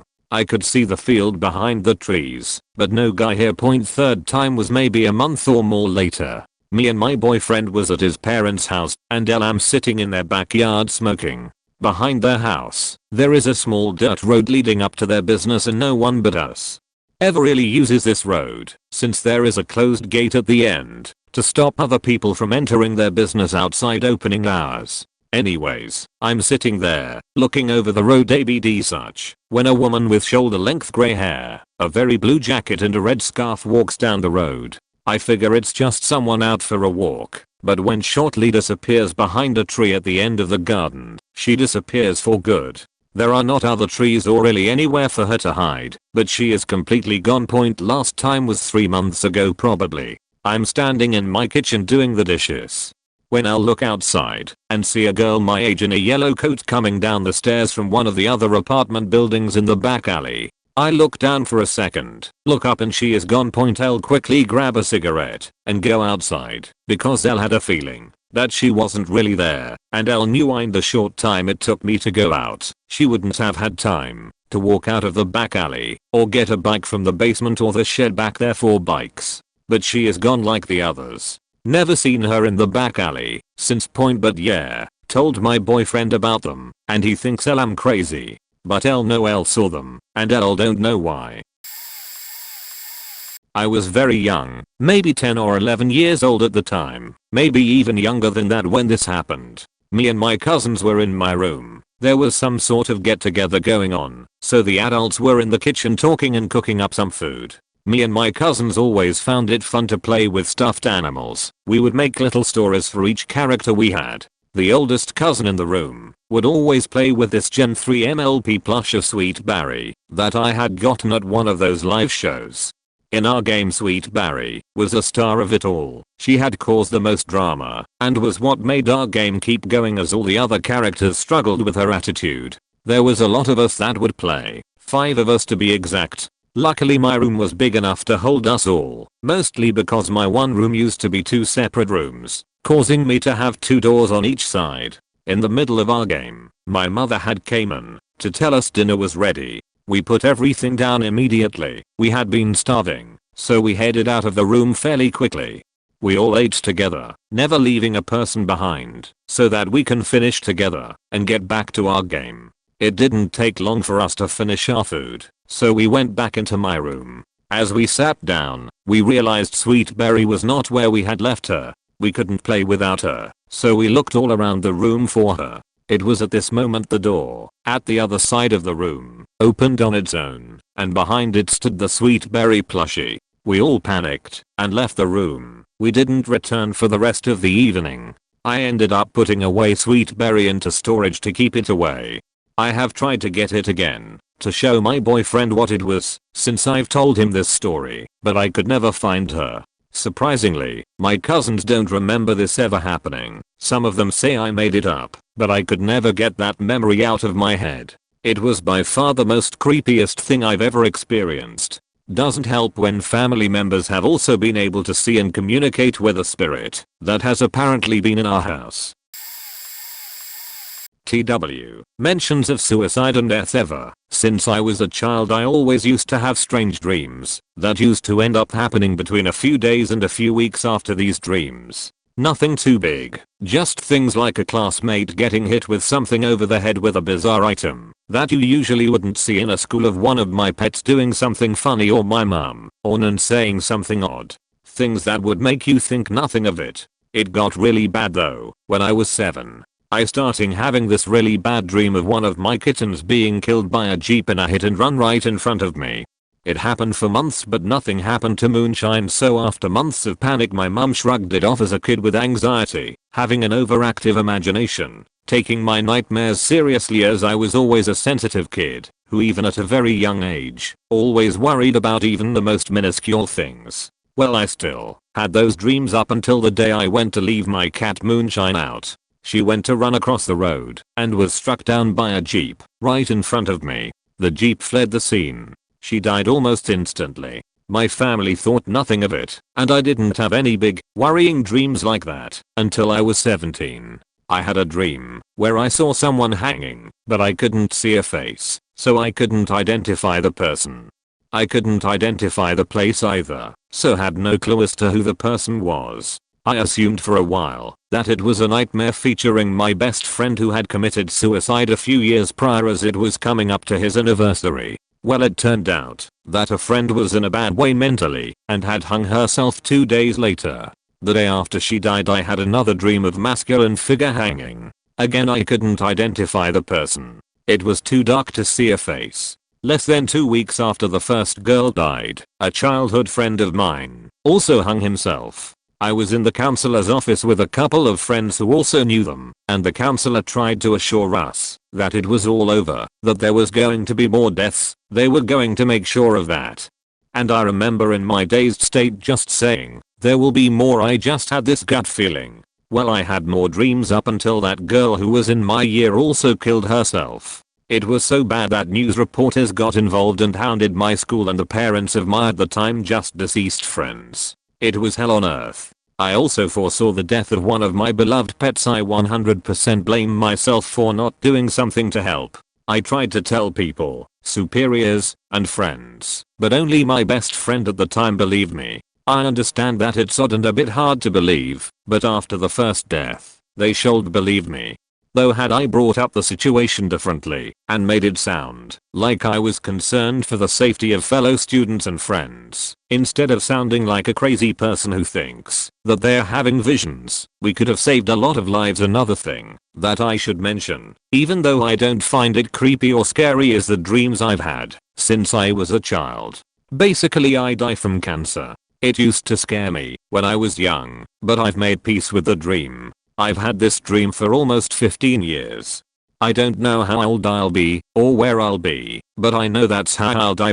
I just wish that I could help people with this apparent ability that I seem to have. Maybe it's just a gut feeling that is projected into my dreams. I don't know, but it's terrifying knowing that something is going to happen, but you can't do anything to stop it. About 18 years ago I used to be left home alone quite often. My father worked multiple jobs just to pay the debt my stepmother got him into, and she would leave to go on drug and drinking benders. Often enough it was just me, my brother and my dog. At first, it started as seeing things out the corner of my eye, a movement where there was nothing to see. I would tell my brother and he would try and scare me. We lived in the middle of nowhere, Alabama, where the nearest house was half a mile away. That and no one was stupid enough to come here, because my father was heavily armed and everyone there, except the dog, knew how to fire a gun. I took that as gospel and thought it might just be an issue with my eye. which even not could be true because I needed glasses, though I never got an eye test to prove that. After a year it got worse. I would see shadows move, but I did my best to ignore it. How can you say shadows are moving? Now there were other things going on in my life at the time. I was being homeschooled because my stepmother was going crazy. Even now I wonder if this was my own mind trying to make a bigger monster than her. That was until the last time I saw these things. Everyone but me and my dog was out. My father was doing work out of state. My stepmother was thankfully gone, and so was my brother off on one of his many times out. Out of fear I would close every curtain in my house, lock every door, turn on every light and TV, just to make it seem like there were people in the house and to seem less alone. I borrowed one of my father's handguns and left it on the table in front of me while I watched TV in the living room, which seemed the safest thanks to my dog. He was a Rottweiler and saved me from one attempted break-in and a pack of dogs, so I always felt safe with him. It was near midnight and during Adult Swim. I noticed that the curtain at my back door was open and the light was off. This was not normal because I knew I closed it. I grabbed the gun and noticed a horrible smell. My dog peed and pupped on the ground and ran off to my room. I turned back where he was looking at the back door and saw something looking like it was made of pure shadows outside, the backlight reflecting off it. I fired 3 shots, 2 hitting the door frame and on going through the back window, breaking it and doing nothing to the thing I saw. I ran to my room with the dog, but nothing happened. My father came back and I told him everything. He figured I might have seen another burglar and missed him.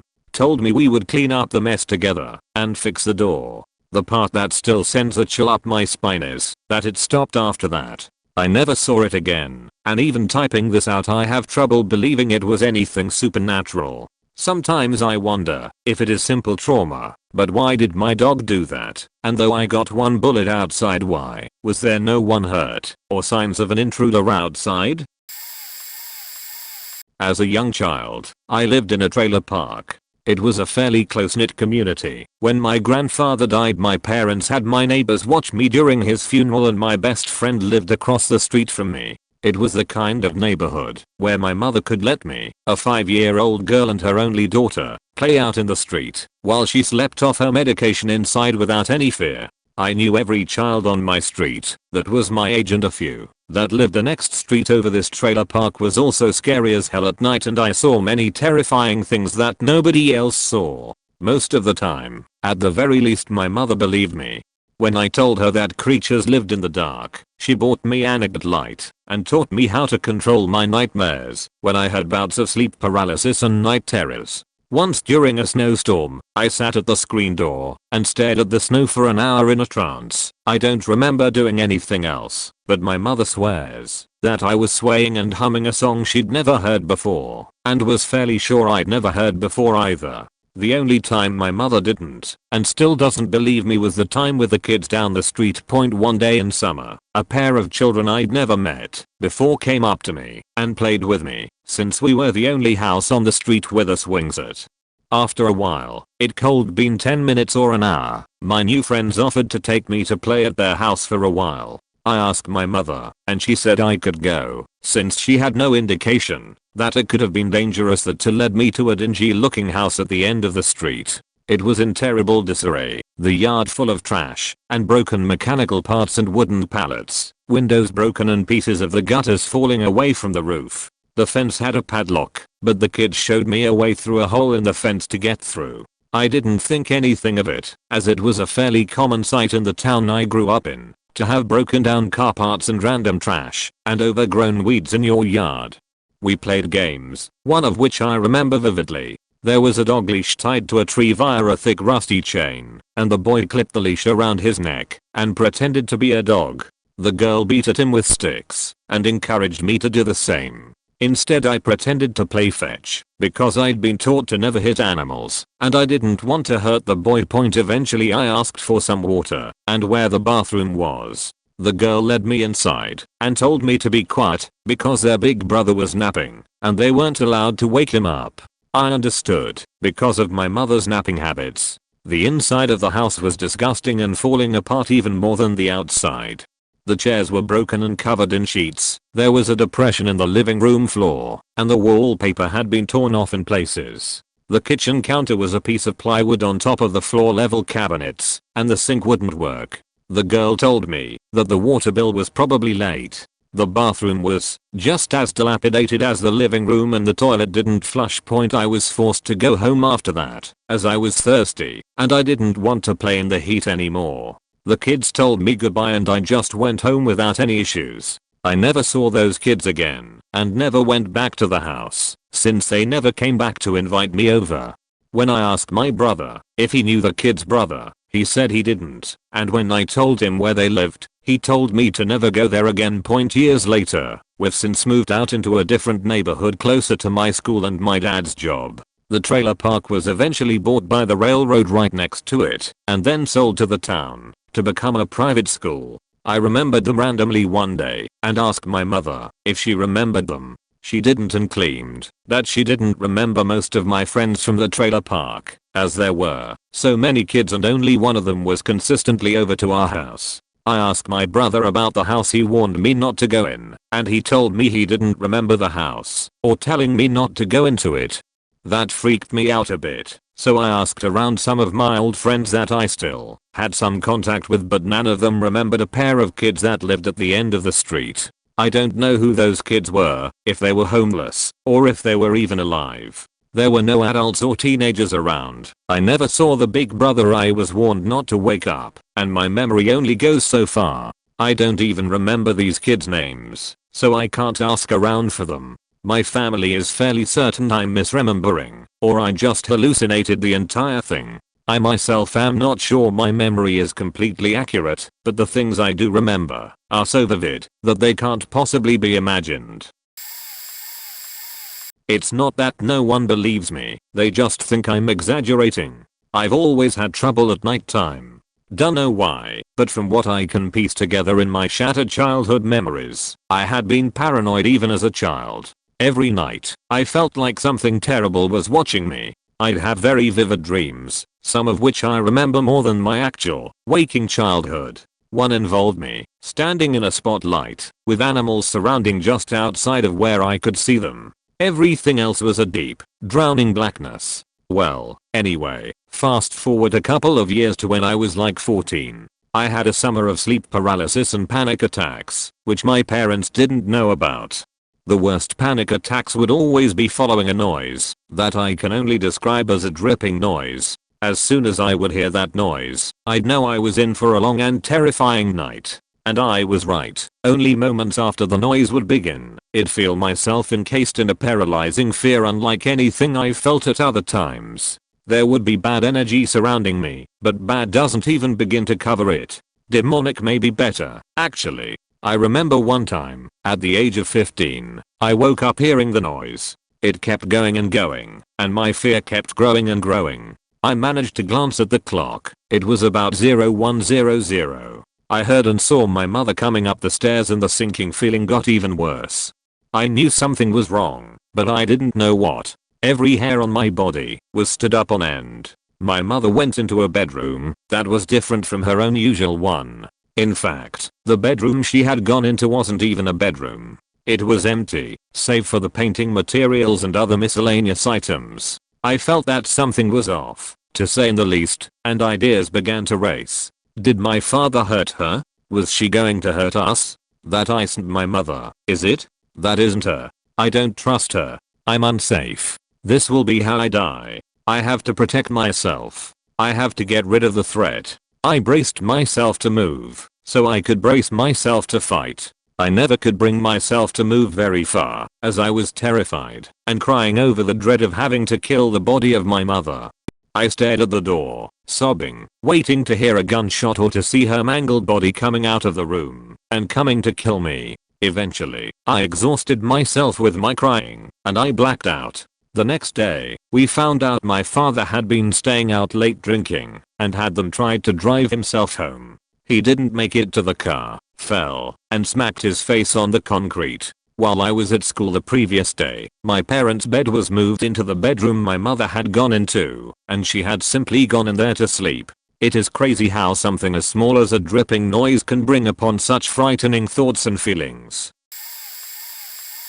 I still swear to this day that this happened. When my sister was born we needed an extra room for her. She is several years younger than I am, so it was clear for everybody that we couldn't share a room together. Luckily, there was an empty room right beside our apartment and our landlord allowed us to make a hole in the wall for a door and connect it to our apartment. We live in an old factory and we are the only family living in that building besides several office rooms. The very first night of me sleeping in that room, after we built in a door and put my bed in it, it was already late when we were finished with the door and decided to put the rest of my stuff in there the following day. I was laying in my bed unable to sleep out of excitement and was watching the wall.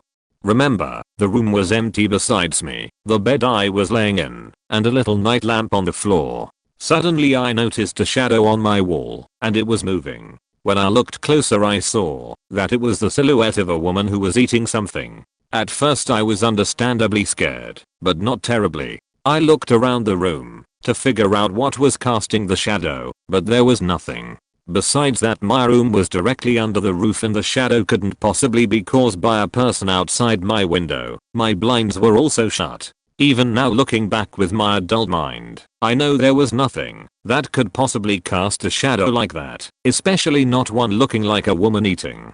So, I watched the shadow and pinched myself to make sure I wasn't sleeping. I had and still have terrible nightmares and I trained myself to pinch myself as soon as I think I'm asleep, and when I'm dreaming it won't hurt, no matter how hard I pinch. But this time it did. I was definitely awake. I watched this shadow as long as I could before falling asleep. I only saw this shadow again when I discovered another room that was empty right beside the room it happened the first time.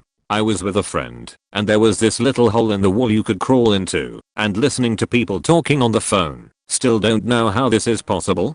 It's kinda like a tunnel, but I never got the balls to crawl to the end alone, but my friend was brave enough to do it with me.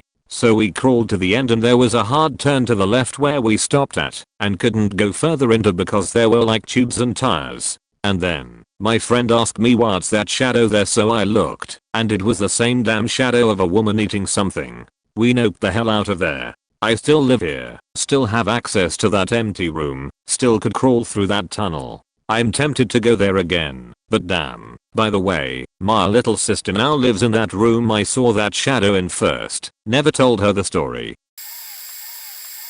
I still to this day have memories from the townhouse my family lived in from the time I was born until I was I think 3 years old. Maybe 4. Anyway, I have memories from being in a crib in the bedroom I shared with my older brother. I was sitting in the crib with my back against the side by the wall, watching as people were moving in and around the room. There's no way I should be able to remember the detail of where the crib was in the room or where my brother's bed was. It seems like the memory I have was from when I was obviously still a young toddler, sleeping in a crib. I know my brother and I had bunk beds before we moved, so I wasn't 3 yet, but I remember seeing those figures moving in the dark. There was a line of light peeking into the room, as my parents always left the hall light on and the door cracked, so if it was real people, I should have been able to see at least some detail. These were just black figures. I told my parents about this one time over dinner when I was in my 20s and my dad didn't respond at all. He's not the kind to really believe in non-scientific anything. But my mom, she freaked out. She said she always felt like there was somebody else there when it was just her and I home during the day. She would get taps on the shoulder or swear she heard her name being whispered. She was sure glad to get out of that place. Second story. So when I met my wife, she told me her grandfather died in her house and that she would feel him there all the time. I didn't think anything of it and just put it out of my head. We got married and I moved into her house. It had been a couple years and I never felt hurt or saw anything out of the ordinary. Then one morning, I say goodbye to my wife as she's leaving for work and I go into the bathroom. Seconds later, I hear footsteps coming down the hall toward my direction, so I just assumed my wife forgot something or decided to use the other bathroom once more before leaving. I come out of the bathroom and it's obvious she's not home anymore. Bathroom door is open, no light on. I check the garage and her car is gone. Now I'm worried. I literally checked every room in the house, including the basement, to make sure nobody was in the house. Just the dogs, sleeping on the floor in the family room. I text my wife and tell her what happened, and she replies telling me, while I was still in bed, she heard the same thing and thought I was up, but she had to look, because I never came to the family room. She said it must have been her grandfather. I instantly declared that I didn't mind if he was there, but that I personally didn't want to hear, see, feel, or even just know he was there. Since then, I haven't heard, seen, or felt anything. The story still gives me goosebumps though. So, I'm so sorry for the length of this, but I want to warn you all about bringing relics back from Gettysburg Point for starters. It's illegal to take anything from a national park, even a rock, but removing something where there had been a lot of bloodshed or a sacred site can be troublesome. A few years ago, let's say 426, I'm not sure, my ex-husband and I went to Gettysburg. We live in MD and took trips up there a lot. On our last day there we were in a restaurant/antique shop, and after we ate I went to use the restroom while he looked at the antiques. When I came out he says to me, "Do you care if I buy this thing? I keep feeling drawn to it." It was a bullet inside a piece of wood found on Culp's Hill, where MD fought MD. We're from MD, so this was significant. I never cared what he bought, but we always sort of discussed our expensive purchases. This item wasn't all that expensive, so I thought it odd that he was asking my permission. I literally said these words, "I don't care what you buy," but a strange shit starts happening in our house. It's going. Fast forward some time, a good bit of time, month/year maybe, I don't know for sure. He occasionally says he hears whispering in the house, but can't make out what it is. I think he saw a ball of light in broad daylight. Then one day he gets in the shower, isn't there for 3 minutes, and tells me to come here. He said, "Look at my chest. Do I have any marks on my chest?" And sure as hell, as I was looking at them, 3 scratches started forming. He has a pic, just like you see on TV. Not the worst scratches ever, but they're nonetheless. That happened twice. Point, during this time nothing ever really happened to me. I think part of this was due to me putting my foot down from the start, where I said it would go if there were issues, and partly because it was attached to him. He is an amputee. I actually thought it might like me. It was probably all in my head, but I had this sense that a man would stand behind me and watch me when I would play the piano.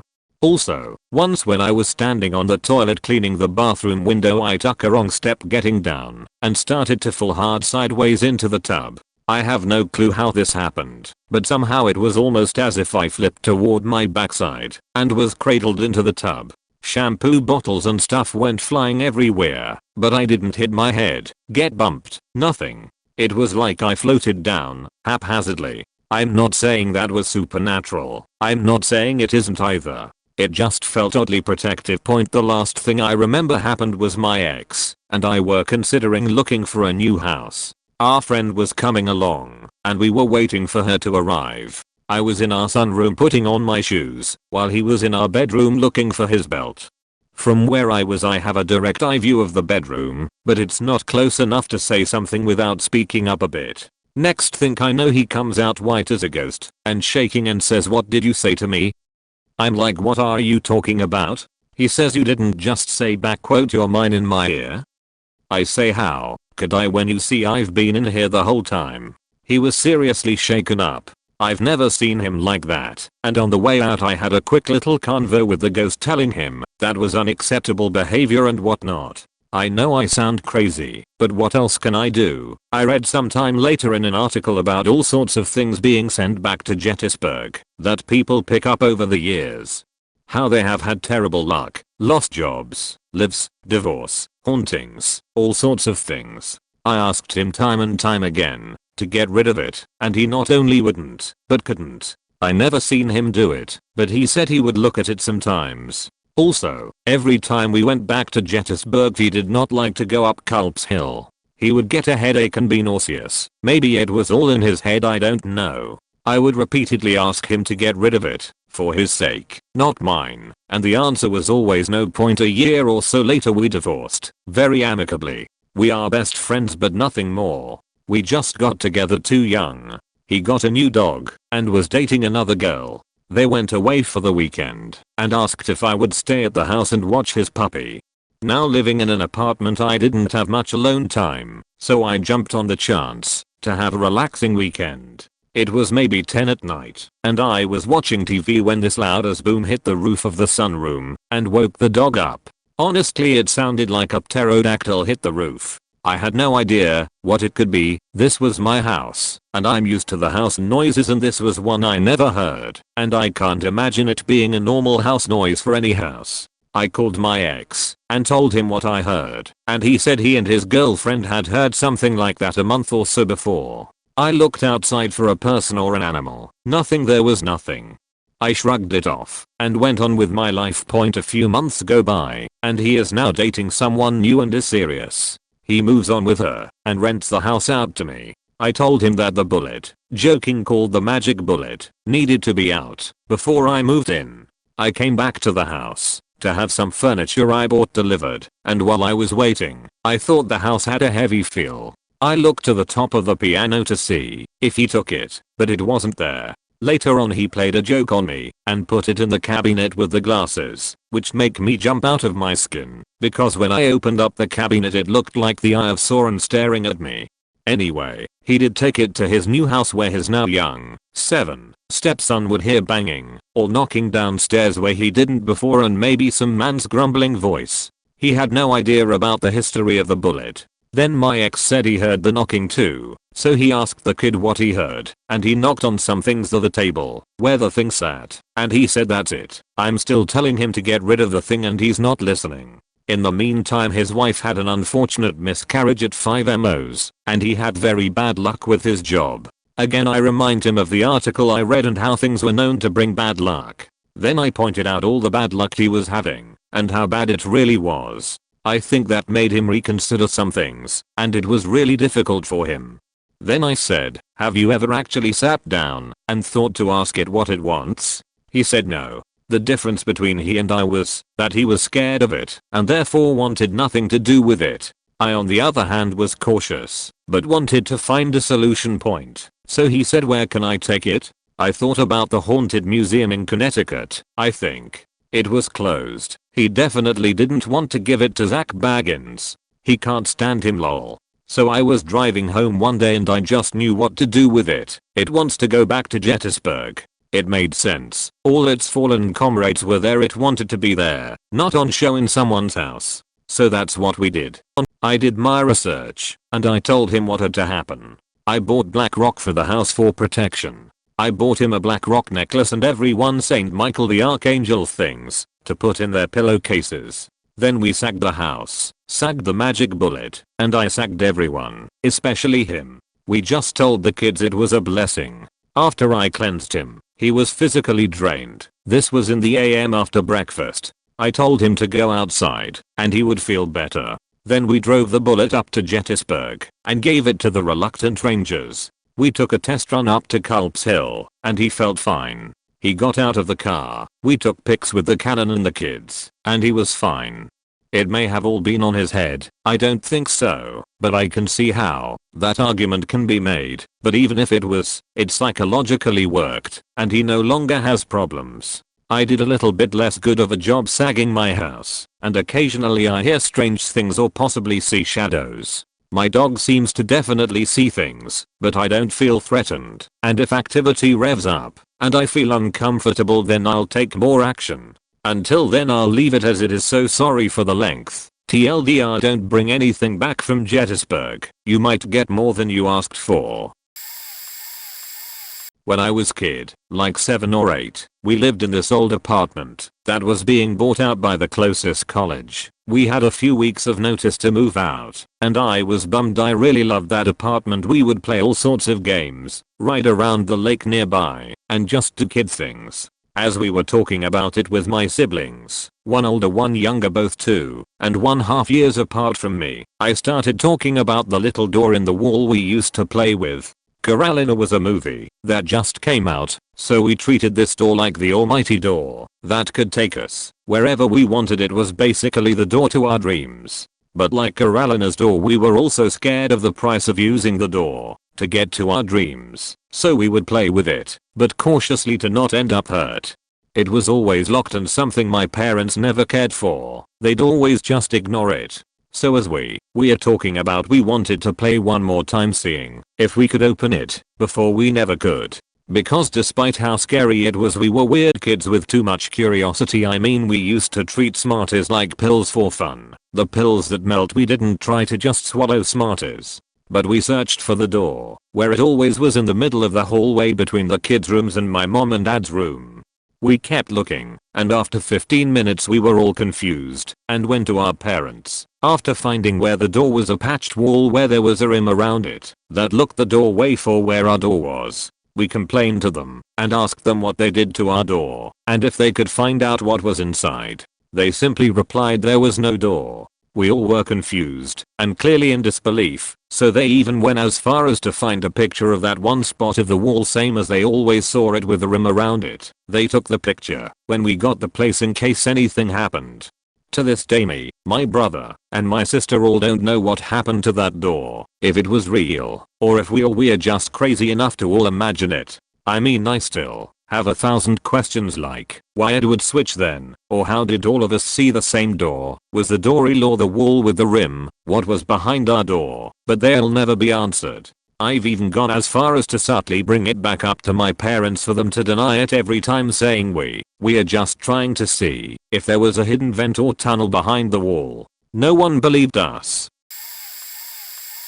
I'm probably late for this, and it might not be applicable to this thread, but I wanted to share my story. I was in secondary school. I think this is similar to junior high/middle school.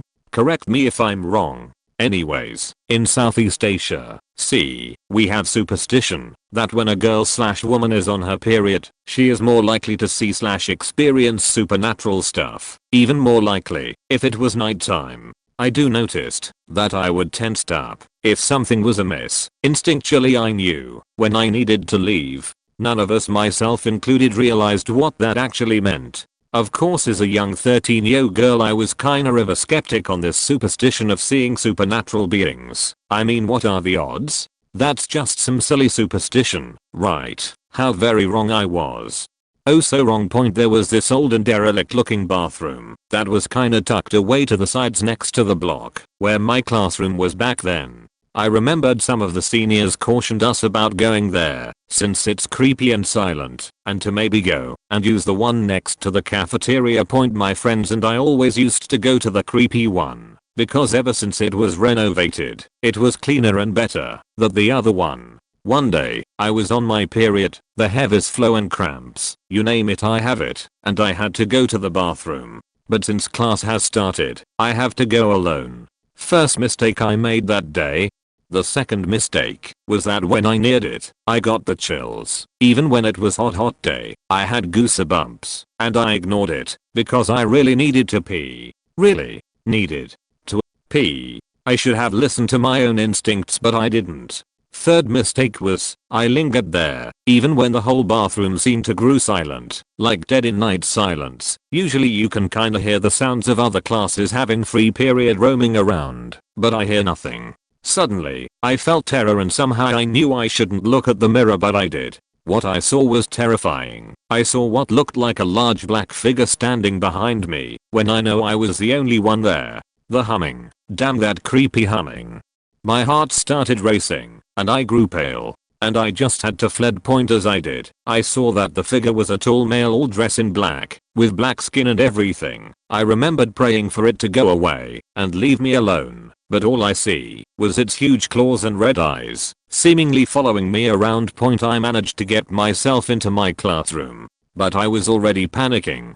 Told my friend what I saw, but they didn't believe me. Maybe because they don't want it to be true. Because it's in the afternoon, there's no way for those supernatural beings to be present. Even when just a few days back, there was a senior that was experiencing hysteria and a possible possession by evil spirit.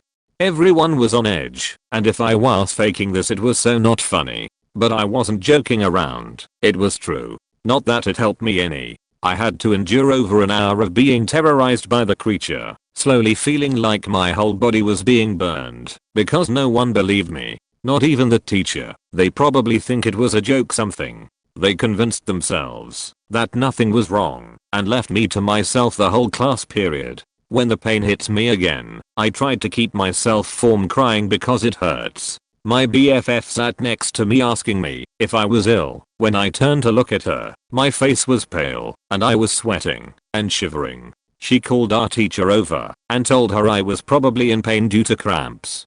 As my teacher approached me, I was suddenly angry, like I wanted to scream and rage. My friend told me what happened next, because I swear it felt like I had blacked out and was having some sort of out of this world experience thing. I didn't know it at that time, but I started shouting at random things, like the whiteboard, the broomstick and my teacher, loudly, which was totally different to how I normally behave. Then I suddenly collapsed. I dropped to the floor like a mic drop, just bam, and I was there unmoving, curled up in a fetal position. My friends told me I started to laugh and cry at a banshee. First it was soft, and everyone thought it was nothing. It grew louder and louder, until they said the next class grew silent. Only then did they really believed in my story, as I was creeping everyone out. Even the next door class my teacher started calling the other classroom teachers for help, while trying to calm my friends down, so that it didn't make things worse. The teachers came and had to have a mass prayer perform on me because apparently there was something supernatural that seemed to attach itself to me. It wasn't a complete possession, they later told me. But due to my state of, well, on my period, the thing seems to like the smell of the blood and decided to tag along as they started reciting prayers. I felt like I was underwater. I heard them, but I was far away. I tried to get myself together, but I felt like the being was manifesting in me. Next thing I knew, I felt even more floaty and my friend told me I tried to throw myself over the railings. My class was on the second floor. If I wasn't caught and held down by the teachers, then I wouldn't be here today. As they touched me, my voice deepens to that of an old man, screaming in some dialect that was ancient, something no one understand. Then as they waved a hand over my face, I fainted. When I actually feel like I came about without seeing the being, I felt like my life energy had been sapped out of me. I was me again. But I was weak. I could barely move my head. I was still crying, like I was scared witless. Can anyone blame me though? Ever had seen experience an event that you know you'll die anyway, no matter what happened, and you just kinda have come to terms with your own mortality? Yeah, at that time, that was what I felt like. As my friends gather my stuff for my mum to take me home, the principal called her to come. Because of what happened, I had to be pulled into a sitting position, but I started screaming in pain. When they pulled me up, I started screaming, "It hurts, it hurts." I keep pointing at my back. My friend told me my teacher, a female, came over to me and had taken a look underneath my shirt. They told me she gasped, looking scared, because my back was riddled with claw marks and red lines, like I was sliced by a knife. A few of them looked like it was close to bleeding. When my mum finally took me home, my family had to call a witch doctor / religious person, WD/RP, to help me, because I wouldn't move an inch once I'm on my bed, even when tears flowing, and I was whimpering in fear, having to have every light switched on even in the morning. They, WD/RP, gave me a talisman / amulet to ward off evil that I must wear at all cost. They even had to give me some blessed water for me to drink and bathe with. My mom had to drag me in the bathroom to give me a shower. It was like I was disabled by the crippling fear of bathrooms or something alike. As I shakily undress, we both saw the claw marks that was all over my body, my back, my stomach, my arms and my thighs. It was so red that it took about a week for it to completely disappear. I couldn't be glad for my period to end as soon as possible, because I was afraid that the being could come after me again. Apparently, I had offended the being when I was being a skeptic and not acknowledging its existence. Being on my period makes me attractive to it, and being young makes me vulnerable / easy for it to spiritually attack me. But ever since that day, it made me a lot more susceptible to, for lack of better words, see them around me. From that day onwards, if going to some places makes me tensed up and break out in cold sweat, staring warily at a corner, then suddenly wanting to leave, they believe that I have a perfectly good reason to.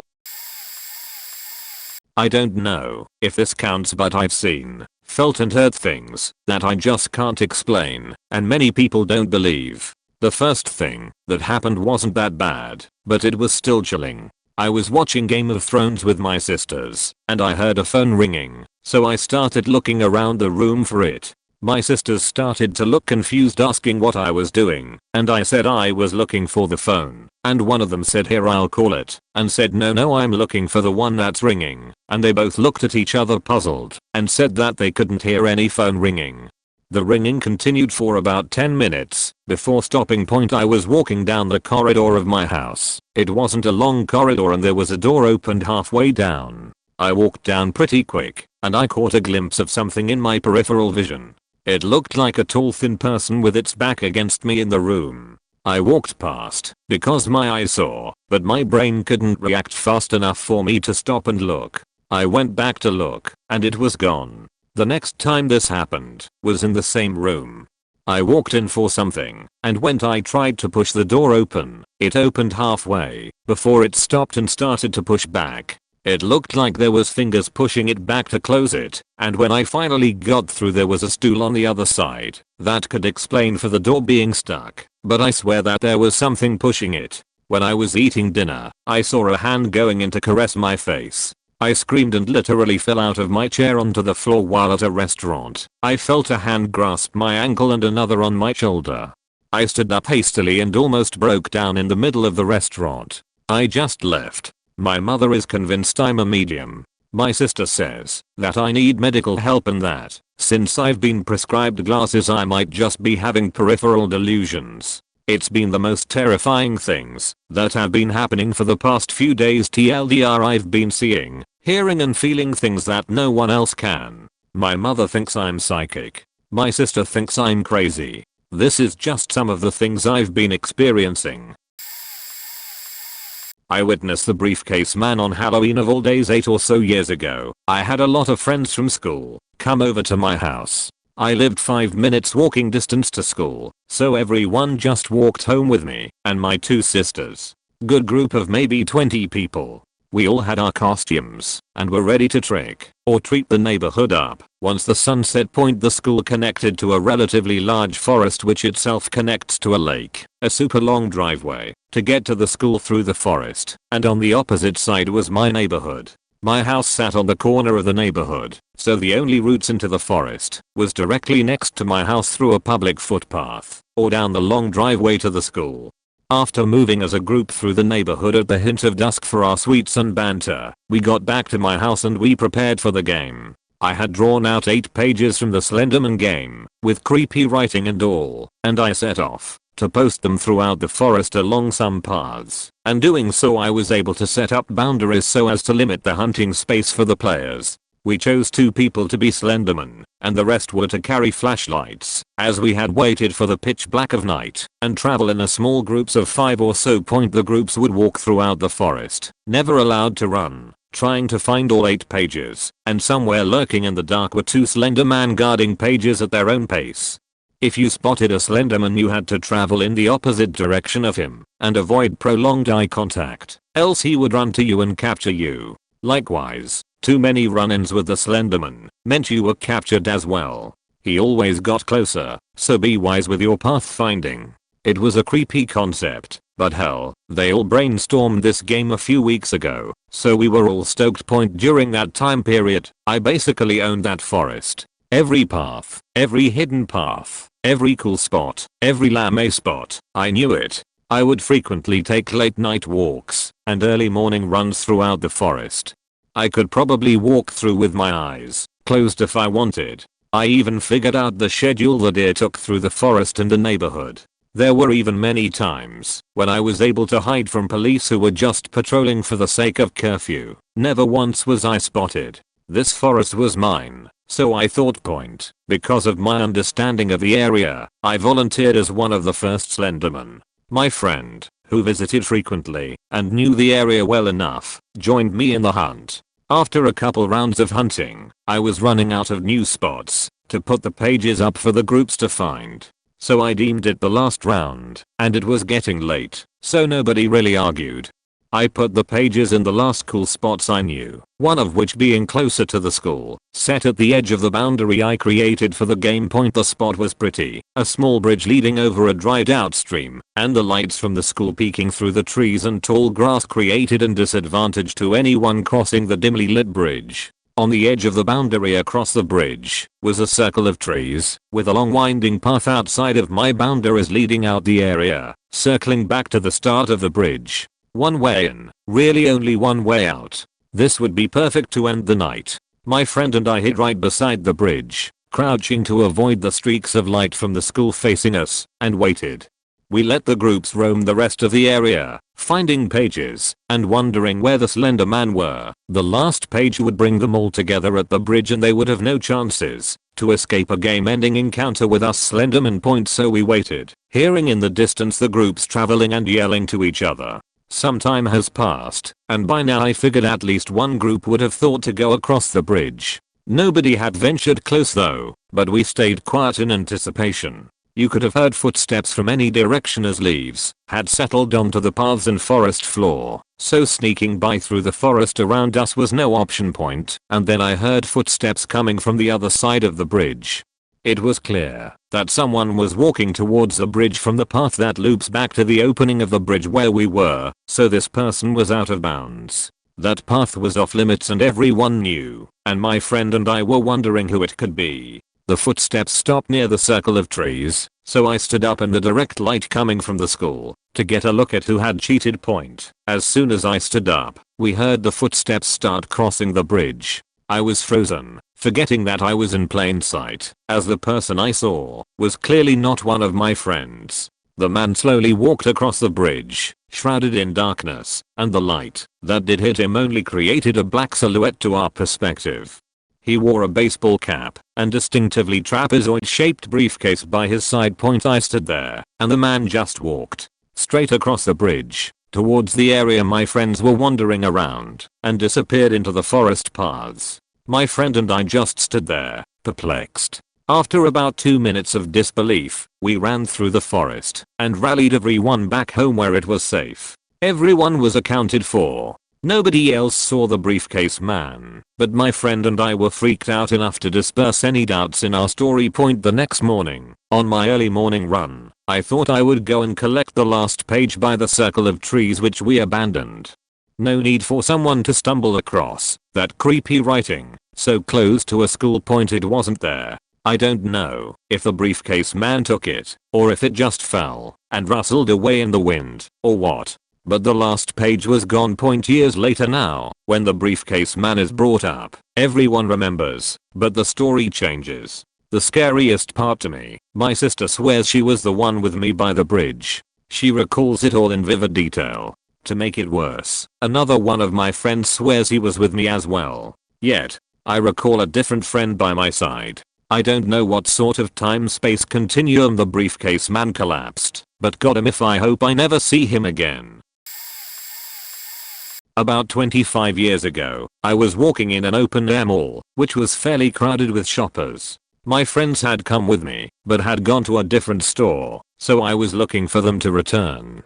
Suddenly the crowds part and these three people appear walking roughly towards me. They were dressed like you might expect Renfair people to be dressed, if they dressed like that all the time, and paid a shit ton of money for their clothes. A more accurate description actually would have been, they were dressed steampunk, only steampunk was definitely not a thing here at that time. Also, they were quite tall, as in, the middle guy had to have been 7 feet tall, and the women on either side of him were close to 6 feet 5 or something, but also everyone seemed to be of a very sturdy build point. When they were about a block away, I noticed that no one else was noticing them, despite the fact that they were dressed very strangely, and were almost a head taller than everyone else. As they approached me, I then noticed a very strong and unusual smell, somewhat like sulfur, but also like incense. The crowd had parted for them, but also didn't look like they noticed the strangers. I just stood there and stared, amazed. As they walked by me, they made eye contact and kept walking. They were speaking a different language in very deep voices, even the females. At the time, I spoke a little Russian, German, French and Japanese, and had a loose grasp on Latin, high school level proficient, and whatever they were speaking was not even close to these. There were no pauses, and all three were talking at once, almost like a low chanting. Also, as they passed me, they all three locked eyes with me, then kept going. They did not make eye contact with anyone else. In fact, no one else in the mall seemed to notice them at all, despite the fact that people were moving out of the way for them. So yay, I stood there, petrified for a minute, then set off to find my friends to see if they'd seen the strangers. They had not, and now no one believes me. Point as an aside, I was goth in a medium-sized Midwestern US city. This meant I knew almost everyone else in town who was goth. These people were definitely not goths from my town at least, but they were also not really dressed in the clean and put together way goths back then were. These people were closer to what you might imagine in Neverwhere. In fact, years later, when I read Neverwhere, I was reminded of this encounter. I'll preface the whole thing by saying I'm an atheist. I believe in science, math and nature. Three things stick out to me that don't fit in my belief system. First, I have déjà vu at least once a month, sometimes more. I usually do not remember my dreams, but a song or someone saying something will kick me into it, and I realize, holy shit, I dreamed this once. And then it's gone, just as quickly as it came. Second, I was visiting Portland, or for my 21st day, MJ, alcohol. My ex-girlfriend and I wanted to save some money, so we rented an RV spot for a week just outside the city, and borrowed my parents' truck and camper. So after the 10-hour drive, we decided to take a shower, grab some food, and get up early the next day. Here's where many people will question my credibility, but I was self-medicating with MJ beforehand, so I was well aware of my reaction and dosage. I popped over to the dispensary a block away, purchased a 0.5g Proral, and enjoyed the legality of it. Feeling great, I get my towel and other toiletries and head for the shower. It was like a dorm room style bathroom with 5 shower stalls. Walking in this isn't my first rodeo, so I check each shower for the cleanest looking one. 1 okay. Number 2 curtains already open, looks pretty clean. S3-4 same as 1. Furthest stall from the door is gross. The lights going out. Looks like it had been used to shoot up / smoke meth more than once. Pick stall number 2 and start doing my thing. Get my feet and shower shoes wet first, so I slip and fall. Step in and rinse off. Grab the shampoo and lather it in my hair. All's good.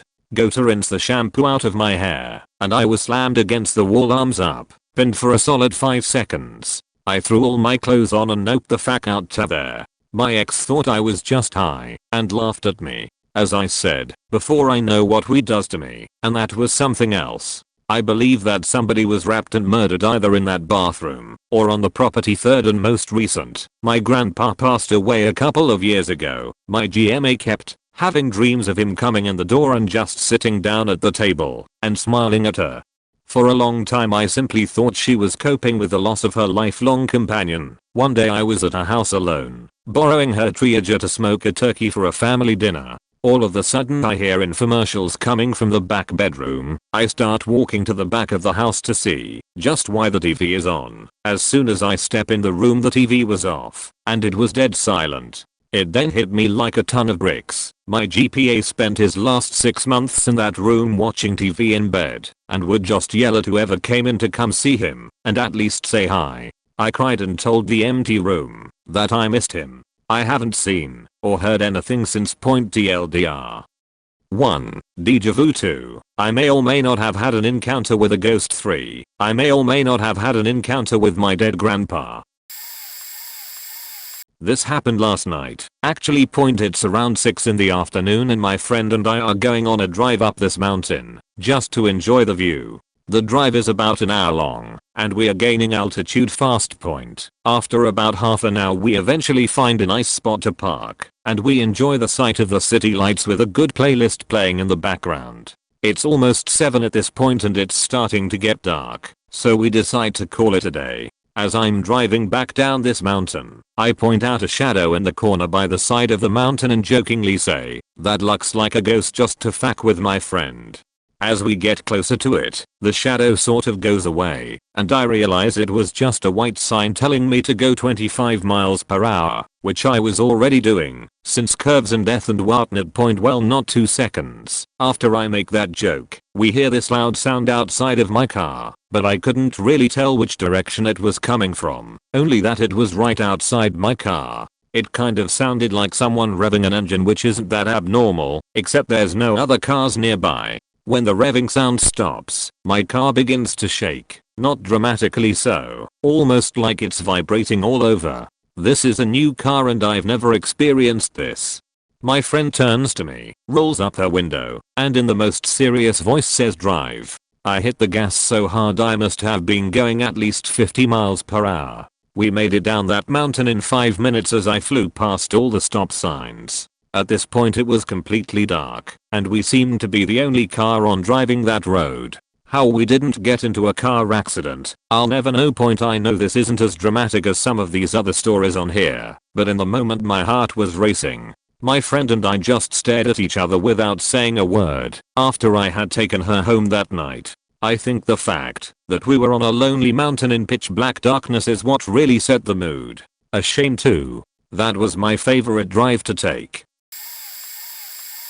I've got a few stories, though only one of them is it a nobody believed me situation most terrifying. I used to work with this older Thai lady, about 30 to 40. She was very charismatic and motherly, not at all someone you'd think was weird or creepy or attention seeking. She was really wealthy actually, and only worked at our shitty little computer store as an associate manager because she got bored of getting manicures all day. Her words. Weird lady. Anyways, I say this to say, not at all the kind of person that would be making shit up to look cool. We all knew she really was loaded, because her wedding ring had its own faking insurance clause or something. Thing was massive.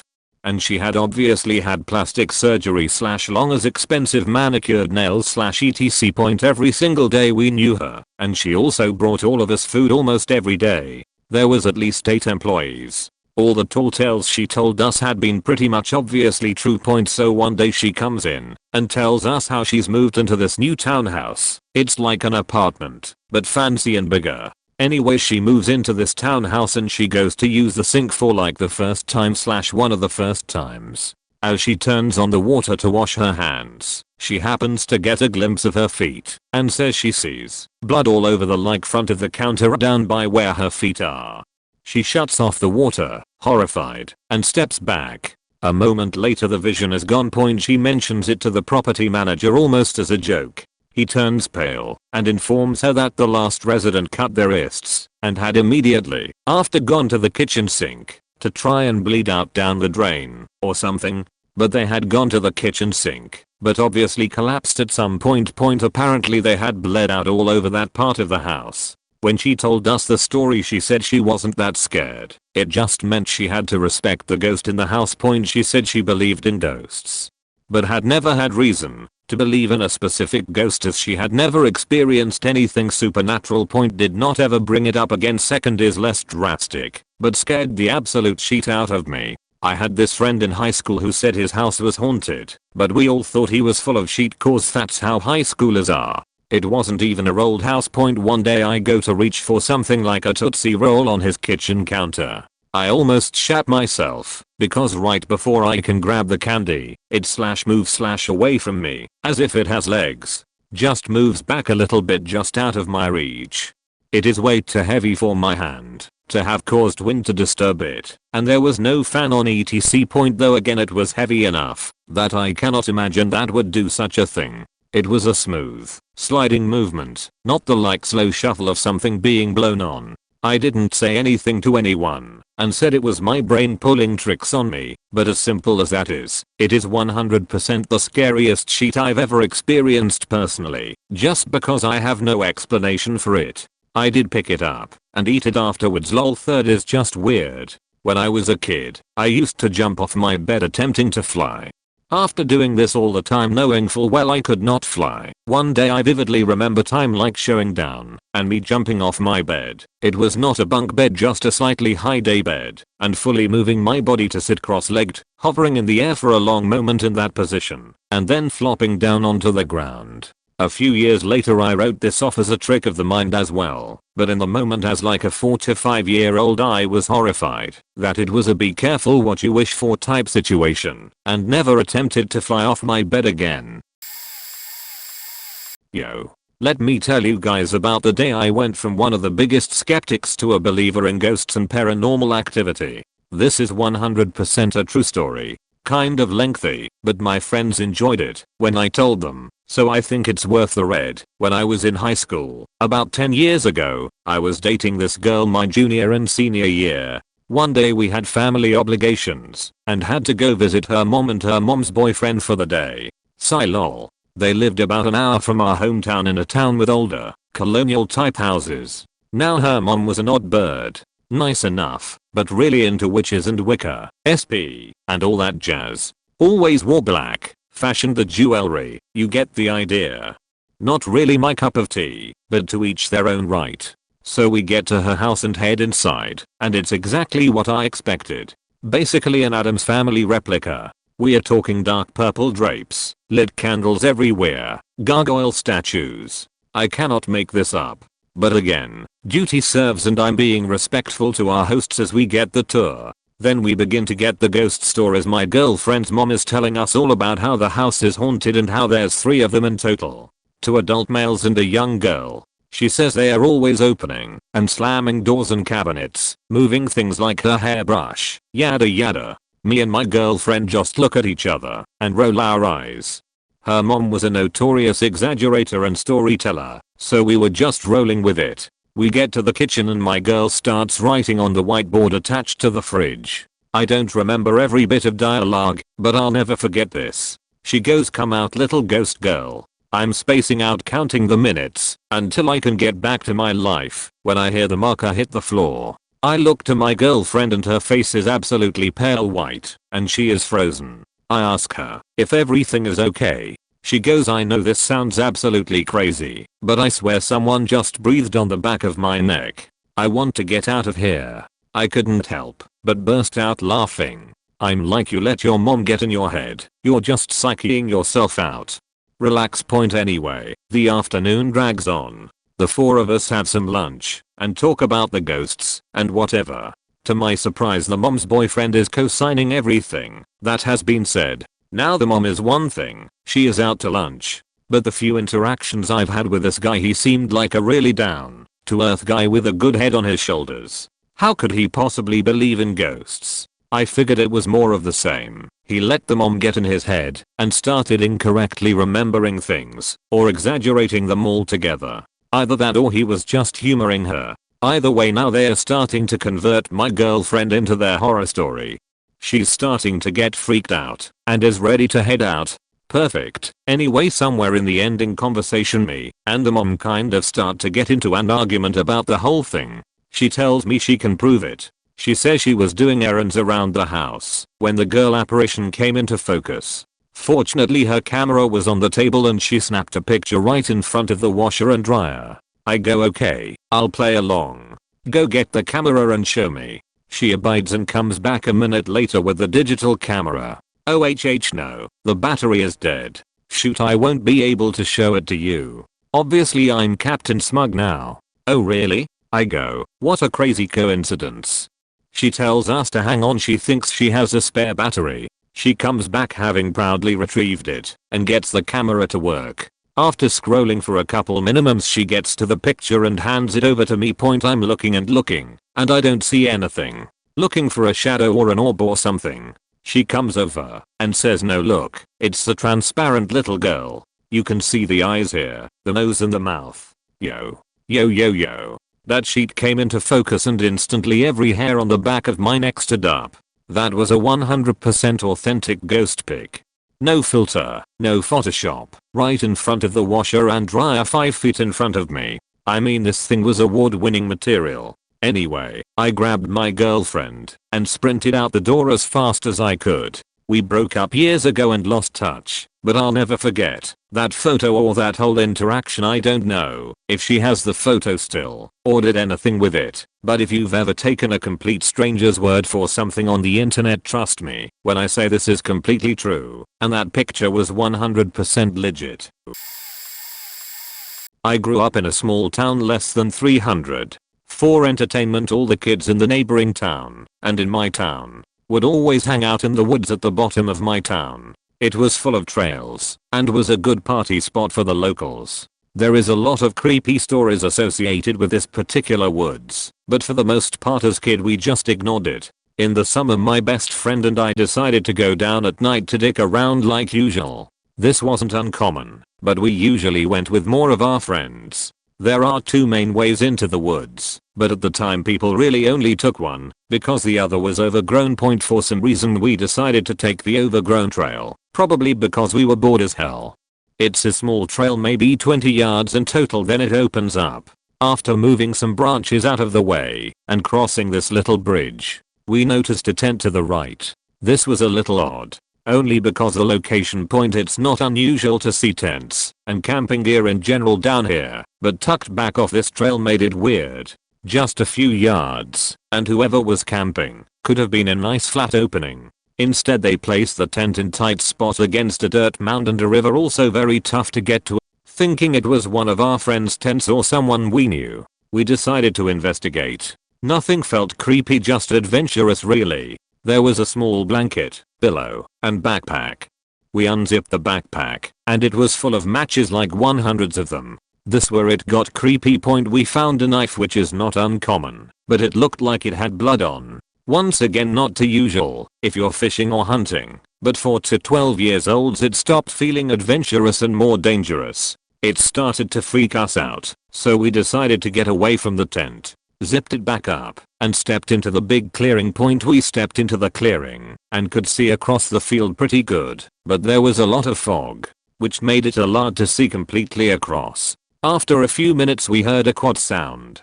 Totally normal, it was kinda just known to always hide from quads. Hiding from quads is normal, mainly because you never know if it is gonna be the owner of the land coming to kick the brat kids out for destroying his land. We ducked behind a brush pile and managed to hide ourselves pretty good.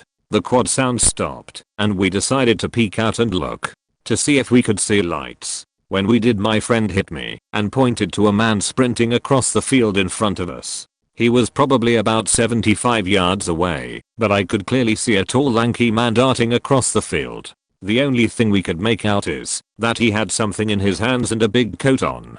Also that he was pretty fast. Lol. Now we are really freaked out. We duck back down and whisper to each other until we have a plan to make a mad dash in the opposite direction towards the road. Maybe 100 yards. We look at each other, count to 3 and start sprinting. Immediately it felt like we were being chased. I looked behind a few times, but didn't see anything. We didn't stop running/jogging until we got back to my house and starting freaking out.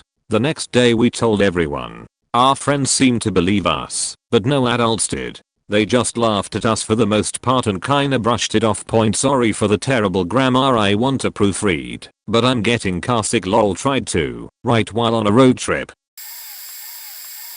When I was younger, I needed a place to live as soon as possible. My landlord was kicking me and all the roommates out because he wanted a family living in his home instead. He gave us 30 days to get out, and it was day 29, and I was the last one there. I found a place that was a little out of my budget, but what could I do? The home was vacant because the owners just moved out to help college kids with cheaper places to stay. I was the first to move in, and I chose an upstairs room with the only view of the front yard. My first night there, it's about midnight when suddenly there's loud banging on the front door, what I assume is the front door.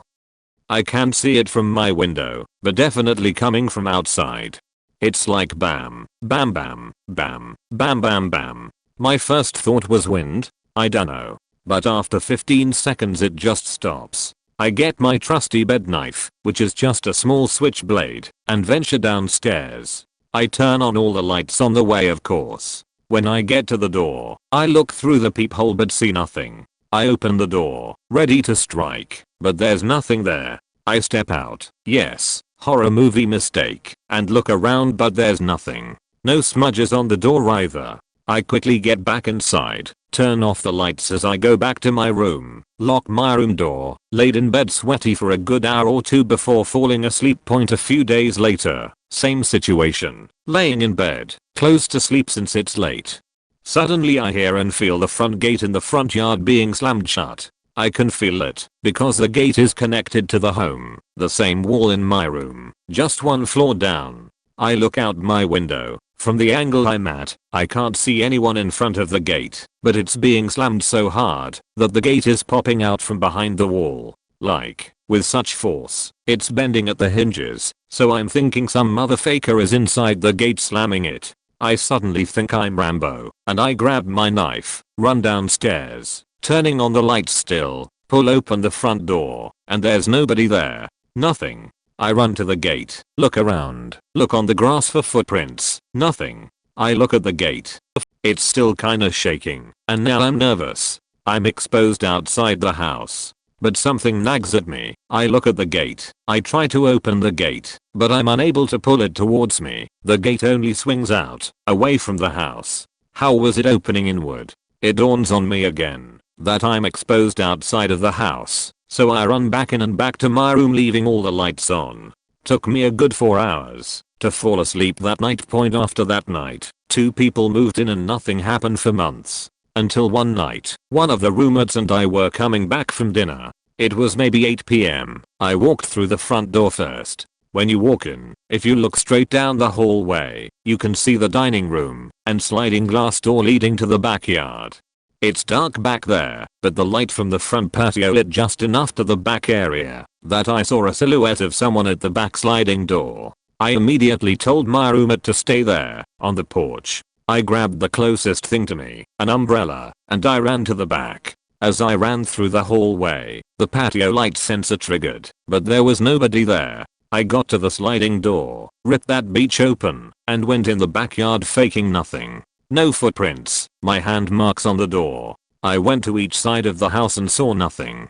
There are 8-foot metal fences on each side of the house. Only one side has a gate for a car to fit, but it was locked. My roommate came to the backyard asking what happened. I explained the situation and the previous nights and she freaked out. To this day, I don't know what happened. I moved out a few months later because I got a different job. The roommates that stayed there said nothing weird happened to them, which is good, but still I wonder. I've driven by that house recently, and it looks like a single family lives there now. Once when I was about 12, I'm having a great time scrolling through everyone's stories. Thank you everyone for sharing your experiences. As creepy as they are, they come as a bit of a relief regarding my own story, vindicating in a way. I'll try my best to keep it brief, but I really feel compelled to share what happened to me. Before I get to that, I think some backstory is necessary. My parents bought an old farmhouse out in the middle of nowhere in northeastern Pennsylvania. They built an addition that effectively doubled the size of the building. About a half of a mile down the road there used to be a dam, where some teenagers tragically met their end in a fishing accident. Girls wearing heavy, multi-layered petticoats accidentally capsize their small rowboat. Boys dive in to try and rescue them. Another rowboat comes to their aid and also capsizes. Some of the kids end up drowning. Unrelated to that, we have an antique photo of how the house used to look with its previous tenant standing out front. The image is clear except for the father of the family's face is blurry. He must have moved his head while the picture was being taken. For the record, I know how cliche these details sound. In retrospect it's almost corny, but I still feel like they're relevant points. So fast forward to my childhood, late 80s through early 2000s. My older sister, whose bedroom is the only one on the old side of the house, occasionally complains about scary things happening to her at night. Footsteps, bad dreams, a presence in the room. She says there are multiple entities in the house, a woman and a man and something angry. She often crashes in my room to avoid having to spend the night on the old side of the house. The rest of the family doesn't seem to know what to do about it, so we just act like it's a general fear of the dark. Later, when she was in high school, a boyfriend was over and sitting alone in her bedroom waiting for her to get ready. He says he heard loud, stomping footsteps coming up the staircase right outside her bedroom door. Then he watched as footprints pressed into her carpet, coming directly towards him. He was sitting on her bed and suddenly, as the footprints lead right up to him, The mattress shook, as if another person had sat down on it next to him, and he felt two invisible hands grab his shoulders. My sister found him pacing around outside, because he had fled the building in terror. My father claims to have also experienced electronics turning on all on their own and a voice whispering to him from the static noise they made. This occurred on the old side of the house as well. He too fled the house when this happened and waited for the rest of us to come home from church. I remember this occasion, because when we got home we were greeted by him in the yard in only a t-shirt and his tighty whities looking terrified. So, as ridiculous as it may seem, we just didn't make a big deal about any of this. We had lives to lead, and things to do. I think denial may have played a big part in that. Things like this didn't happen very often, so it was just easier to shrug them off. Anyways, throughout my entire childhood I never experienced anything. I was told these stories later in life. Aside from an occasional creepy feeling, as far as I was concerned, we lived in a regular house and my sister was just a scaredy cat. By the time I had graduated from high school my parents had divorced, and we were in the process of moving out and selling the house. I had a small apartment near where I had enrolled in college, and one afternoon a friend and I drove out to my old house to pick up a few things, but mostly to raid the forgotten liquor cabinet. The house was mostly empty as we had almost finished moving out, and we were the only ones there. We were on opposite ends of the house, him upstairs in the new section of the house and me downstairs in the old section. I kept hearing a polyphonic ringtone, the kind cell phones at the time had, so I called out to him to answer his phone. It was to the tune of Twinkle Twinkle Little Star. After a while it kept going off, and he wasn't responding, so I went upstairs. We met in a hallway. He was calling out to me to answer my phone, but neither of us had an incoming call. The sound continued, so we traced it to a bookshelf of all places. I remember running my finger along the spines of the books until I came upon a book labeled Twinkle Twinkle Little Star, and as soon as I did the music stopped. Turns out it was one of those books that played a little tune when you opened it, like some greeting cards do, only when we took it out and opened it the batteries were clearly dead as it had been sitting there since my sister and I were children. It had a nice inscription in it that my parents wrote to my sister, something about following her star, but I swear to you the batteries were dead. So that's the part of my experience that I feel confident in recollecting. What happened next may very well have been my roommates messing with me. One of them had a particularly mean sense of humor, but I'll share them anyways. We laughed off how creepy the whole situation was, and in some kind of machismo-fueled dare we decided to bring the book back to my apartment. My place was very small, only 3 rooms, and I put it in the room furthest from my bed. My roommates slept in the room in between. The next several nights that 3rd room would get trashed, loudly. From my bed I could hear things getting thrown around, but I was too scared to get up and investigate. My roommates didn't seem to have any comment about it either. Eventually I got fed up with it and threw the book out of the window into the small gap between our building and the next. This apartment was on the 3rd floor, so it fell all the way down. From then on the apartment was quiet again. So that's it. Sorry for the length and thank you for this opportunity to share. I like to think it was one of the friendlier entities taking their last opportunity to reach out to us before we were gone and say goodbye to my sister, but who knows.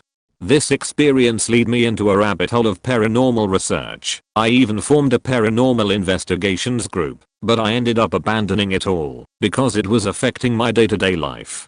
To this day I maintain a mental block between me and thinking deeply about this kind of thing. I feel like thinking about it too much really does make you more vulnerable to certain things, or makes you obsess over them, but it feels good to share and to hear about other people's similar experiences. Stay spooky, friends.